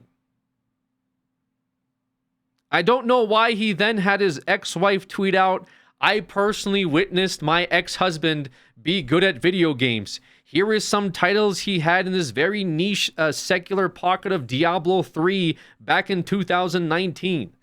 Like, man, that was the phone call to your ex-wife and be like, I can't even do an Elon voice, can I? Honey, I need you to do something for me. I need you to, like, can you tweet that I'm actually really good at video games? Like, I can't even do an Elon. It's just like, what do you say to that? Like, ex-wife for real one? Can you please tweet out that you saw me fucking kill this World of Warcraft boss. She's like, while we were discussing like the importance of raising our child. Yes, remember when you were watching me raid in World of Warcraft? Yeah, and you told, like, was it when we couldn't go on the vacation because you had a really important boss fight? Yes. Do you remember when I killed that boss? Yes. Okay, like you physically watched me kill the boss. Yes, I physically watched you kill the boss because I was arguing with you about how much we don't spend any time together. Can you please tweet out that you watched me kill it? Please, I'm begging you. You want me to tweet out that I watched you kill a video game boss? Yes, dude. Everyone online thinks I'm a bad gamer. Please, fucking do. Okay, sure. I'll tweet out that I watched you kill a boss in a video game. Yes, dude. Finally. Fuck yeah, dude. Everyone thinks I'm a loser. Like, what? Like, it's cool when he makes, like, the rockets, like, when he, you know, gets the fucking rockets. Let's do the rocket thing, man. Like, what are we talking about fucking Path of Exile for, dude? Nobody gives a shit. You know? Like, what's the point? And then, like, not to go into the Asmongold stuff, but I didn't understand the Asmongold stuff. He, like, exposed Asmongold for having fucking video editors. It's like, I don't even know what it was about, dude. He's like, Asmongold's like, yeah, I'll make a YouTube video about this. I just gotta check in with my editors. And then he's like, interesting. You have editors. What is that about? He's like, yeah, I pay my editors get a cut of profit to post videos on my YouTube. And he's like, and he tweets out, he's like, this guy doesn't even get, he's not even his own person. He's owned by other people. It's like, what? And he links out that, like, his YouTube editors, like, own him. Dude, holy fuck. It's like, bro, what? Who did that? Fucking Elon Musk. He oh my god, he like exposed Asmongold for having like Asmongold's thing is like he has guys that like watch his streams in real time and then they edit his video in real time and then they post clips on YouTube. That's all they do. Like, that's just the meta, whatever. That's not really important. What's important is he just gives them a piece like of the pie for doing that. So that's their job, is to just do this, and he gives them like rev share. And then so he's like trying to tell Elon Musk, like, yeah, I pay these guys to like edit my videos. And then Elon Musk is like thinking it's like how the newspaper works, where like you send in something to your boss and it goes through an editor and then they like publish it. And so he's like, he's like in the DMs, he's like, how does that work? And Asmongold's like, yeah, so they just like upload videos for me and then I give them like rev share, like everyone does it. He's like, interesting. And then he like tweets out, he's like, this guy is not even his own person. He has his own personal owners that tell him what to do. And it's just like, what? Elon, dude. It's literally right there, dude. Oh my god. Oh. Holy shit. Oh my god.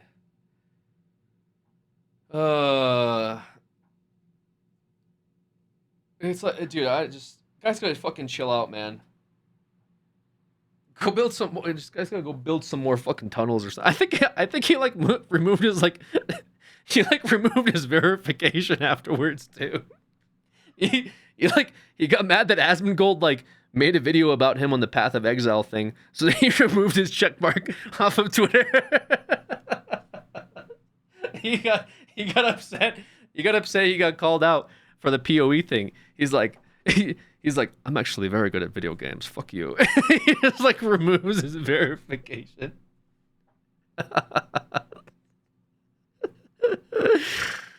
Oh my god, dude.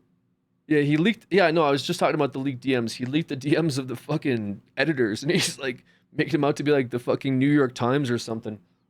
Oh, guy's just paying his TikTok editor to post memes. It's like, your impersonations are spot on. Dude, I don't even know how to do his. Like, his voice is so. Oh my god, dude. Like, I don't get it, man. Just fucking. This guy could have been so fucking. Oh shit.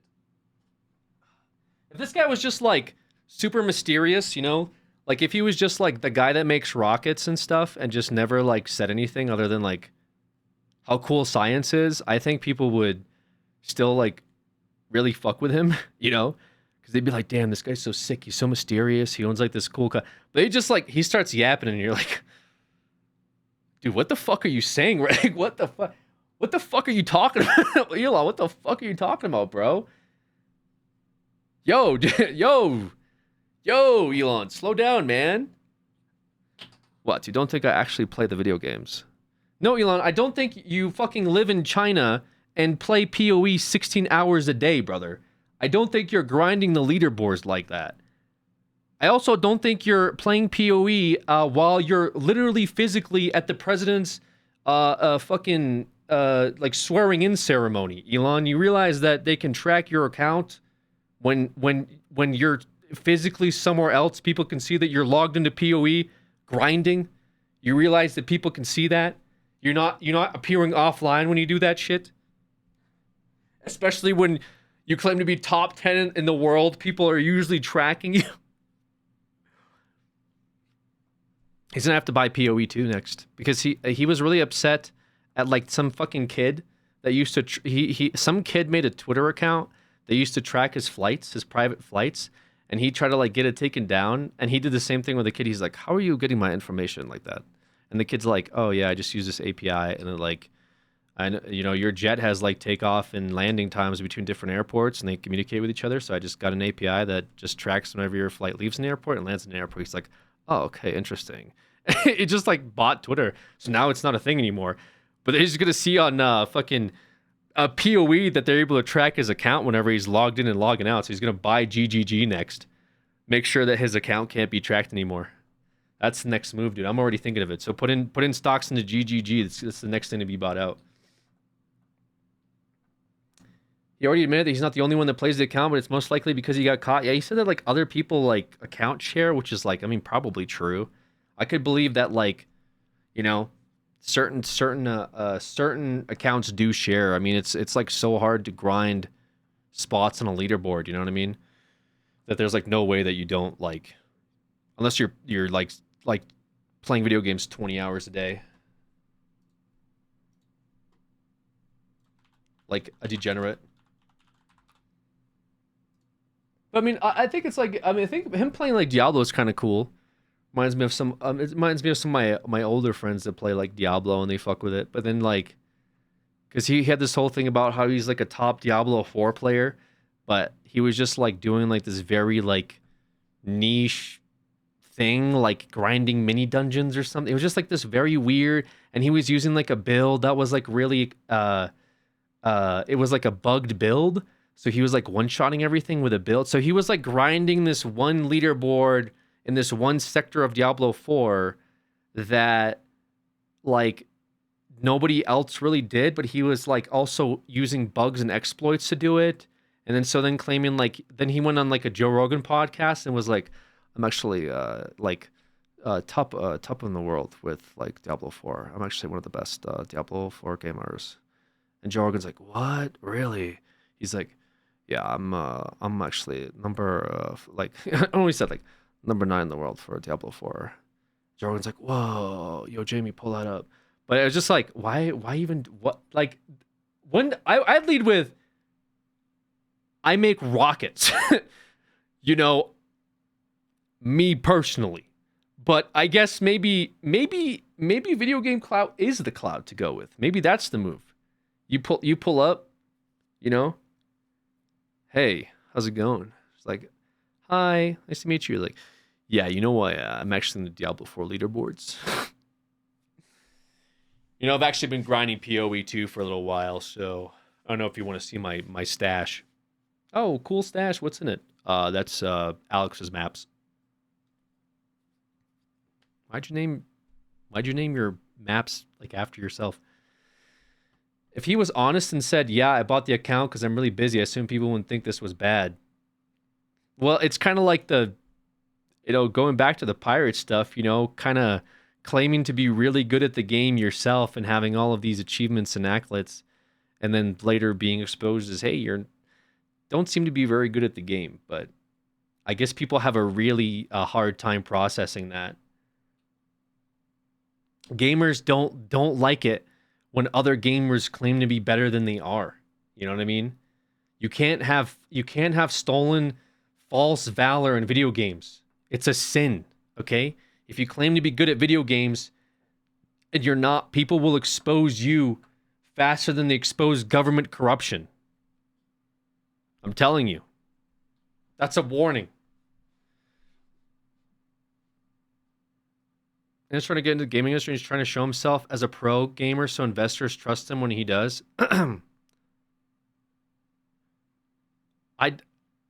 Why? Like, I don't...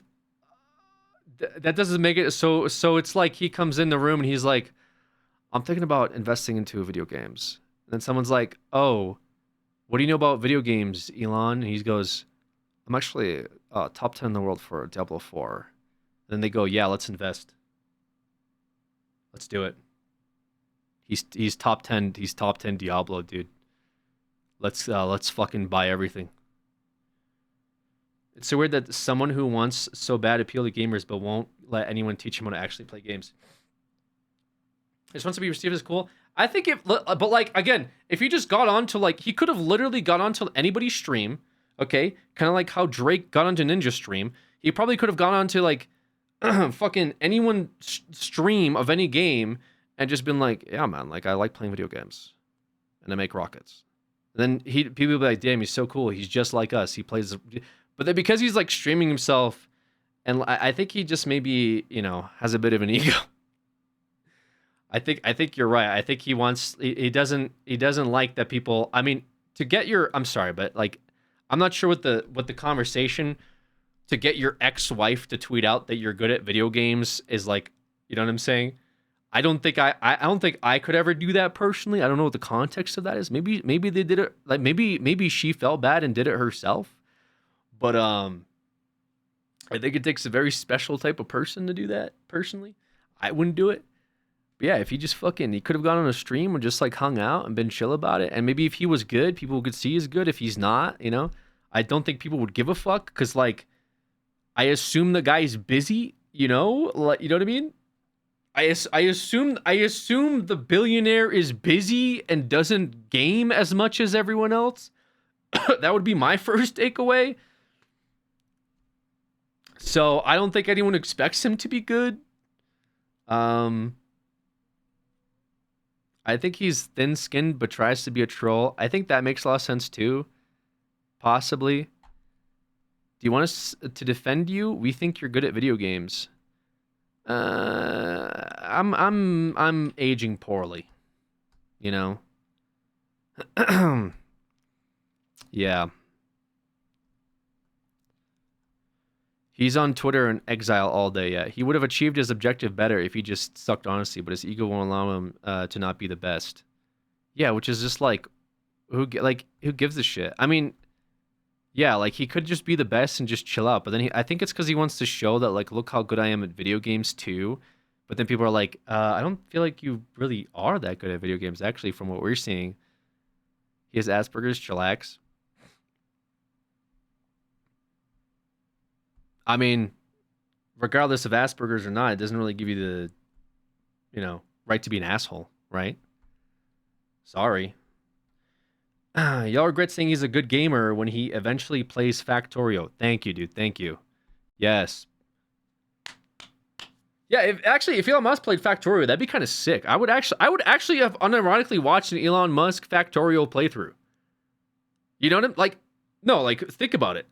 Like how would a guy like that build a logistics and manufacturing center? Would have been really interesting to see. Maybe not so much now, but like just like having him stream that, like, oh, you know, here's where we'll make this, here's where we'll get that. He'd pay some Chinese guy to do it. Killer playthrough. He starts. Okay, so we put the generator right here, and then I'm gonna give a call to someone real quick. Give me 1 second. Hello. I need you to get a guy here for this. Thank you. All right, now I will share my account. All right, and from here, I've went ahead and I've delegated all of the manufacturing to somebody else, and I can go ahead and use my time for other things. So that is my full playthrough of Factorio. I hope you guys enjoyed it. Make sure to leave a like and share. that'd be fucking sick, dude. yeah, dude. Okay, let's fucking do it. What's the next one? Or like Colonel Space Program would have been cool to see that too. Yeah.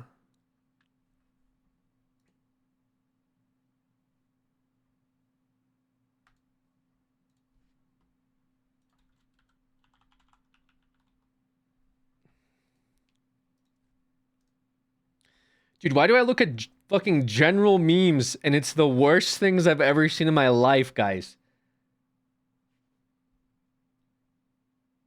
Dude, it's a picture. Dude, this picture of me is rough, brother. This is a very rough picture. This is so bad, guys.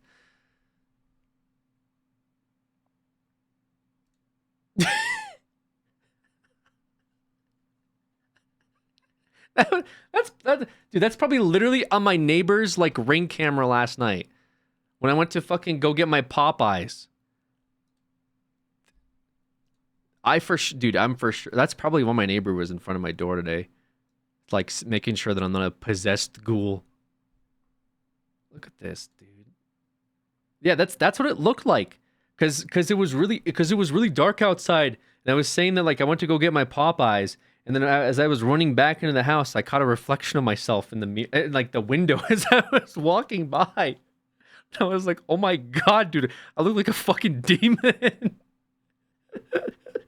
And I was making the joke that like, yeah, if my neighbor has a Ring cam, it does like the motion activity thing. They probably fucking saw this, dude. And it probably captured this image. They woke up this morning like, hey honey, like good morning. Oh, our Ring camera went off last night. What? Our Ring camera went off last night at 2 a.m. Oh, really? How come? Let me see. Oh my god. What? Oh my god, what is this? What? Let me see. What the fuck is that? Who is that? What? Oh my god. Is that a ghoul? Is that a ghoul? Are we being haunted? Do you know how I got these wings? Okay, so that's crazy.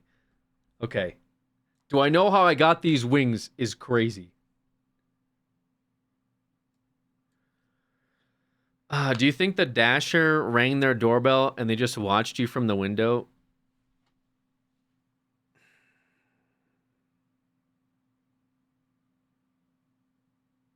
This 4-hour intro going strong.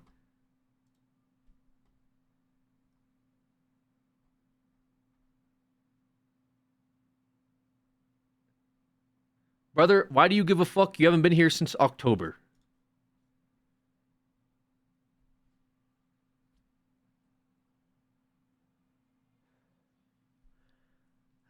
I think it's clearly a madman in a Joker costume. True. Bingo.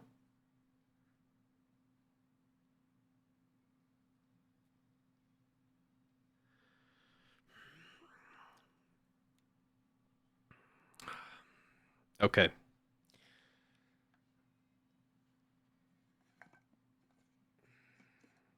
Are you going to do any more cosplays? Please. That was your last stream, though, Alex. Yeah. My last stream in October, guys. That's the last time I streamed. Hee hee. I need you to order some fast food real quick for bingo. I'm not ordering fast food for bingo, okay? I'm not fucking doing it. You will not get bingo with fast food today. I already had my fast food for the week. Actually, I lied. I had fucking Chipotle today. Never mind. But that was non-stream, so that's a little different. Anyways, how long did it take you to clean your face? I took a shower. It was relatively quick. I guess we'll load into some Ace Attorney. That sounds like a good time.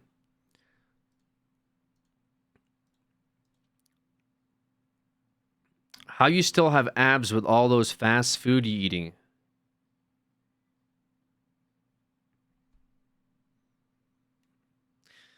I do a lot of cardio.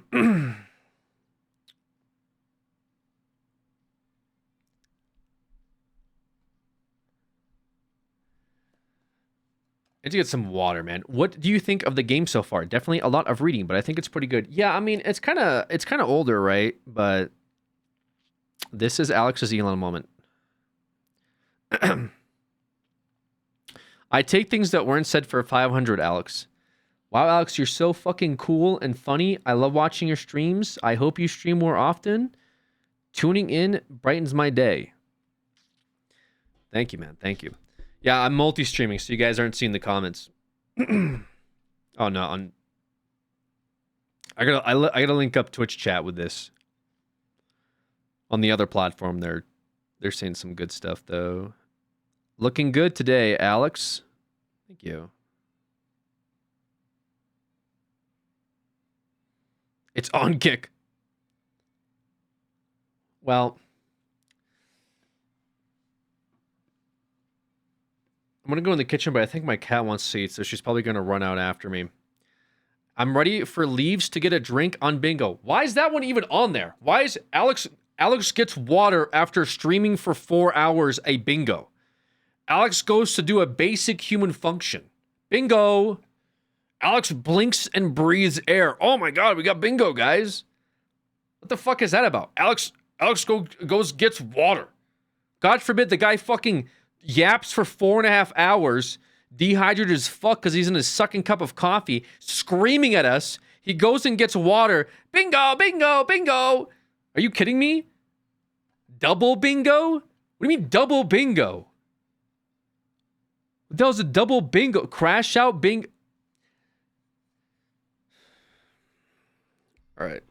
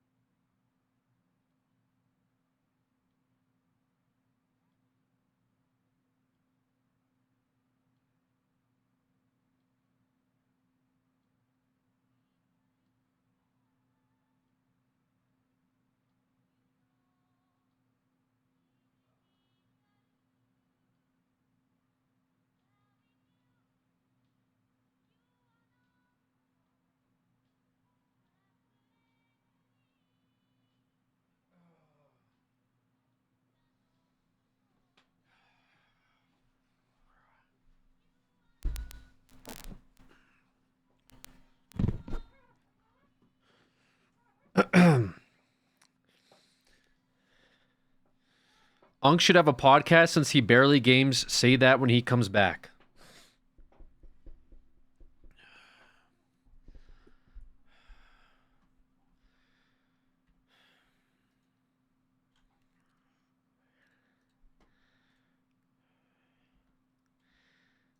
Good to be back, guys.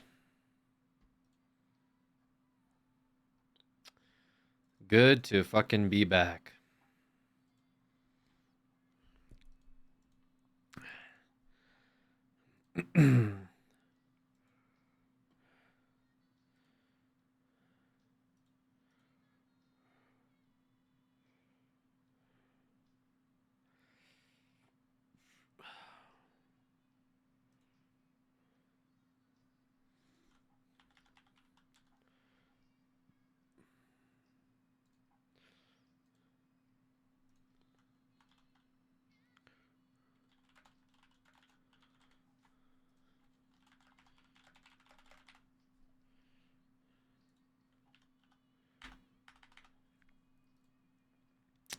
All right, let me see this. We're going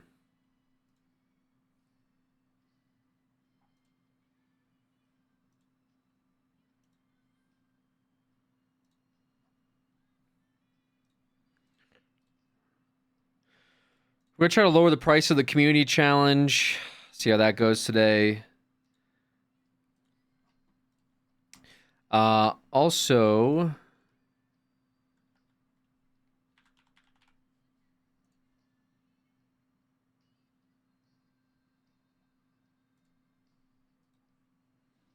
Wait, where is this? Oh.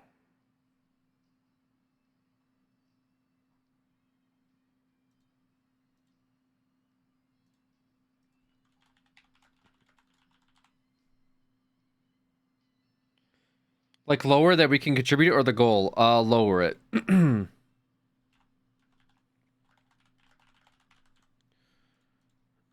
I can't change how much you guys contribute. That's all on like Twitch's end. I tried several times, but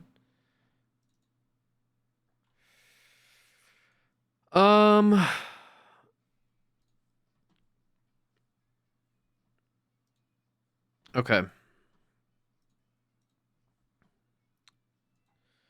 Back into more Phoenix Wright.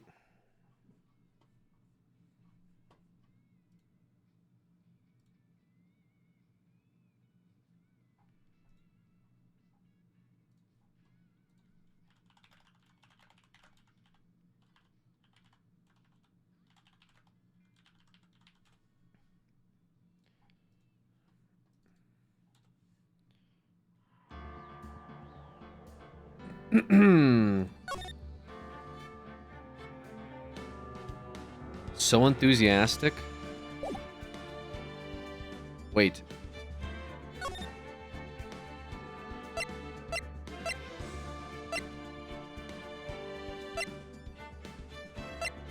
Wait, I'm confused.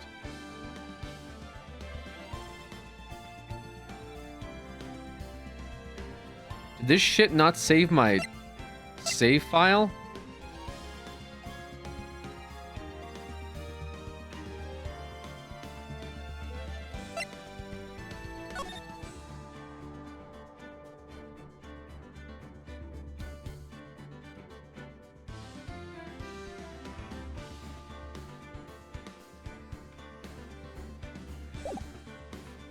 Dude. Oh my god, dude. Oh my god. Okay, guys. That was the first Ace Attorney game. We're gonna play the second one. I didn't hit save.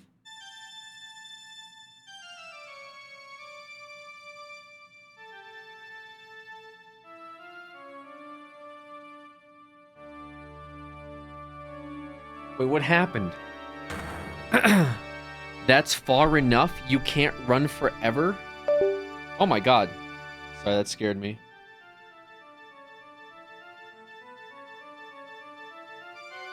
What have I done wrong?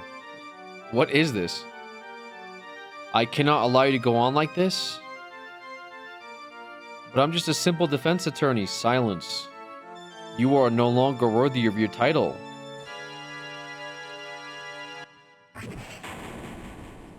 What the...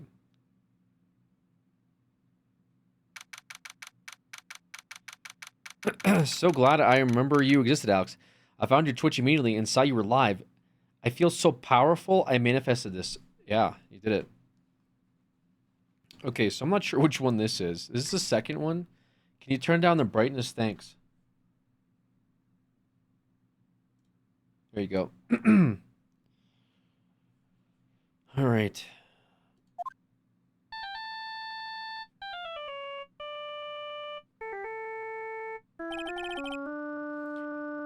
What a nightmare. And I bet it was this ringtone that caused it.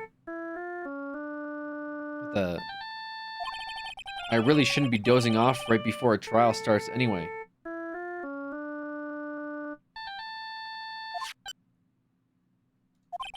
Looks like they hung up. Ah, good. I finally found it. What the... Talk about close call. I hate to do this to you, but... It's nothing personal, Mr. Attorney. Holy crap.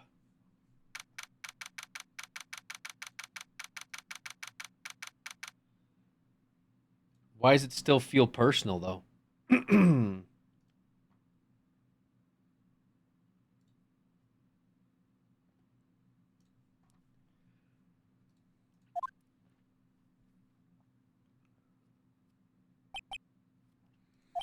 Ouch, my head. It's throbbing. And why does it feel so foggy in there? Good morning. Ugh. Good morning. What's wrong? You don't look well. People are at their best first thing in the morning. Where's that fighting spirit? Sorry, but can you please turn the cheeriness down? My head sort of hurts. Roger that. Am I in trouble or something? Trouble? Wait, never mind. You're a policewoman, right? I thought maybe I had done something wrong. What are you talking about? I'm the one in trouble. What? I'm placing my life in your hands today, Mr. Phoenix. Life in my hands? You promised me. You said you would prove that I was not guilty. Not guilty? Just when I thought all hope was lost, when all the other lawyers had laughed me off. Leave it to me, you said. You, the one and only Phoenix Wright, came to save the day. And just like that, I was moved to tears, sir. Yeah, they're cooked. I'll never forget what you're doing for me, ever. What is this girl babbling about? Actually, I really love to watch court proceedings and I always root for you to win. When I'm off duty, I like to come here and... What's wrong? You've been acting really strange and you keep staring at me. You're making me kind of nervous, sir. Oh, sorry. I'm afraid to ask, but here it goes. So, this might sound bad, but who are you? What? Mr. Wright, how can you say that? How can you do this to the fragile heart of a girl about to go on trial? You're absolutely horrible. No, I mean, I didn't mean it. Yo, what the fuck is going on in... Whatever. Is this how a defense attorney treats his clients, sir? I can't believe this. No, it's just, well, I think you have the wrong person. Who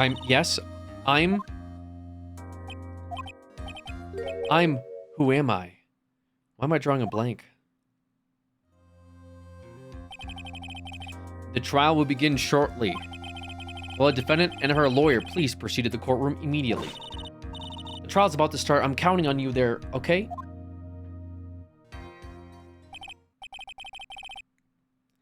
I guess I must have amnesia. Let's see, what can I piece together? From the sound of things, it's probably safe to say that I'm a defense attorney. Bro, this guy got fucked up. And that girl, I said I'd prove her not guilty. I can't believe I made such an irresponsible promise. Someone please tell me this is just a bad dream. Why do I get the feeling this is one dream I won't be waking up from? Gulp.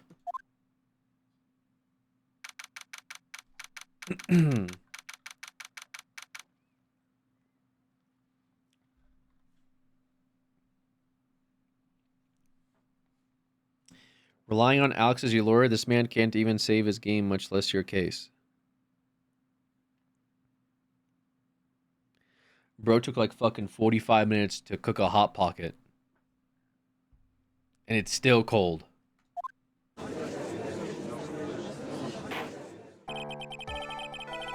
Court is now in session for the trial of Maggie Bird. The prosecution is ready, Your Honor. What is it, Mr. Wright? Are you talking to me? Do you see any other defense attorneys here? I guess not. Oh, then, are you ready? Yeah. I guess I should say yes for now. Are you ready, Mr. Wright? Yes, Your Honor. Wait a sec. If her life is in my hands, I should really do the responsible thing. Actually, you see, Your Honor, my memory is kind of... The court will not hear the defense's excuses. Because the defendant is a member of the police, this case is under great scrutiny. Therefore, we must make this trial fair, but swift. I believe I have told you this before. I hope you're not telling me you've forgotten. Actually, I have. Mr. Payne, your opening statement, please. Yes, Your Honor. As I'm sure you're well aware, the defendant is accused of killing her lover. What's worse, her lover was a fellow police officer. A policeman? You did what to a policeman? It wasn't me. And besides, Dustin and I, we weren't lovers like that. In any case, the prosecution will prove that the guilty party is none other than the defendant. Very well. Mr. Payne, please call your first witness. It's been a while, Mr. Wright. Let's see what you've learned since last time. I won't show you any mercy this time, rookie. Okay. And who are you? The prosecution calls Detective Dick Gumshoe to the stand. Here we go. Don't let me down, Mr. Wright. Nowhere to hide. I'm so dead.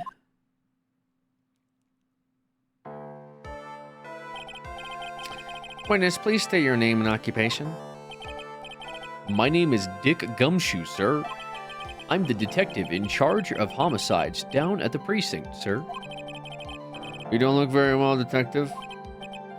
Well, sir, the defendant, she works under me, so you know. You work under that detective? Yes, sir, and while I was a trainee, he was always watching out for me, sir. He's such a wonderful guy, sir. I'll never forget what he's done for me. Okay, calm down. I believe you. Detective Gumshoe, please describe for us the details of this murder. Yes, sir. It happened at the park near headquarters. Expose Park. The victim was one of the local cops, Dustin Prince.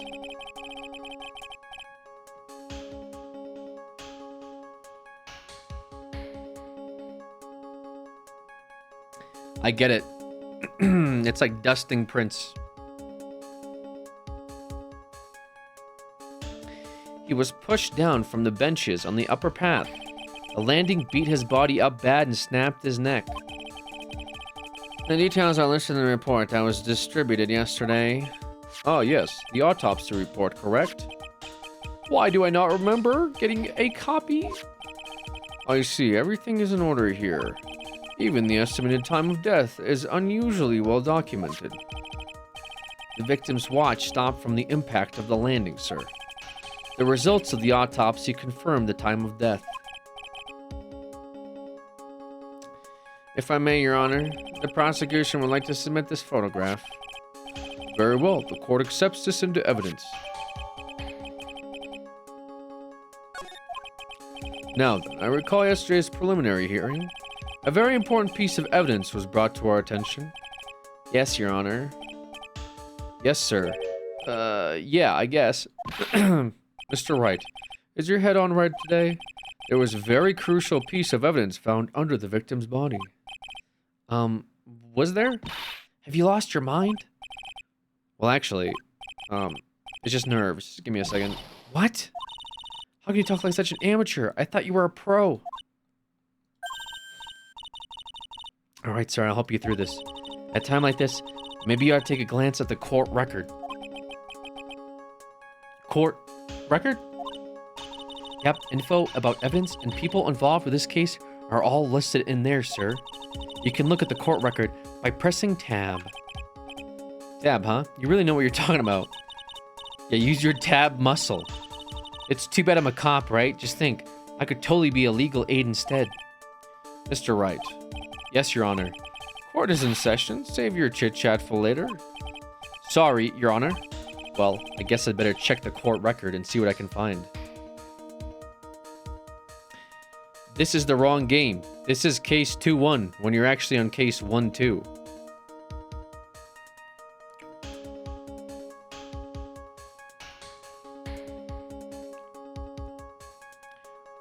Yeah, we beat that one already.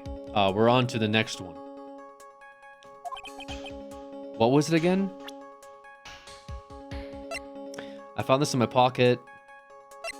Found under the victim's body, pieces of nearsighted lenses were found. Alright, Mr. Wright, let's see if your notes are in order. What was the piece of evidence found underneath the body? That's simple, Your Honor. A broken pair of glasses. That's right.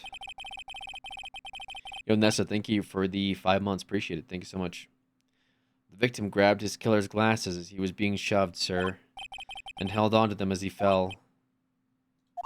Hey, why are you giving me the evil eye? Those glasses you're wearing. Yes, this is my spare pair. But these glasses they found at the scene of the crime are not mine, I swear. You sure about that? Look, it was a coincidence. On the same day, I accidentally stepped on mine. A coincidence, she says. Your Honor, I have further evidence to present. Oh, you have more? And this evidence is very decisive. We back Bay 80.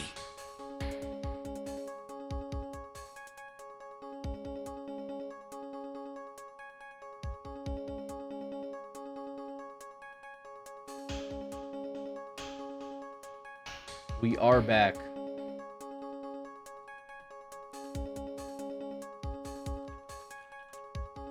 Yeah, I unfortunately don't have the save file.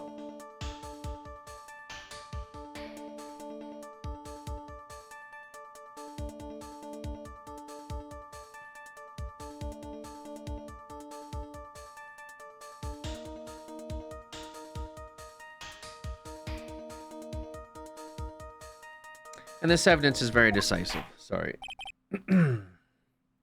Very well. Let's hear from our witness about this evidence.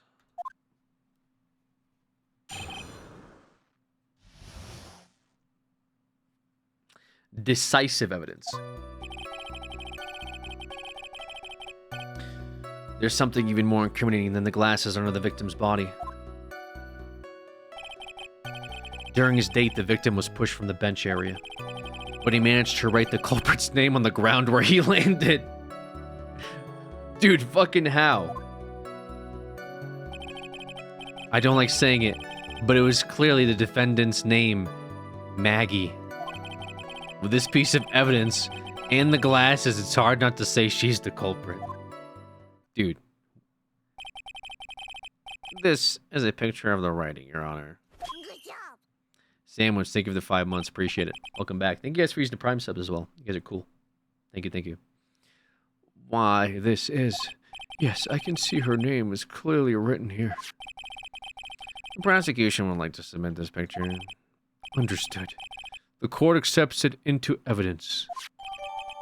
A photo of the area around the victim's hand. As if the glasses alone didn't make you look suspicious. The victim even wrote your name clear as day on the ground.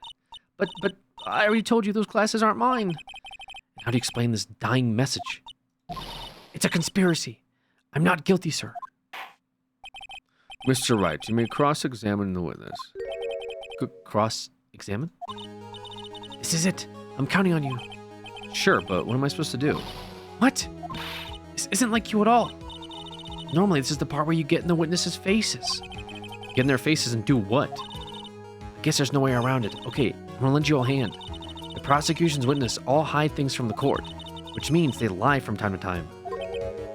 Lie? But isn't that detective your superior? Well, even they don't mean to lie. Sometimes people just remember things wrong. Like the detective, he does sort of look like a scatterbrain. It doesn't matter. Either way, it's bad for us. That's why when you question a witness, you have to find and expose their lies. Mr. Wright, your cross-examination, please. Yes, Your Honor. Talk about trial by fire. Here goes nothing. As long as I can expose the lies, we should be all right. Decisive evidence. There's something even more incriminating than the glasses under the victim's body. During his date, the victim was pushed from the bench. We have a photo of the area on the victim's hand.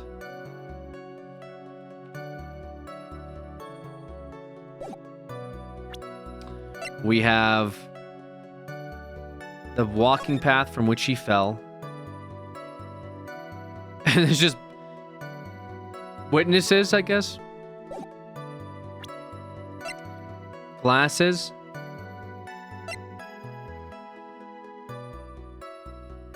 He had a broken neck and he was still able to write. That's pretty suspicious.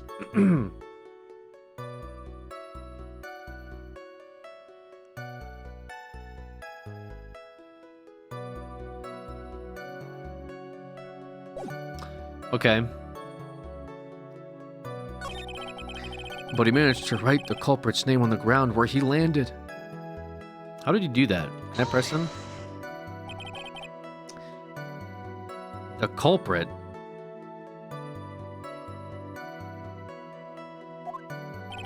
Yeah. I was surprised too. I didn't want to believe it, but... was the name that of my client? I don't like saying it, but it was clearly the defendant's name, Maggie. With this piece of evidence in glasses, it's hard not to say she's the culprit. Don't give up. Keep that fighting spirit. I'm glad you're all pumped up, but I really want to see your special move. My what? You always look so cool when you present evidence. Present evidence? Oh, that. Actually, I was just thinking about that. Yes! The great Phoenix Wright is back. Oh, that's right. Huh? I heard that lately you can present not only one, but people's profiles as well. I'm sure it makes things a bit more complicated, so be careful. People's profiles? Alright, let's give this another try.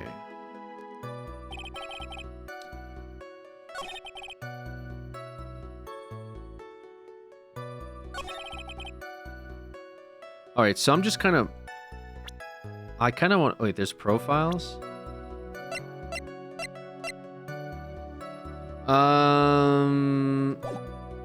How did he manage to do that when the autopsy shows his time of death?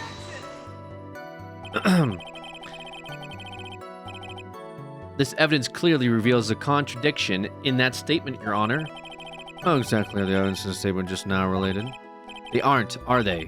Not at all. Mr. Wright, please think of the facts before making accusations. What? No, it made sense. How the fuck did he manage to write the name in the dirt when the guy was pronounced dead from a broken neck?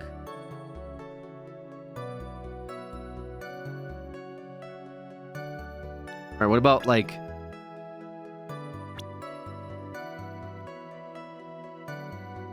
Wait a second.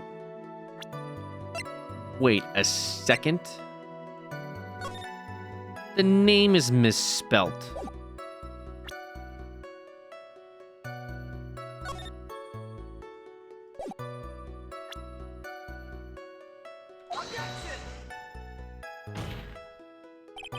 Your Honor, that statement contradicts this evidence. It does? I don't see anything contradictory. Huh? Really? Objection denied. Try to think before... Brother! Where he landed. Okay, sure. Okay, sorry. Maggie. Okay, there it is. Okay. This one, then. Your Honor, that statement contradicts this evidence. It does? I don't see... Oh, what? Objection denied? It's fucking right there. Okay. Fine. I'll present the profile.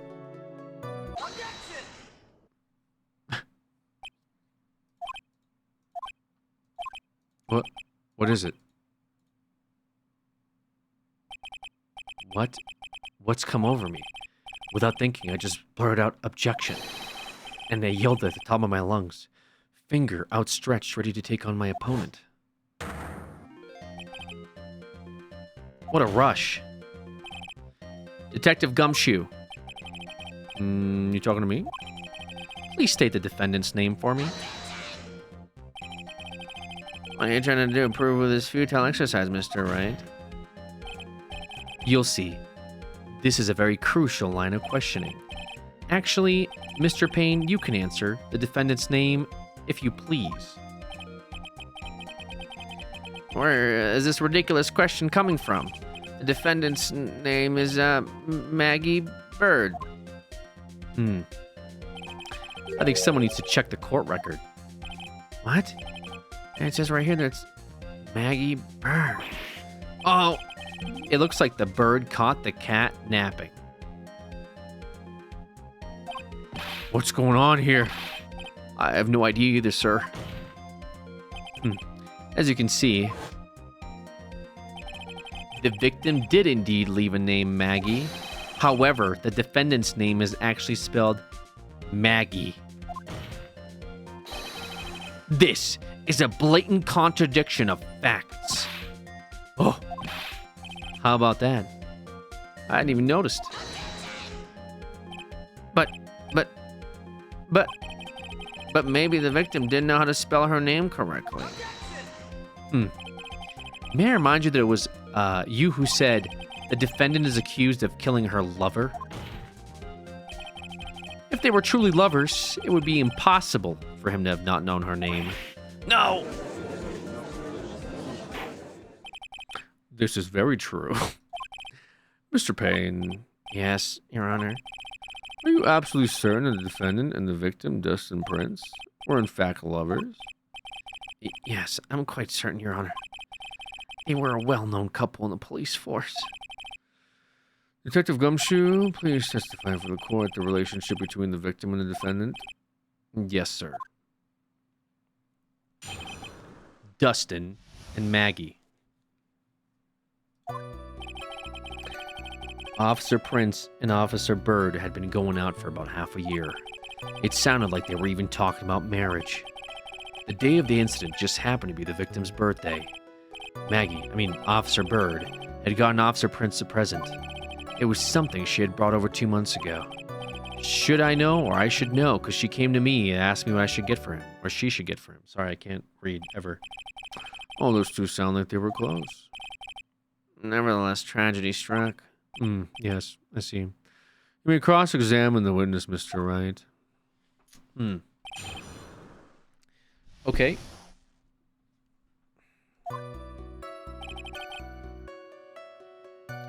Half a year, huh?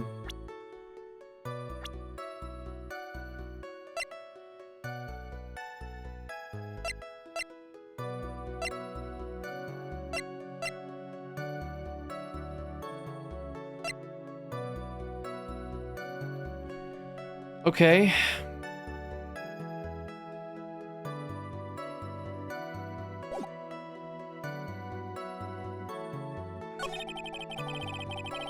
Talking about marriage. How do you know? Marriage, but wasn't the victim 8 years older than her?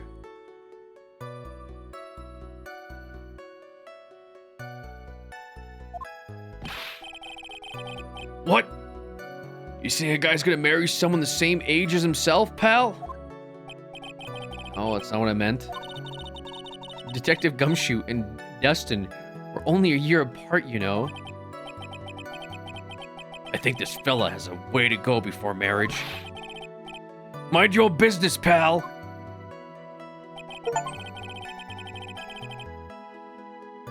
Mind your own business, pal, is an achievement. The day of the incident just happened to be the victim's birthday.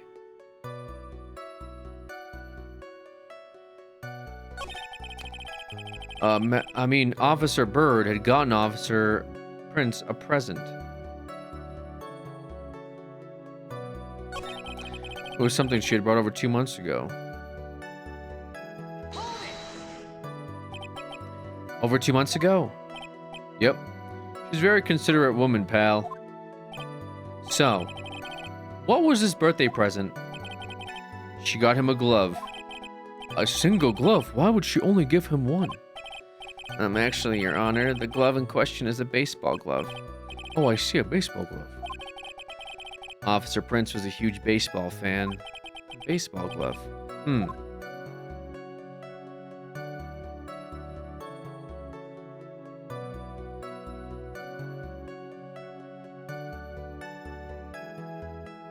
I can see where this is going. Just now, I believe you said that the present was something she bought over 2 months ago. Yeah.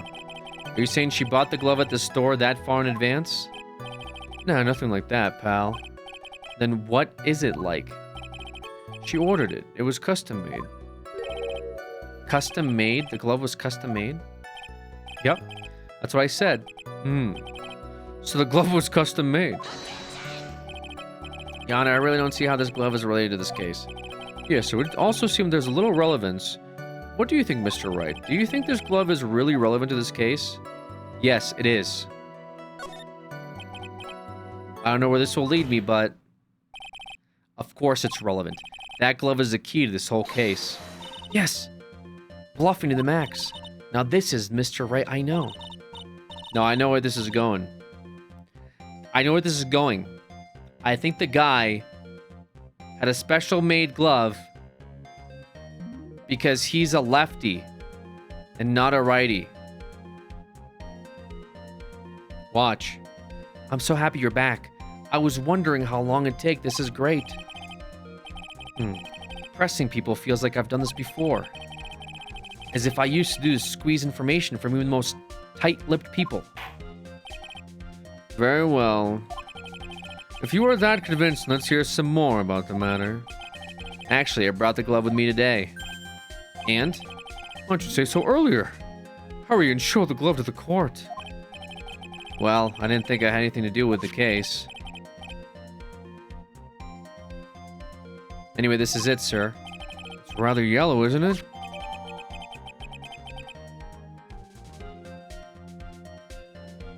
I knew it. That's a right-handed baseball glove. He's a lefty. And that's why you had to special order it. Yep, that's right.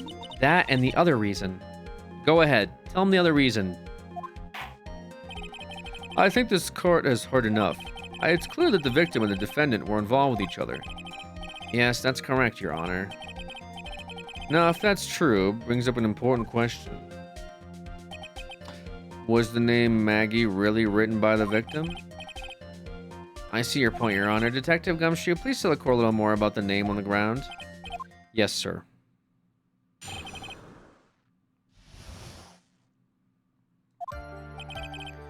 We first looked into the handwriting. Unfortunately, we couldn't confirm that it was the victim's handwriting.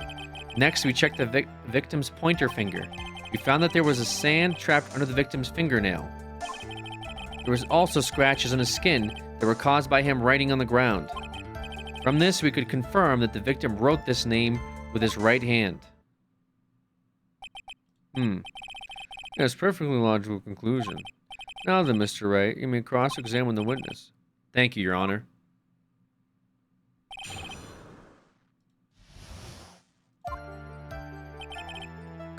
Handwriting can confirm. Check the victim's fingernail. Writing on the ground. Right hand.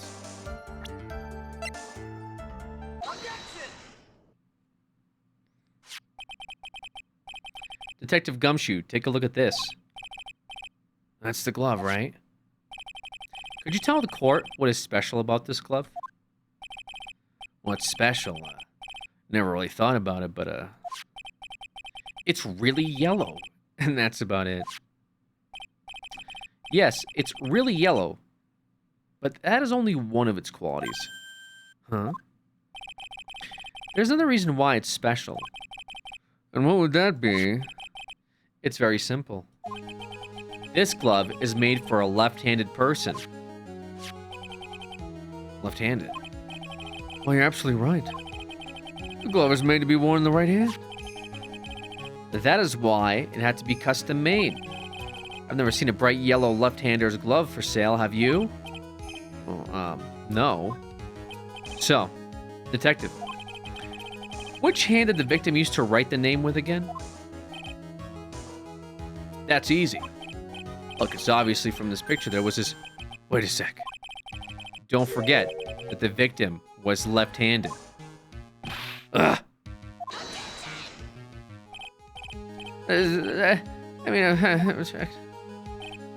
Overruled. Mr. Wright, I would like to know what your line of reasoning proves. There is only one conclusion that it can be drawn. A left-handed person could not have written a message with his right hand. Therefore, the person who wrote the name Maggie could not have been the victim.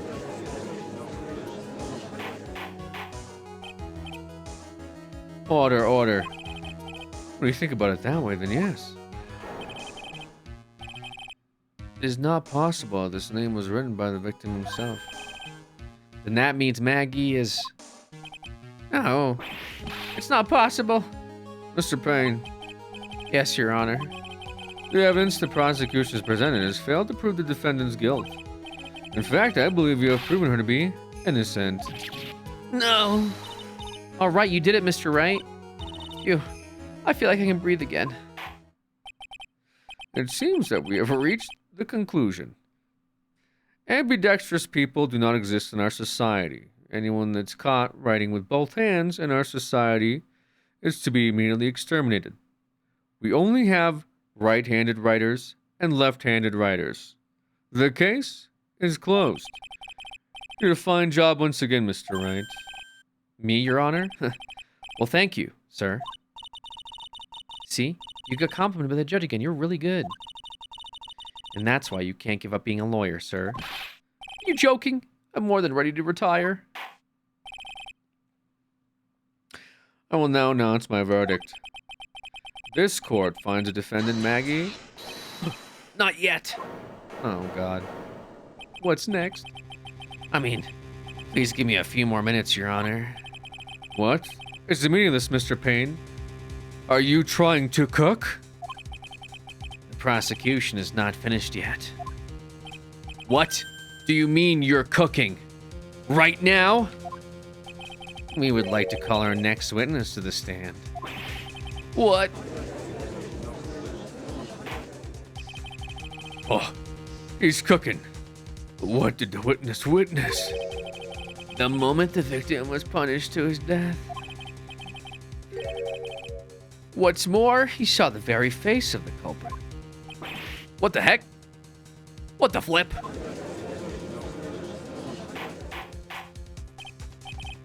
Order, order. Pushed. Oh, my bad. I believe a recess is in order. Afterward, we will hear from this new witness. Thanks for smooth-braining this dialogue for us, Alex. I feel like I'm smooth-brained reading this dialogue. I feel that this was a bit too easy, like zoinks. Need more information. I'll have to see what I can find out during this recess. I can't let my guard down. It's only gonna get tougher from here. Court is adjourned for recess. Who wants to go on the jungle gym? Ooh, actually, yo, let's load up a game of kickball. I'll be a captain. Who else wants to be a captain? Wait, it said saving here. Wait, what? Save your progress? The fuck? What? Really? Would have been awesome to have this during my entire completion of episode 1. Sick. I'll be captain. You can't be captain.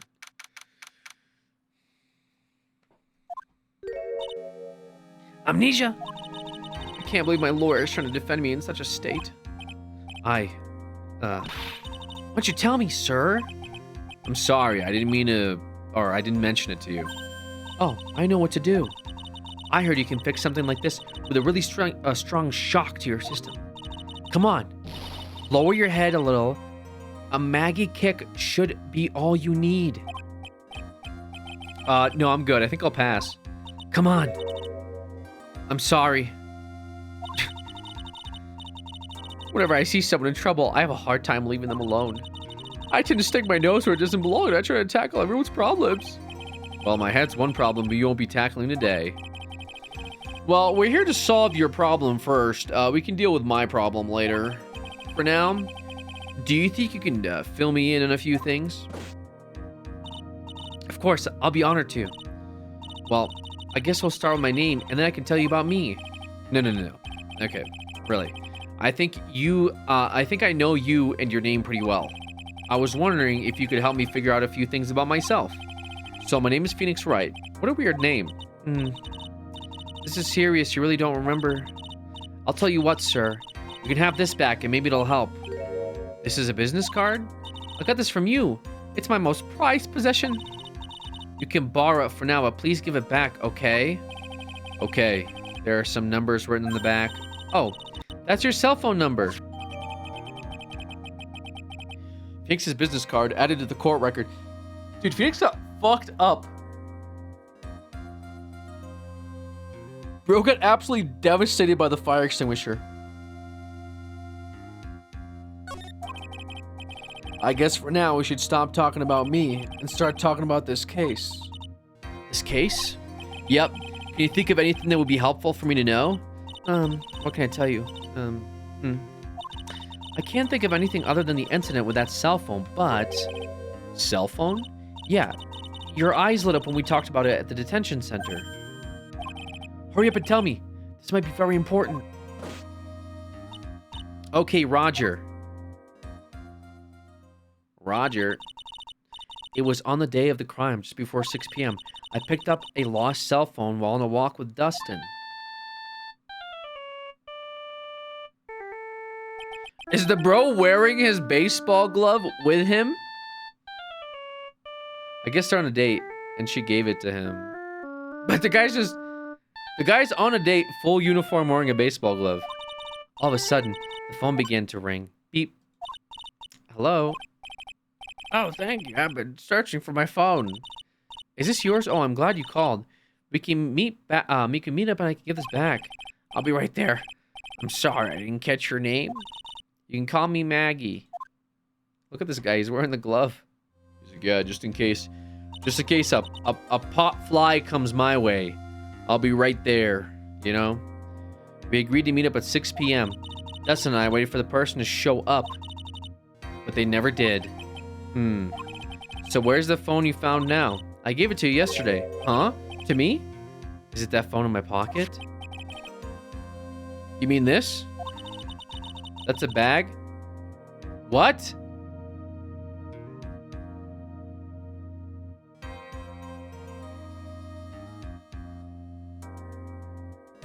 Whatever. Do you think it was anything to do with the murder? I don't really know. But if my eyes lit up... It was in a paper bag? Oh, okay, well... Yo, I think I'm cooked. Guys, am I cooked? I think I'm cooked. Oh, shit. The glove was in a paper bag? Wait, what? Wait, are you being fucking serious right now?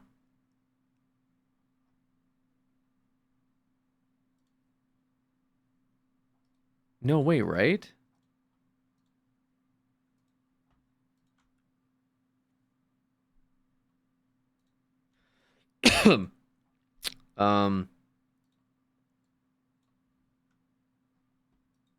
Shit. Wait, was it? I can't watch my past broadcast. Oh, crap. Wait, can't I just watch this? Hold on.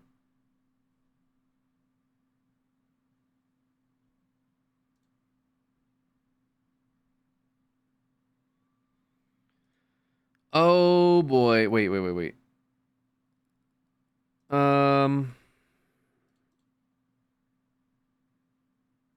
No, I can't. Oh god. Just end the stream and start a new one. I'm not gonna end the stream and start a new one. I wanted to see this.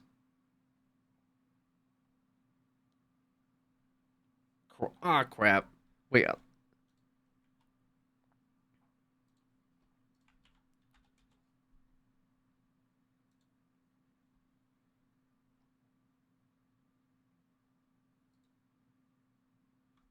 Full video unavailable. God damn it, bro.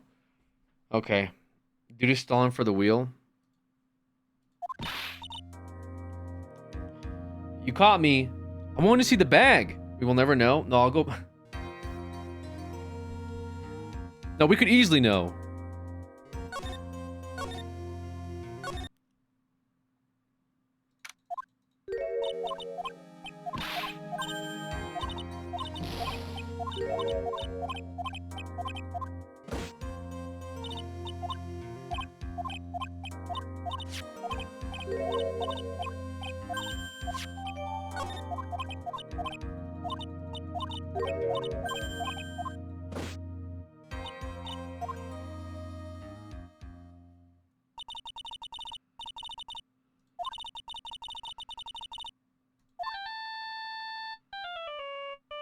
Oh, what the fuck, dude? Wait, what the fuck? I thought his arm was, like, around her waist. Oh, she's carrying the bag. I thought it was, like, his arm, like, around her hip. And he's just got the glove on. Dude! Well, that fucked me up. Okay. Dustin and I waited for the person to show up. But they never did. So where's the phone you found? Okay. You mean this? Do you think it's anything to do with the murder? I don't really know, but if my eyes lit up.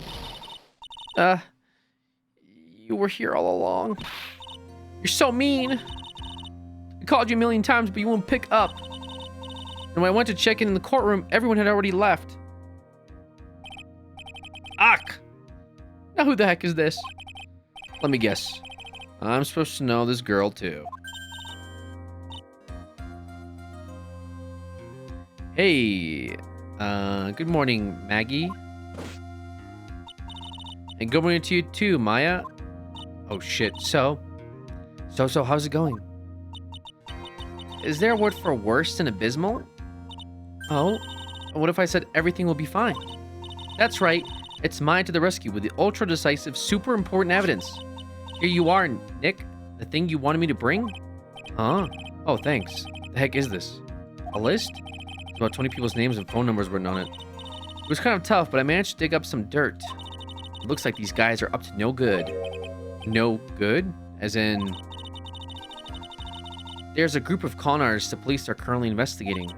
I think these guys are members of that group. Names list added to the court record. Why would a group of con artists pop up in a case like this? Don't look at me. Where'd you get this list from in the first place? What? Don't you remember, Nick? You're the one who asked me to look this up yesterday. Oh, yeah. That's right. These numbers were in the memory of that phone Maggie found. So that's where they're from. What? You're awfully forgetful these days, Nick. I hope I never get to be a forgetful old prune like you. Maya, actually, Mr. Wright is, Mr. Wright, recess is now over. Please bring the defendant and return her to the courtroom immediately. Oh, oops. Guess you have to get going. We can talk about you being old later, Nick. Well, wish us luck. It's over. I guess I have all the pieces now, more or less. Well, all that's left is put it all together. I'm not gonna lose this. I can't. Come on, Nick. Better get a move on. Yeah. Yeah. I want to see the evidence. Court will now reconvene. Please call your next witness this time, Mr. Payne. Yes, Your Honor. Before I do, if I may say a few words. What is it, Mr. Payne? It's about the next witness. He has a tendency to say things that rub people the wrong way, you see. So I asked that the court might be a little lenient on... There's no need to give a preface. Just hurry up and call your witness, please. Yes, Your Honor. The prosecution calls next witness a drifter who was taking a walk in the park on the day of the murder. Please state your name for the court, witness. Before I do, I'd like to clarify a little something. Huh? Oh, alright. Go ahead. Just now, you introduced my wonderful self to the court, correct? Perhaps as a drifter who was taking a walk?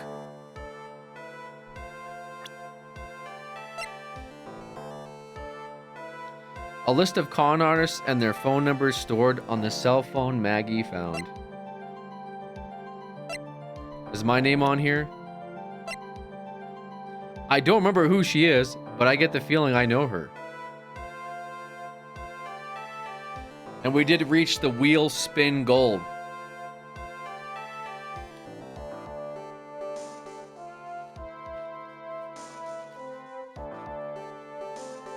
Said, thank you for the 5 months. I appreciate that.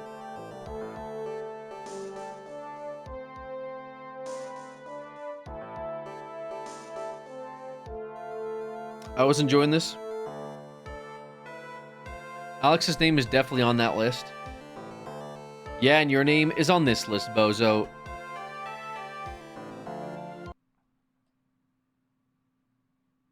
Guys, I didn't save.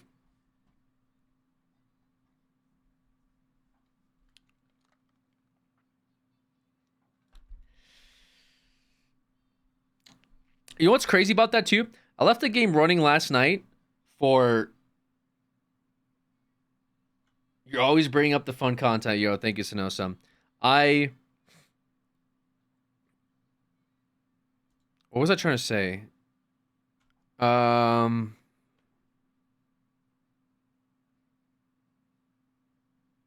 I left the game running for like 12 hours. So, we played it for like 1/5 of how long the game's been launched, and it never saved. Yeah, I left the game running last night.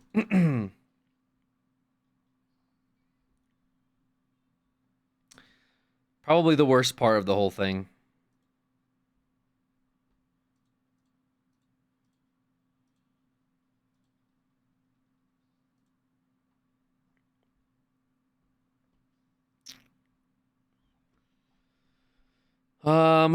Happens, I guess. I don't know.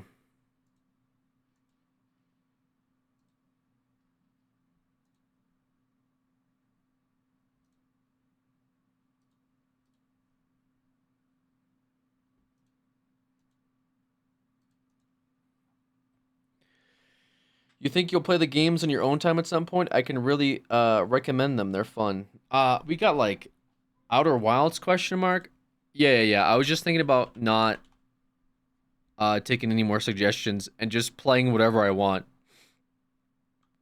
I think that's the move. Yeah, fuck you guys' recommendations. I'm just gonna play Outer Wilds. Yeah, the list has been the wheel has been the worst thing I've ever fucking done in this channel. It's like not benefited anything at all. Nobody gives a shit. Nobody cares about the fucking games. It lands on the games that they request. They want to go for the next game. Then when they next game, they just ask me to play something totally different. It's not like they're like, I can't wait to see what game is next. They're like, actually, just fucking play Factorio. Yeah, dude, just like fucking play Outer Wilds, dude. Like, why did I do this? Don't you have like 200 more recommendations on the wheel? I think I have like 60 more. It's pretty sad, actually. It's pretty sad.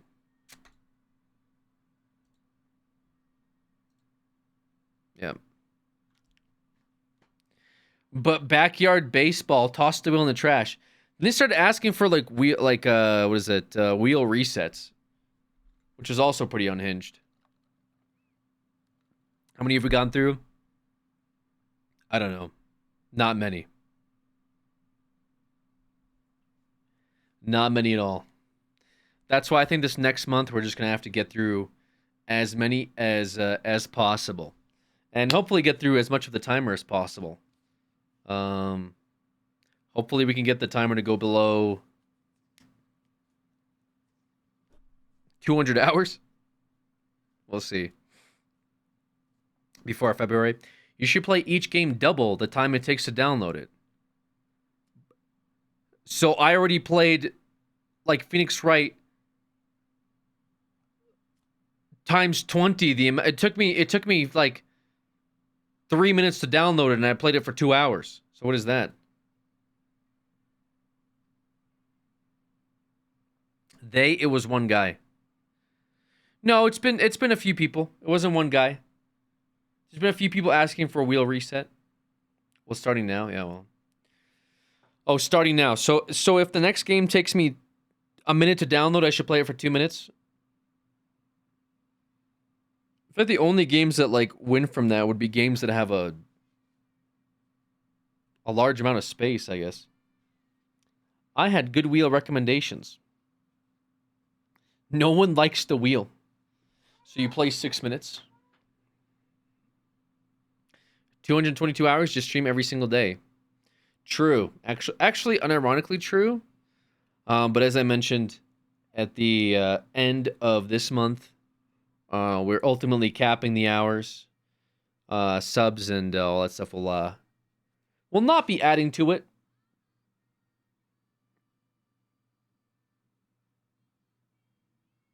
But we had a good run.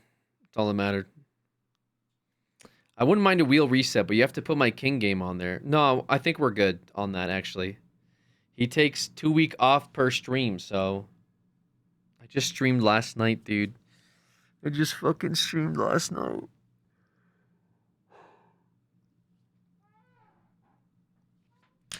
And I'll be streaming tomorrow. All right. Timer hit its goal.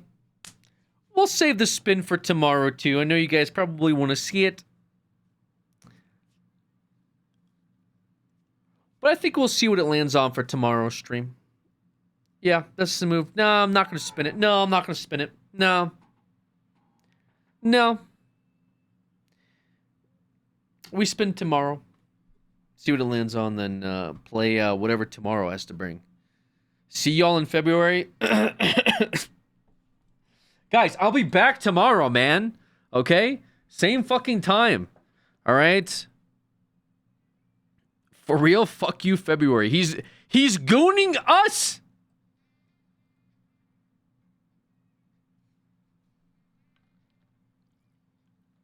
What?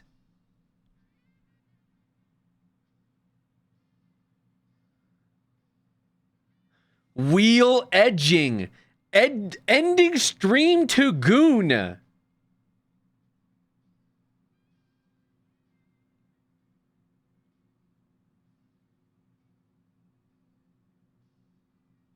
Yeah, I'm fucking done.